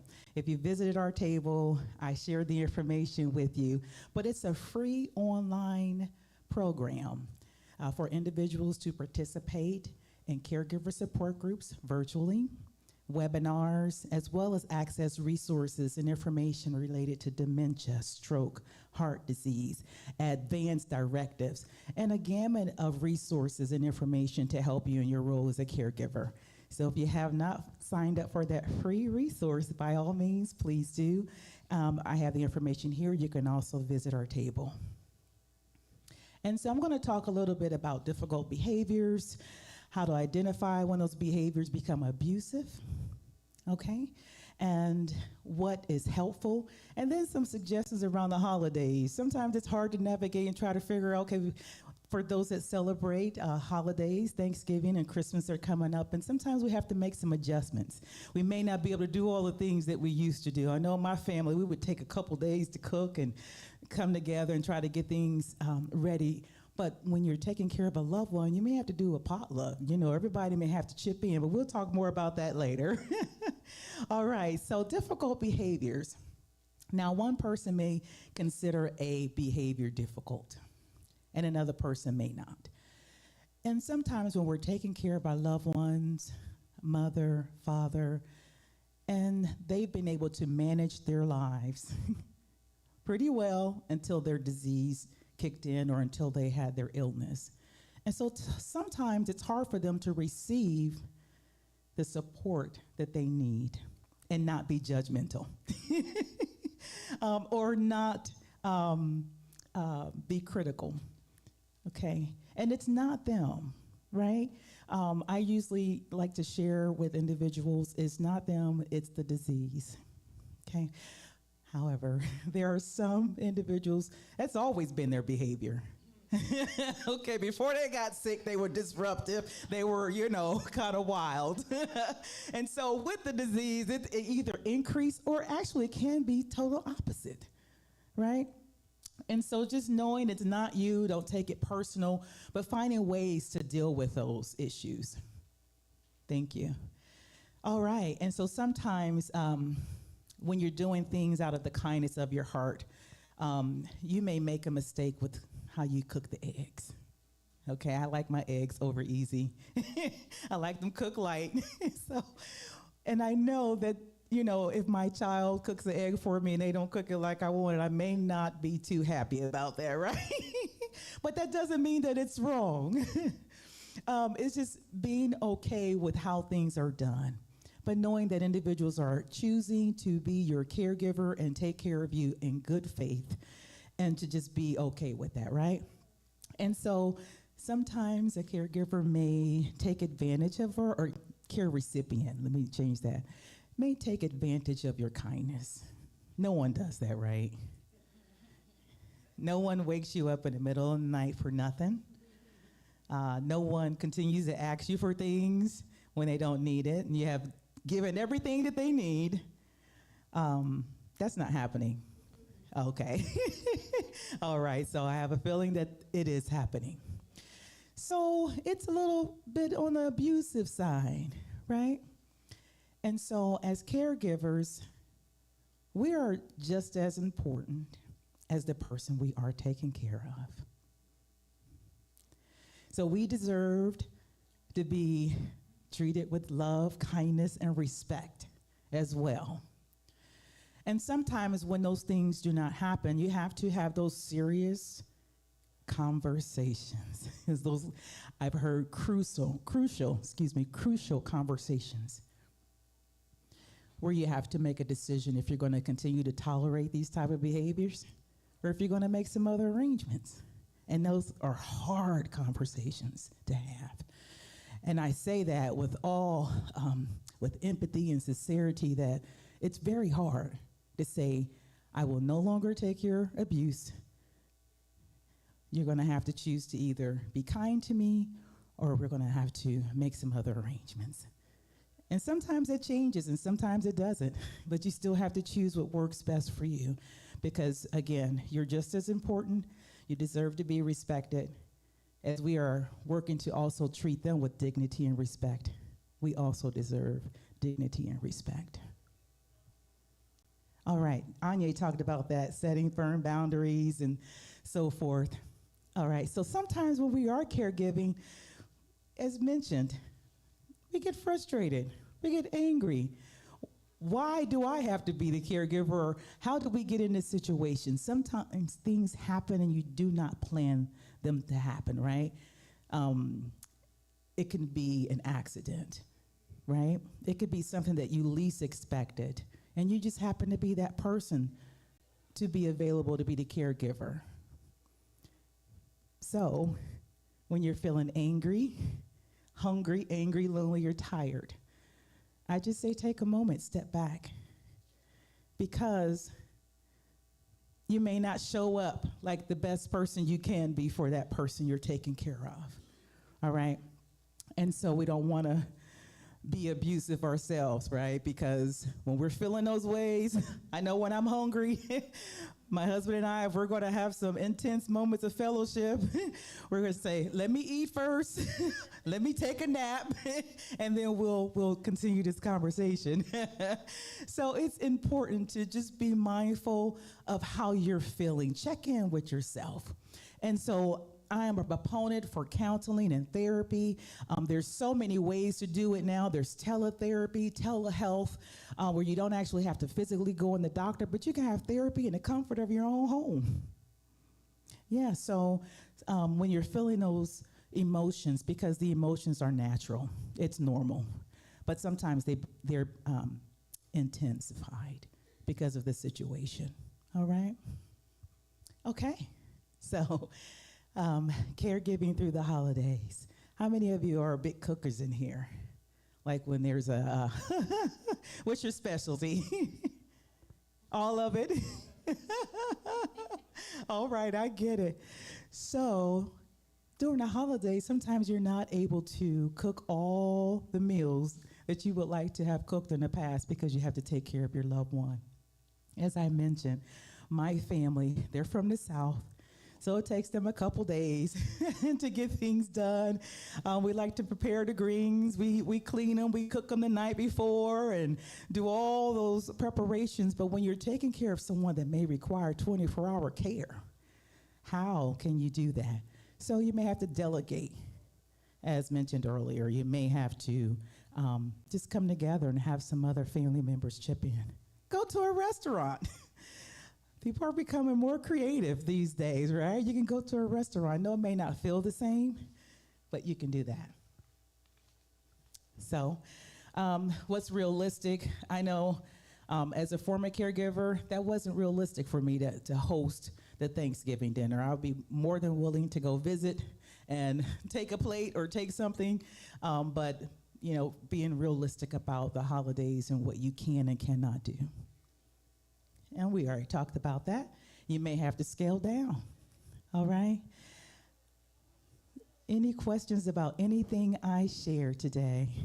I know we just did a brief overview about supports and prevention, burnout, and how to take care of yourself while you're being a caregiver, because you are just as important. Any questions or comments? Yes, ma'am.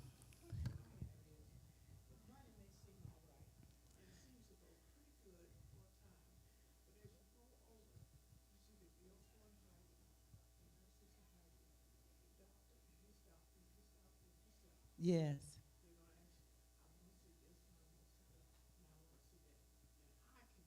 Mm-hmm. Yes, ma'am.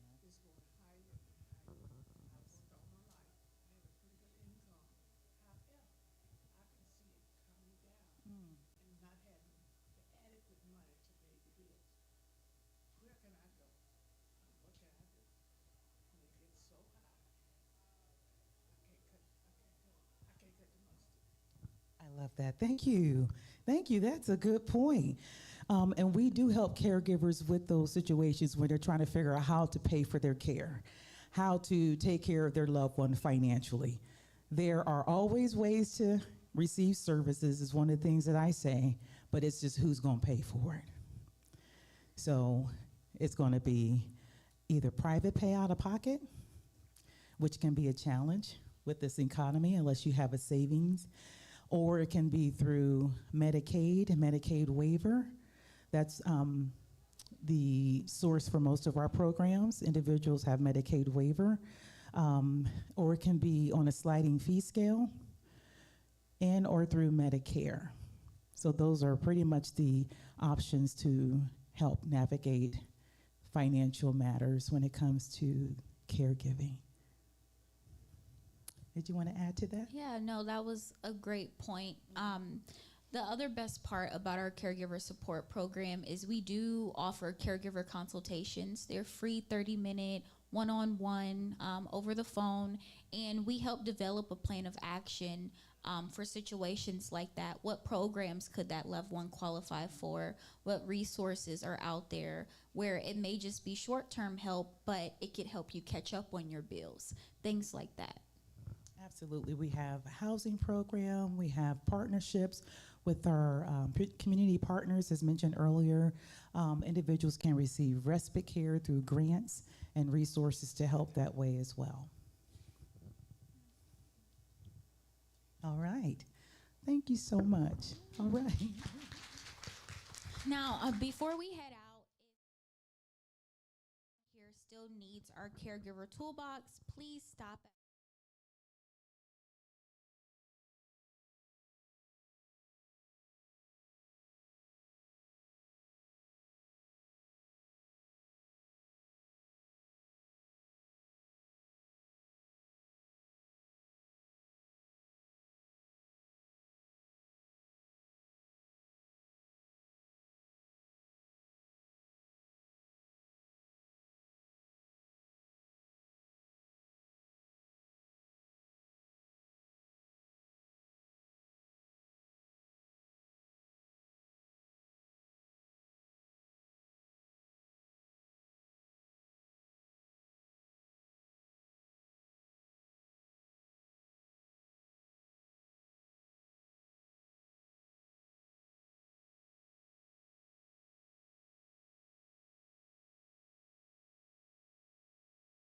We hope you're enjoying the 5th annual Caring for the Caregiver Expo.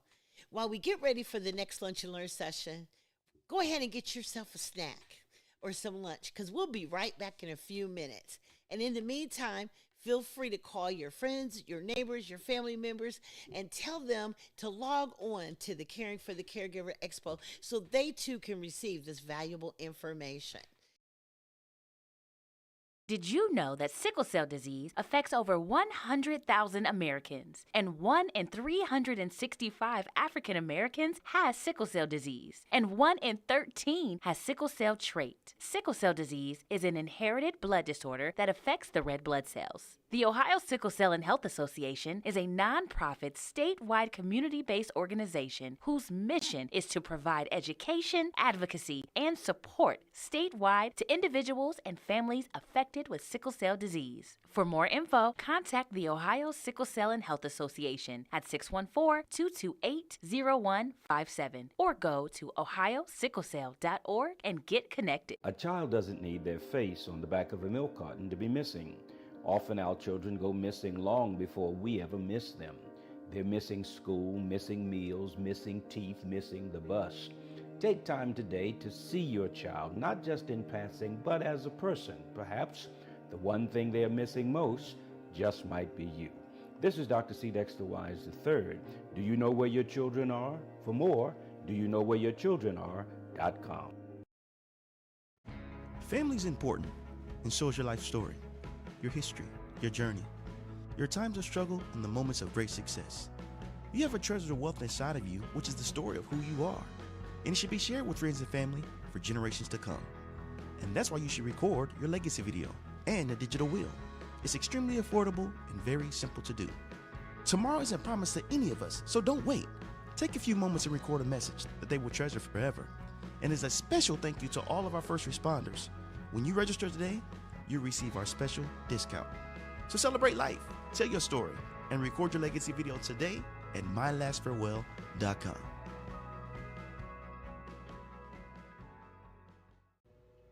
Hey, Brenda.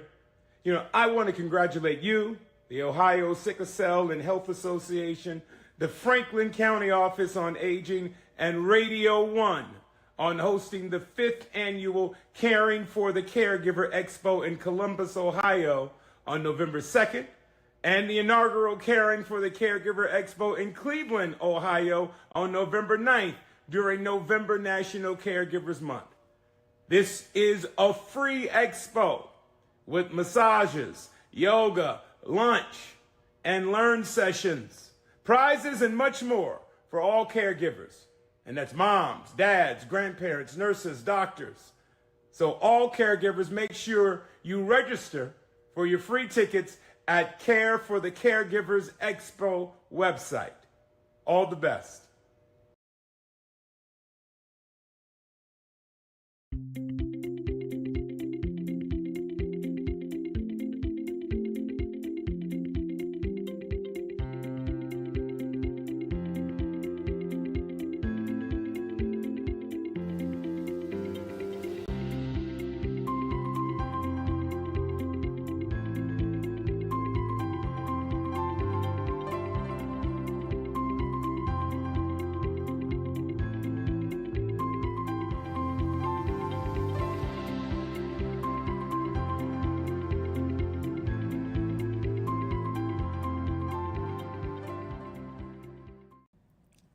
Hey there, Kim Coles here, and I'm looking at you through the lens of love. You see what's happening there? Of course you do.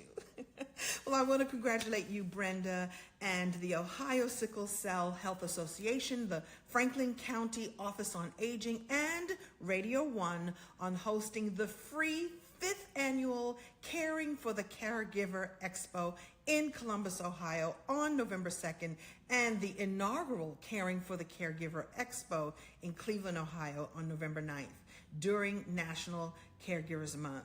Now, this is a free expo with massages and yoga and lunch and learn sessions and prizes and so much more for all the caregivers, all the beautiful caregivers, the moms, the dads, the grandparents, the nurses, the doctors. You know, all of you make such a difference in people's lives, and I've seen this happen up close and personal when my father's wife, my stepmom, took such good care of him during his time, and I saw the wear and the tear that it took on her as she was caring for him. So I've seen it up close. I have friends who are caregivers, and I know that you all are the angels of the world and that you need to take good care of yourself. So that's why these events and this expo is so perfect for you. So I hope that you will partake. All you have to do is register and get your free tickets at Caring for the Caregiver Expo website. I am looking at you through love, and I'm giving you a woo, woo, woo. Can you see that? It may be backwards for you, but there it is. Woo, woo, woo. All the best, and thank you for all that you do.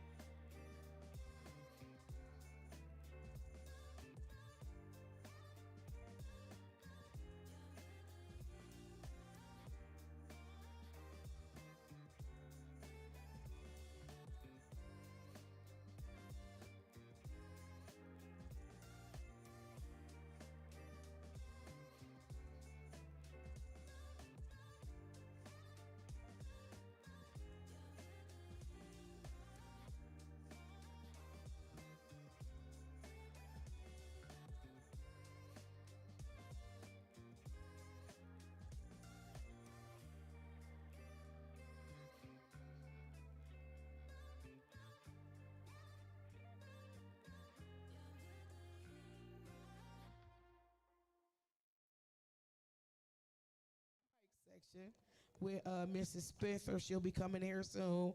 She gonna make y'all cry. I'm gonna go in the back. So get y'all tissues ready. But also look through the book. We have a lot of our vendors in here. But if you go to page 30 of the book, we talk about donating blood. Make sure that someone in your family is a blood donor, because you know we all need blood. Yes, ma'am. You don't even know your blood type, so I don't even know why you don't even know. Y'all don't even think that's your blood type. I think you just making up. Yeah, okay. So caregiver open mic, Brenda Spencer, she gonna come in here. So does anybody here want to tell a story of their caregiving journey? Oh, we got no volunteers for that? You're not, no baby, you can't, no. I don't even want to hear your journey because you just be making up stuff. You're 55, you think you're 65, you retiring, you ain't even 70, you done work 15 jobs, you start working when you was 3.5. Working on the coal mine. I mean, you know, you got a whole lot of stuff going on. What's up, bruh? How you been? All right. See, we got this bruh coming up in here. I know them. That's the only reason why I'm saying it. Oh, I do know them. Don't I know y'all?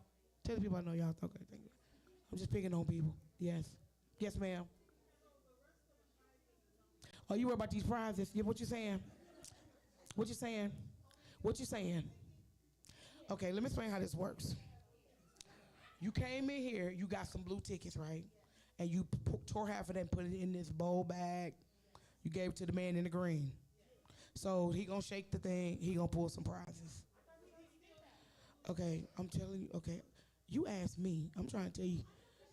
Ain't this your first time being here? How you gonna come here telling me stuff I've been doing for 5 years? Uncle, them people told y'all like that, you only supposed to get 1 ticket. Apparently your mama got 3. I'm just saying. So what happens is, they have some tickets. They're going to pull the tickets. You get some prizes. Then they're going to go to the golden tickets. Those are them yellow tickets. And those are for, you ain't even listening. I'm going to wait on you. Yeah, I'm waiting on you. Okay. You sit in the back of the class. Then they're going to go to the golden ticket. And then they're going to keep pulling those until they get to the 2 prizes. To the giveaway and the tickets, right? You was in here. Because you was talking bad at me, talking about I can't go on your trip. You the one, right? I'll make sure your ticket, what's your number?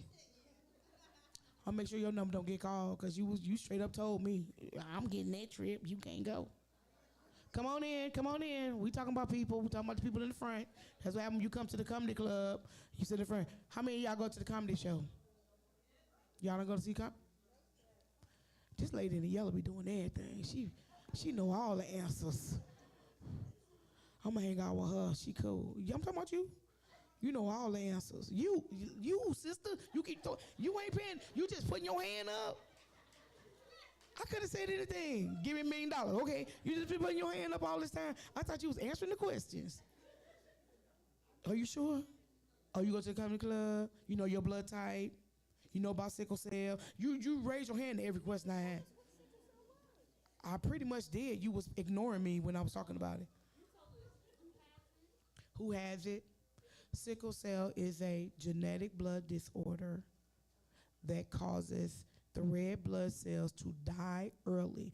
Blood cells normally live about 20 days. Sickle cell blood cells die within 2 days. They clog the blood and they stick together, which forms hemolysis or a pain crisis going through the blood. So people with sickle cell have pain all day long. Any place where blood goes, and that's everywhere through your vessels. But there's a handy dandy brochure in the back. And on the front of that, it talks about sickle cell disease, what it is, and it also tells you, it's right there, I'm seeing, looking in your bag. There you go. And right there, right on the front page, it tells you what sickle cell disease is. It tells you who's affected. It also tells you about all of our program in all 88 counties. 88, so I'm in all 88 counties of Ohio, and it talks about our services from our national organization and from the state. And I'm proud of our services, so come on in, chill on in. What? Did I do what now? You're not no senior. Why is you worry about what they get? What's wrong? What? Get your mom. What was y'all doing? What was y'all at? Was y'all in this room over here? Oh, okay. I'm just saying. I don't know what that is. What is that? Oh, y'all was over there getting acupuncture. Did it work? What was wrong with y'all? Because apparently something wrong on her left side, something wrong on your right side. So together, y'all messed up. So what was wrong? I didn't want to bring it up. I didn't know if y'all had some kind of, y'all hands wrapped up. I didn't know if y'all had a mummy disease or something. Okay, so y'all went to the acupuncture. Anybody else got this stuff? Raise your hand. Everybody put their hand up. Oh, okay, y'all got band-aided up. Okay, I thought y'all was having a. I ain't even want to ask. I avoided that like the plague. I was just like, you threw your hand up. I was like, what is going on with these people? But okay, so you went to the acupuncture. Did it work for you? Okay, you gonna go again? You gotta pay for it when you go the next time. This was free.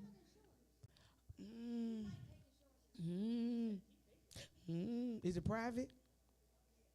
I see you gotta fight your insurance companies. Huh? Was you in the military? That's not gonna help you. Okay, but they ain't gonna help you either. Please. I work for a company. I couldn't even get nothing from the own company I work for. What are you talking about? No, but stuff like that, you gotta fight your insurance company to pay for stuff that's not drugs. They'll give me Depravol. You know Depravol is? How you don't know what that is? Anybody know what Depravol is? Michael Jackson, the medication he was on. Whatever that was. I can't say real drugs because I get in trouble. You that Michael Jackson drug? Propofol. I was on that for my migraines. They rather give you that to send you to the chiropractor and the stuff like that. So if I would have had 2 more shots, I've been labeled a drug addict. And I'm telling the truth. Who works in medicine here? What kind of program? Help me do what? I ain't trying to get stuck on the drugs. That's why I was like, I had to fight my insurance company to give me like massages and send me to the chiropractor. They won't pay for that. They pay for narcotics, but they won't pay for that. So I have to fight them to get them to give me something natural. Well, if don't nobody, who want to get a massage from a cat? Ain't nobody live in my house. What I'm gonna do? Stand up on the wall, give myself a massage? You can't help me. Stop talking to me. Security, get her off the front. Sir, where's Brenda? Where's Brenda? Who said right? Y'all, yeah.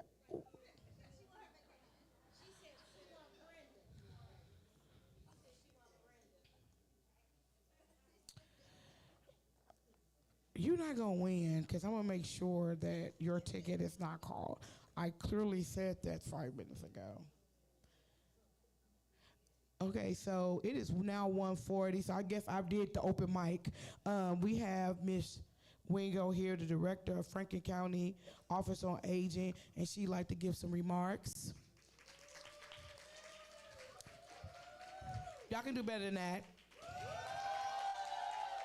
Sister handling things. All right, sister, go ahead.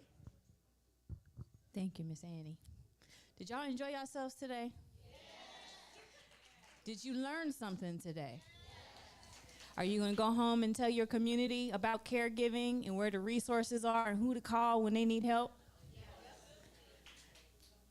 Yes. So I heard that you guys enjoyed our caregiver panel and you enjoyed our Mission Possible initiative. If you did not, and I'm going to say this, it doesn't matter if you're not aging.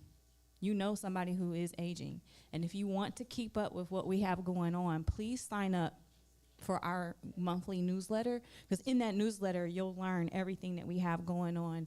I know there's so many seniors that I'm seeing who I've seen at other events who are now, coming to everything that we have, and you can talk to them. They can tell you we have a good time down at the Office on Aging. We do. We think aging is fun. We celebrate everything that we do, and so it's a no-brainer for us to provide funding for this event every year because caregiving is a billion-dollar industry, as I said before. And the little bit of money that we give is really, it goes a long way, but it really does not compare to the hours and hours and thankless work that you all do, or the people that you know are caregiving. And so look forward to seeing you throughout the year. Look forward to seeing you next year. But if you have any questions or if you have any concerns, please give us a call at the Office on Aging, because we do have a specific program that helps our caregivers, because we want you to stay healthy and we want to be partners with you in making sure that your older adult can age in place as long as possible, safely and securely. Thank you. Y'all give her a hand. Another round of I need applause. some more hands for my girl. They, Sister Shonda, I'm telling you, they stepped up in a major, major way, and we appreciate them.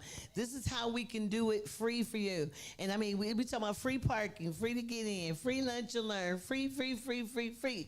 Only thing we want you to do is show up. Show up. You get here, we got you from there. So thank you again. Give her another round of applause.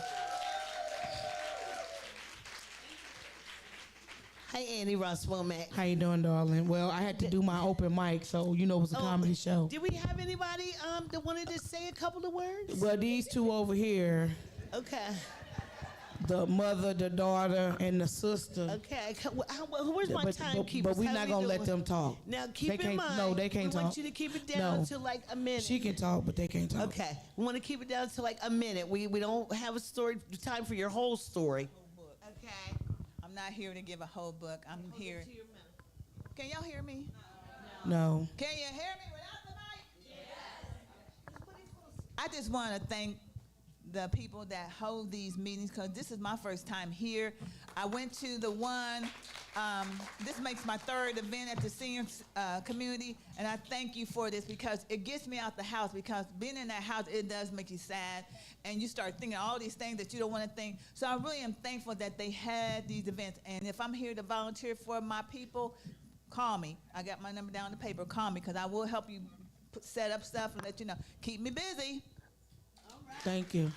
What is your name, ma'am? I go by Dee Dee. So that's an alias? Sister Dee Dee. Excuse Okay. me, Sister Dee Dee, what's your real name? Sister Dee Dee, what you put on the paper? Did you put Dee Dee on the paper, or you put your real name? You say I go by. That's an alias. Sister Dee Dee. Okay. Okay. Anybody else want to would've share been what they're okay. going through? You know, we respect your privacy if you don't want to share. That lady in the orange want to share. Come on, baby. She don't like the vegetables in the food. If you got a complaint, She already told. Well, we already write got it that down and put it in the bowl outside. Okay. She said the sandwich had too many vegetables. It was a vegetarian sandwich, ma'am. Actually, it was too much bread. Let's call it outright. It was thick bread and very limited vegetables. Okay. But anyway, I ate the vegetables. Thank That's you. what I needed. It really It was free though, wasn't it? It really was, and It I was was free grateful. vegetable. She asked for it, I know, and I baby. Go gave ahead. it. Go ahead, so son. anyway, I am Leslie Christian, and I became a caregiver this year. My mom had a stroke on the 12th of August, and importantly, if it wasn't for the Caregivers Expo last year when my mom registered us, it would have been very difficult to transition into caregiving, literally. So my sister, the administrative brain, she pulled out her folder, and when I say that she got to calling and emailing and everything, all the resources that my mom has, my mom didn't have, she lacks nothing, literally. And praise God that from the resource end, thank you so much, Ms. Brenda, for your vision, because without a vision, the people perish. And this is to anyone my age and our caregivers. This is important. If you have siblings, this is not the time or the season for you to be at odds with your sibling so that you can take care of your mom or dad or somebody in your own way. It's not about your way, it's a team way. You're a team with the medical profession, you're a team with OT, you're a team with PT, and you're a team with each other as a family. Praise God, my siblings and I, we didn't have differences, and we operate in our strengths. Every person has a strength, and you have to operate in that. You can't do your sister's job, and your sister's trying to do her brother's job. If my sister is the administrative nerd, I'm going to let her do that because she is the bomb. But she knows I'm the physically fit one. I'm going to make sure mom is physically okay.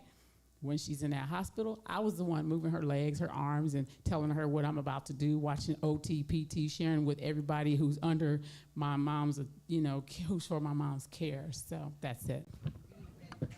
Thank you so much. I'm going to jump in here because what she said, what's your name, sis? Leslie Christian. Listen to what this woman said, because this is what me and my sister went through with siblings. And I hear this, since we started this, Annie and I and Scott started this, we hear so many stories, and they're heartbreaking, and that's why we try to be a resource for people. But one of the things that I want you guys to understand is me and my sister worked like her and her sister. Muggsy. Yeah, she's out there. We did... I handled the business side. I dealt with the lawyers and the bank and the insurance, and she dealt with hands-on with Dad because she was better with Dad because me and Dad would be fussing, okay? But you have to do that, and you have to have what I call come to Jesus meetings with your family. It's time, and use this event because we're going to keep going till God called me home. I'm going to tell you that right now. We're going to be doing this. Use this event to bring your adult children. Okay, it's 18 and over. Use this event to have those difficult conversations. I had to have the difficult conversation with my daughter. I only got one child and one grandchild. So she get everything. But I had to make sure my paperwork was in place. I own a business. I had to make sure her name, I took her to the bank. She had to go with me to sign because if she didn't do that, she would not be able to touch that account. These are information we need to know. I have about 4 or 5 different life insurance policies. This is how we create generational wealth. I got one policy, it ain't much, 10 grand. You can't bury me for 10 grand. That's just for the burial. Then I got 3 others so my daughter and my grandson can have some money. My life insurance guy left. That's how smart people in other communities, that's all I'm going to say, create generational wealth. And trying to say, I'm going home with you ain't going no, what did one of the lawyers, the pastor say? You can't, you don't see a Brinks truck going to the graveyard. Behind no hearse.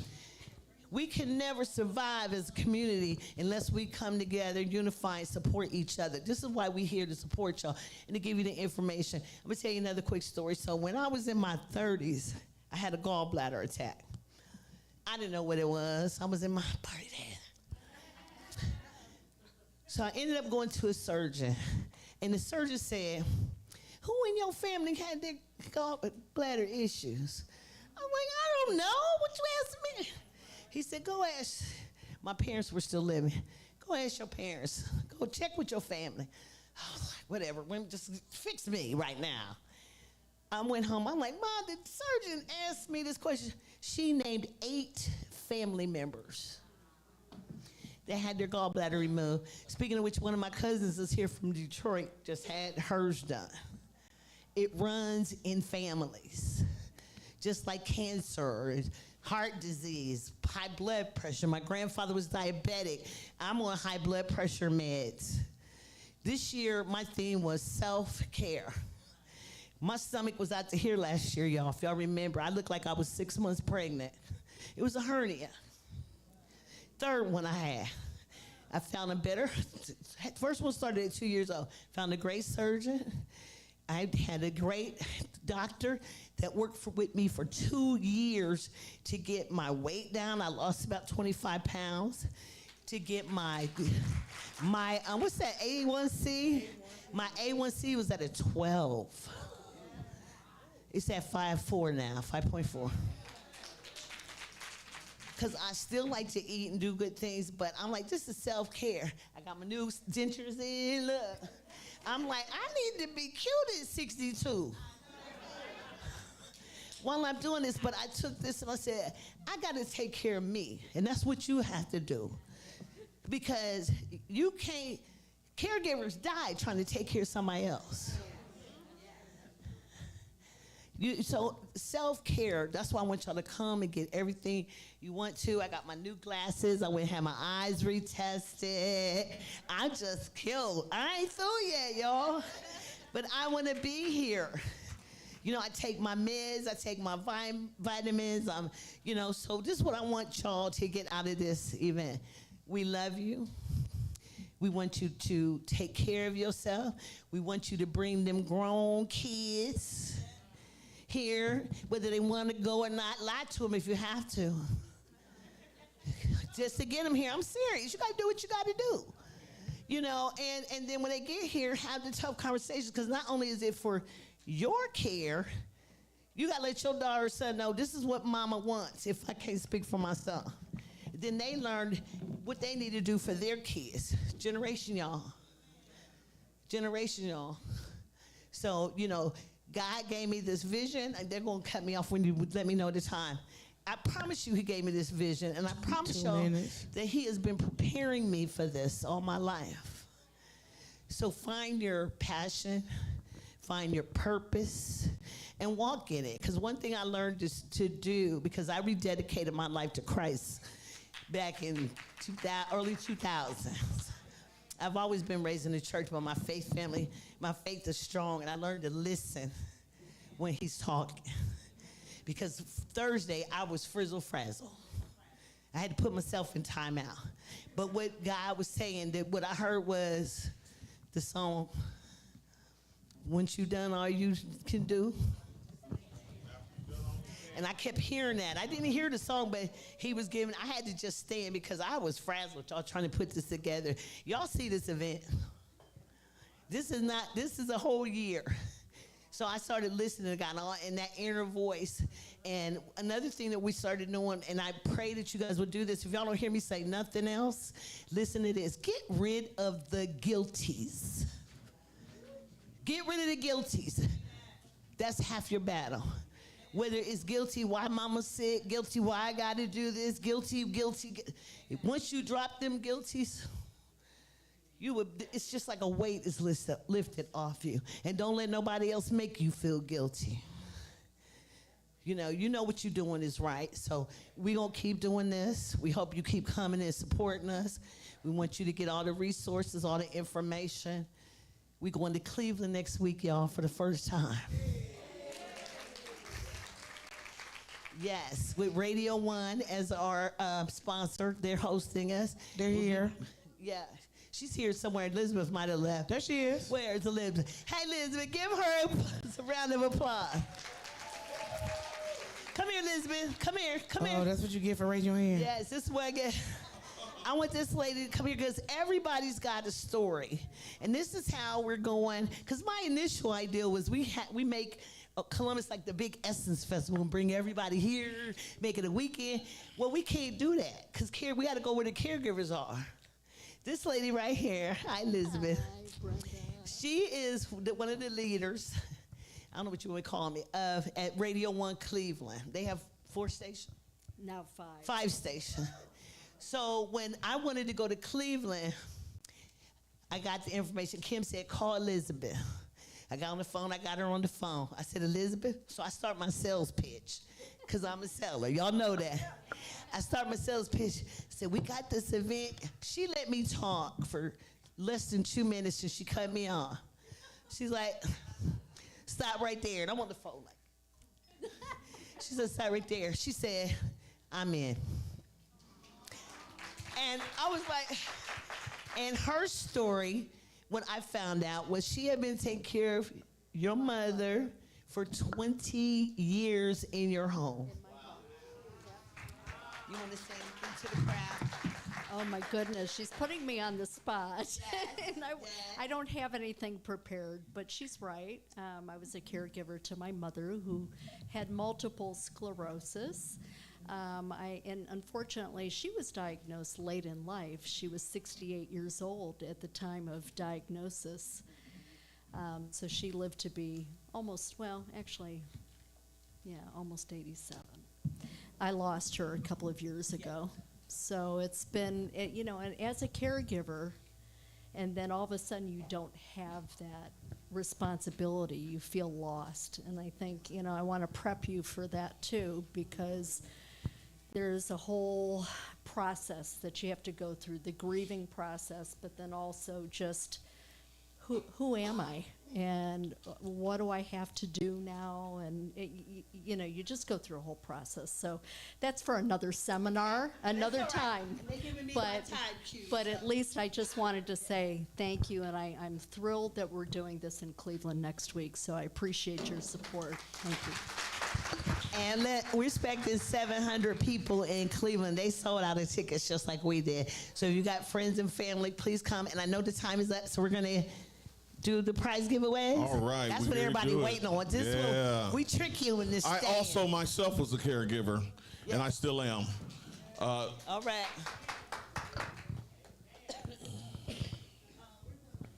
Okay. Well, the first golden ticket for one of the Buckeye dolls.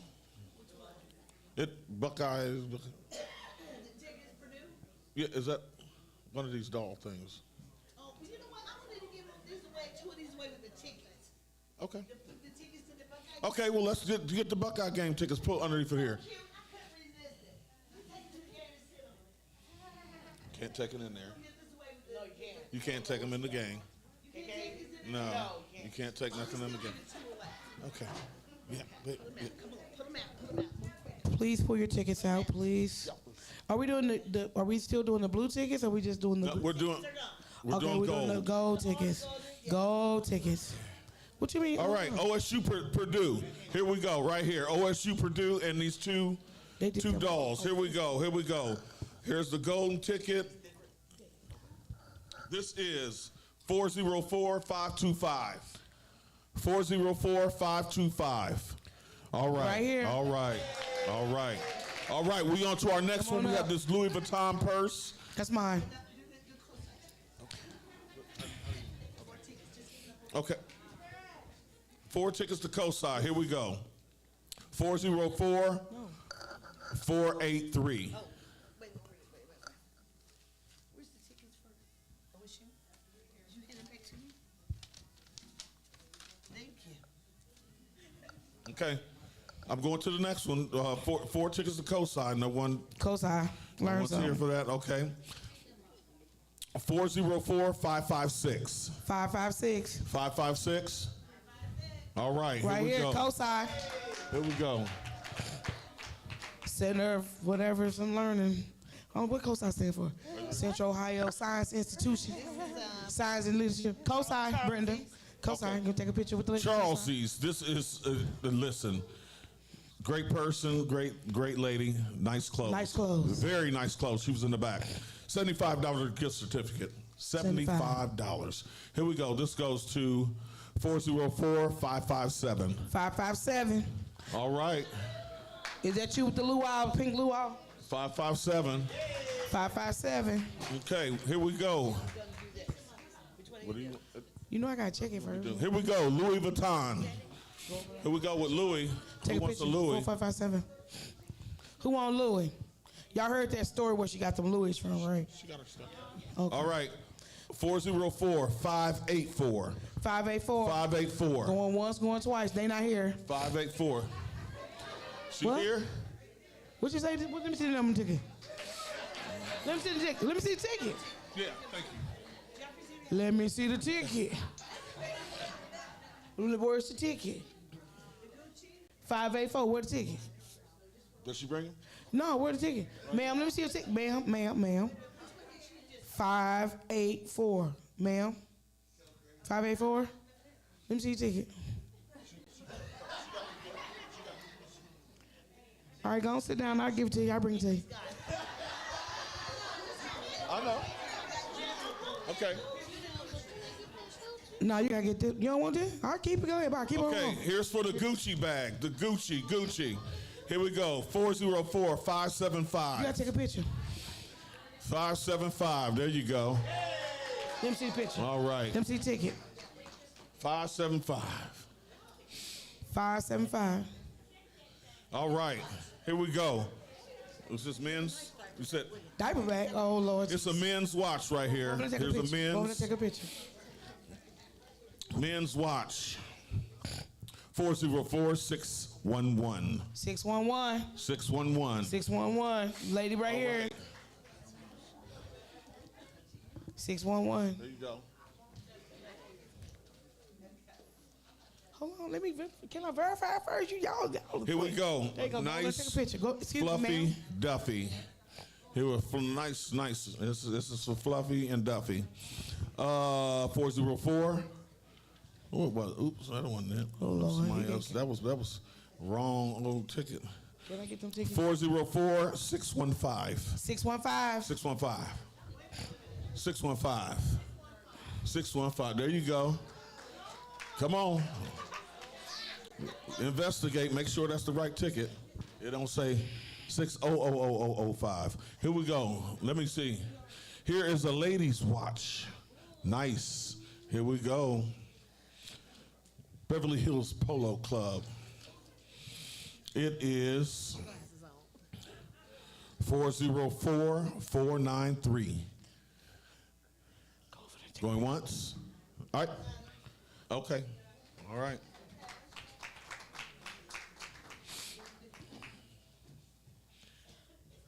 Ann Klein.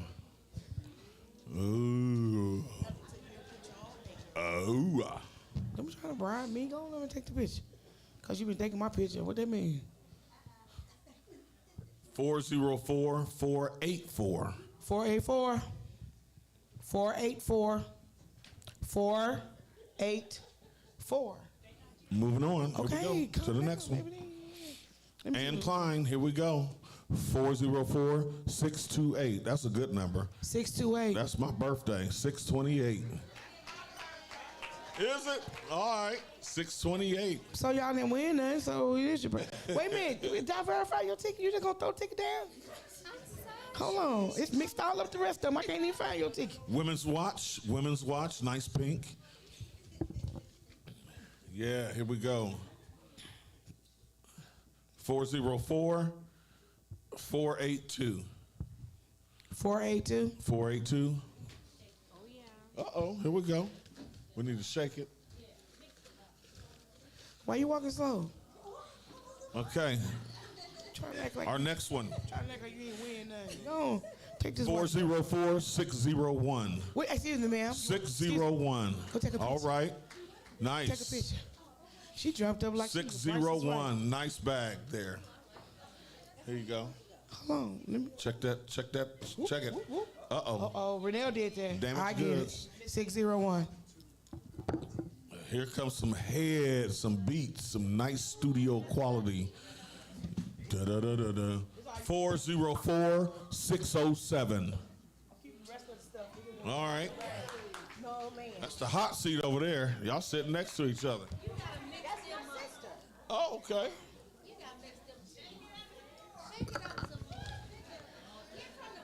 This ain't 6. These some Carlos Santanas. You know Carlos Santana?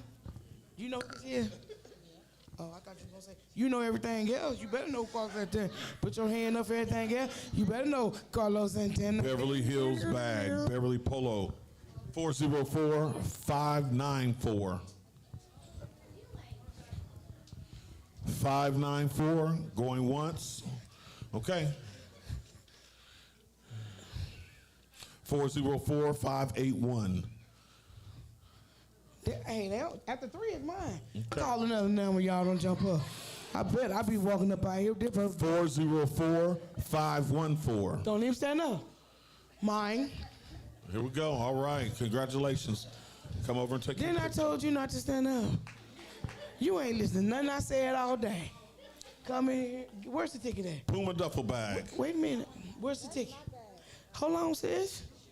You better breathe like your shirt say and relax. Possession is 9/10 of the law. I told that lady that's my bag. And I called 911. Okay, here we go. A Puma bag. Puma. Y'all didn't know the history. Puma and Adidas, they were brothers. But one left and one got mad. That's right. 404-478. 47. Who's there right here? Oh, I like you. You all right. You follow directions. That lady with that other bag didn't follow directions. This is a goodie bag. There's some stuff in it. Yes, ma'am. From Lifetime Fitness. Oh, y'all can have that. I ain't going there. Y'all have all that. Listen. I ain't even gonna touch that. You better touch it.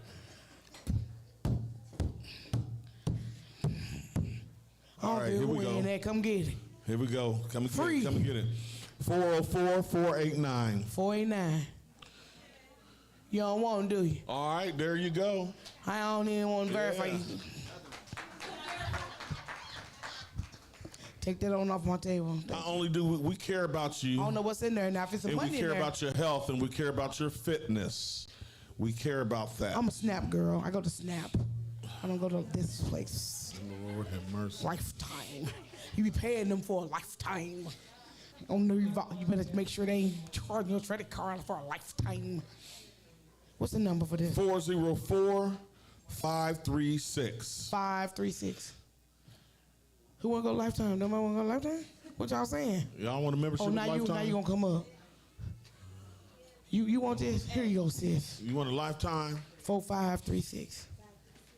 Oh, you got the wrong ticket? You going to make me look at it? Okay, let me look at it.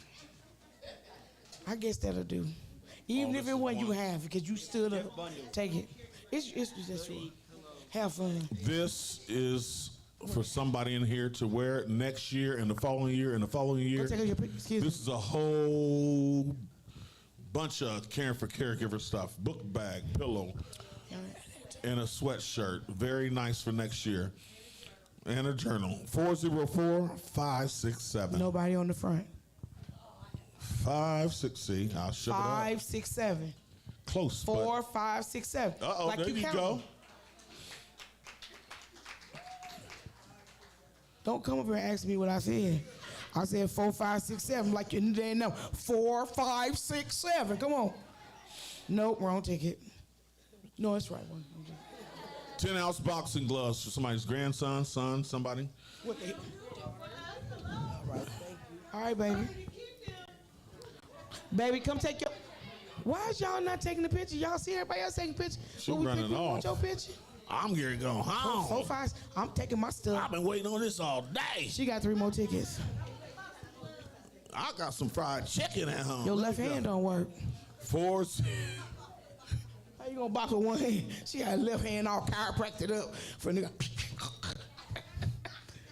All right, 404-490. 490. Who want to hit somebody? They don't want. 490. Don't nobody want to box nobody up?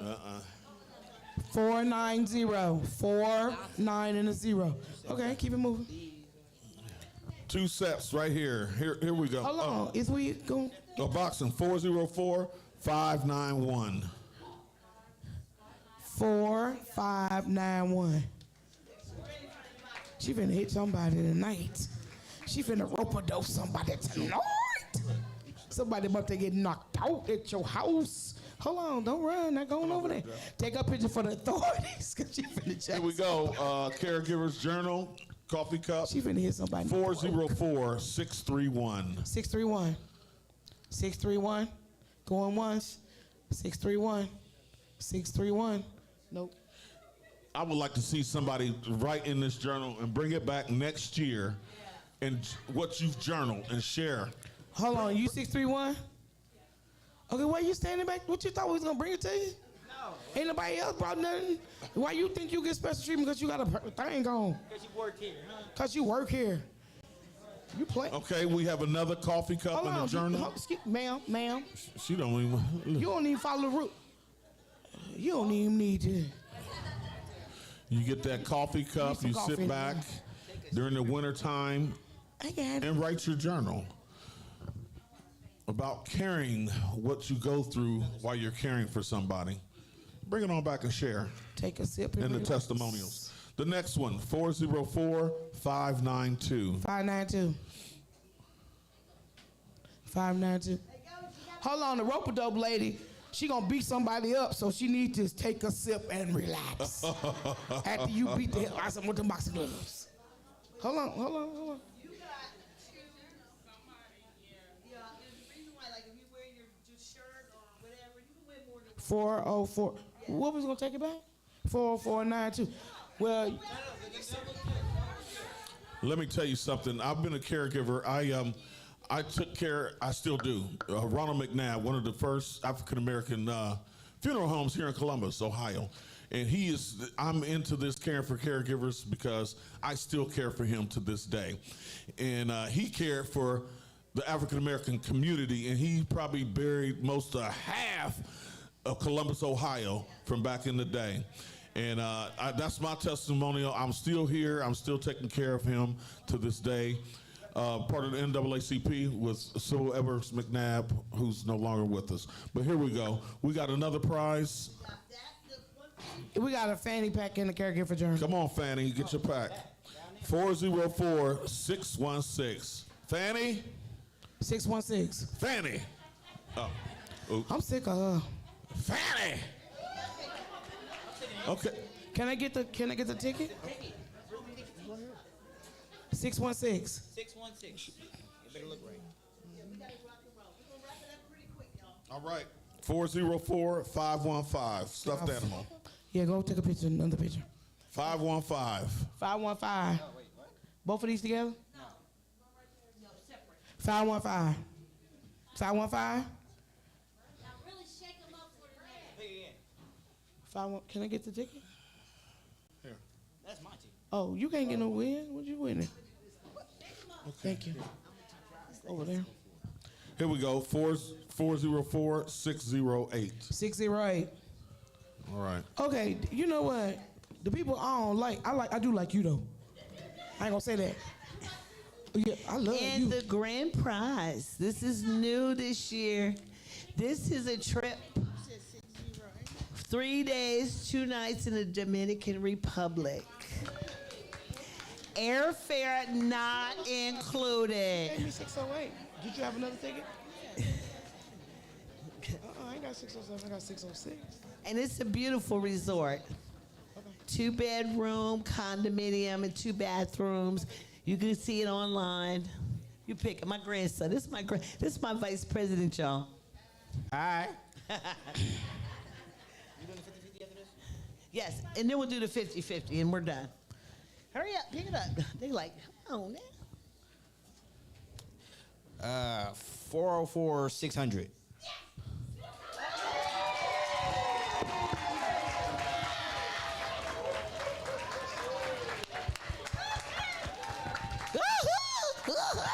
Catch me!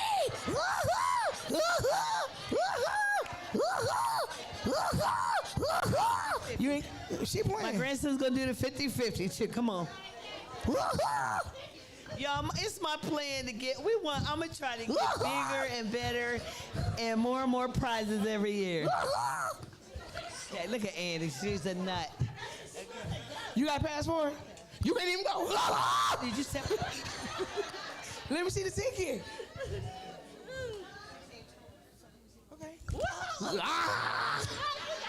Okay, we didn't do that well this year on the collecting the money, so y'all need to get better. We know everybody cash apping, but bring 50, some 50. cash. No. 50-50. You got 50-50 tickets. We collected $68. Was that right? So that means half of that. What's half of that? 34. Somebody gets $34. Last year we did 100 or something. I'm like, pull the tickets. y'all didn't get the 50-50 Pull the tickets. I've been walking around for 2 hours asking y'all if y'all want the 50-50. Half of y'all. Pull the $34 so people can leave. Get up out of here if I can go home. Cause it's all right. The ones that did 50-50, pull a number. Come on, just pull the number. Pull the number, then we'll split it up. So we do the 50-50 every year for all y'all old heads that come every year. Ain't that right, Sharon? Half the room new. Yeah. Half the room is new. Who all new? Raise your hand. Andy, pull the number. Yeah, let me pull the number. Because you ain't getting there. Nah, everybody done walked up here. Trip, Louis Vuitton, Gucci, Woo Babu, Wu Tang. I'm getting all there. I'm tired.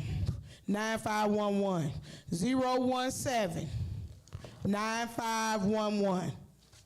We on the blue ticket, baby. We not on the. Blue We on the ticket, 50-50 ticket. 017 9511.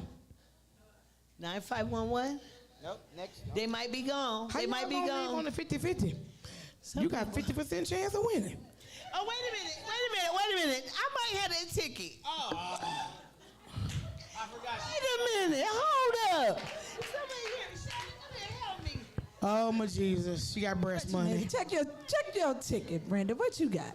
Read your number, Brenda. 017 9511.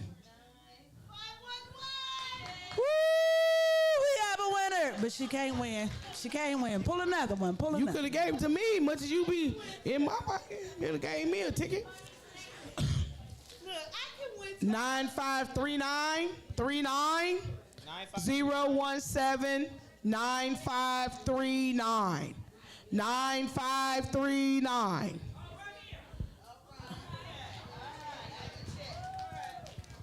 We have a winner, Annie. Why you side-eyeing her? Thank you all for coming. I'm going It's to blow been a out pleasure. this candle. Make sure you And get when we blow out the information. candle, we are officially closed. Thank you.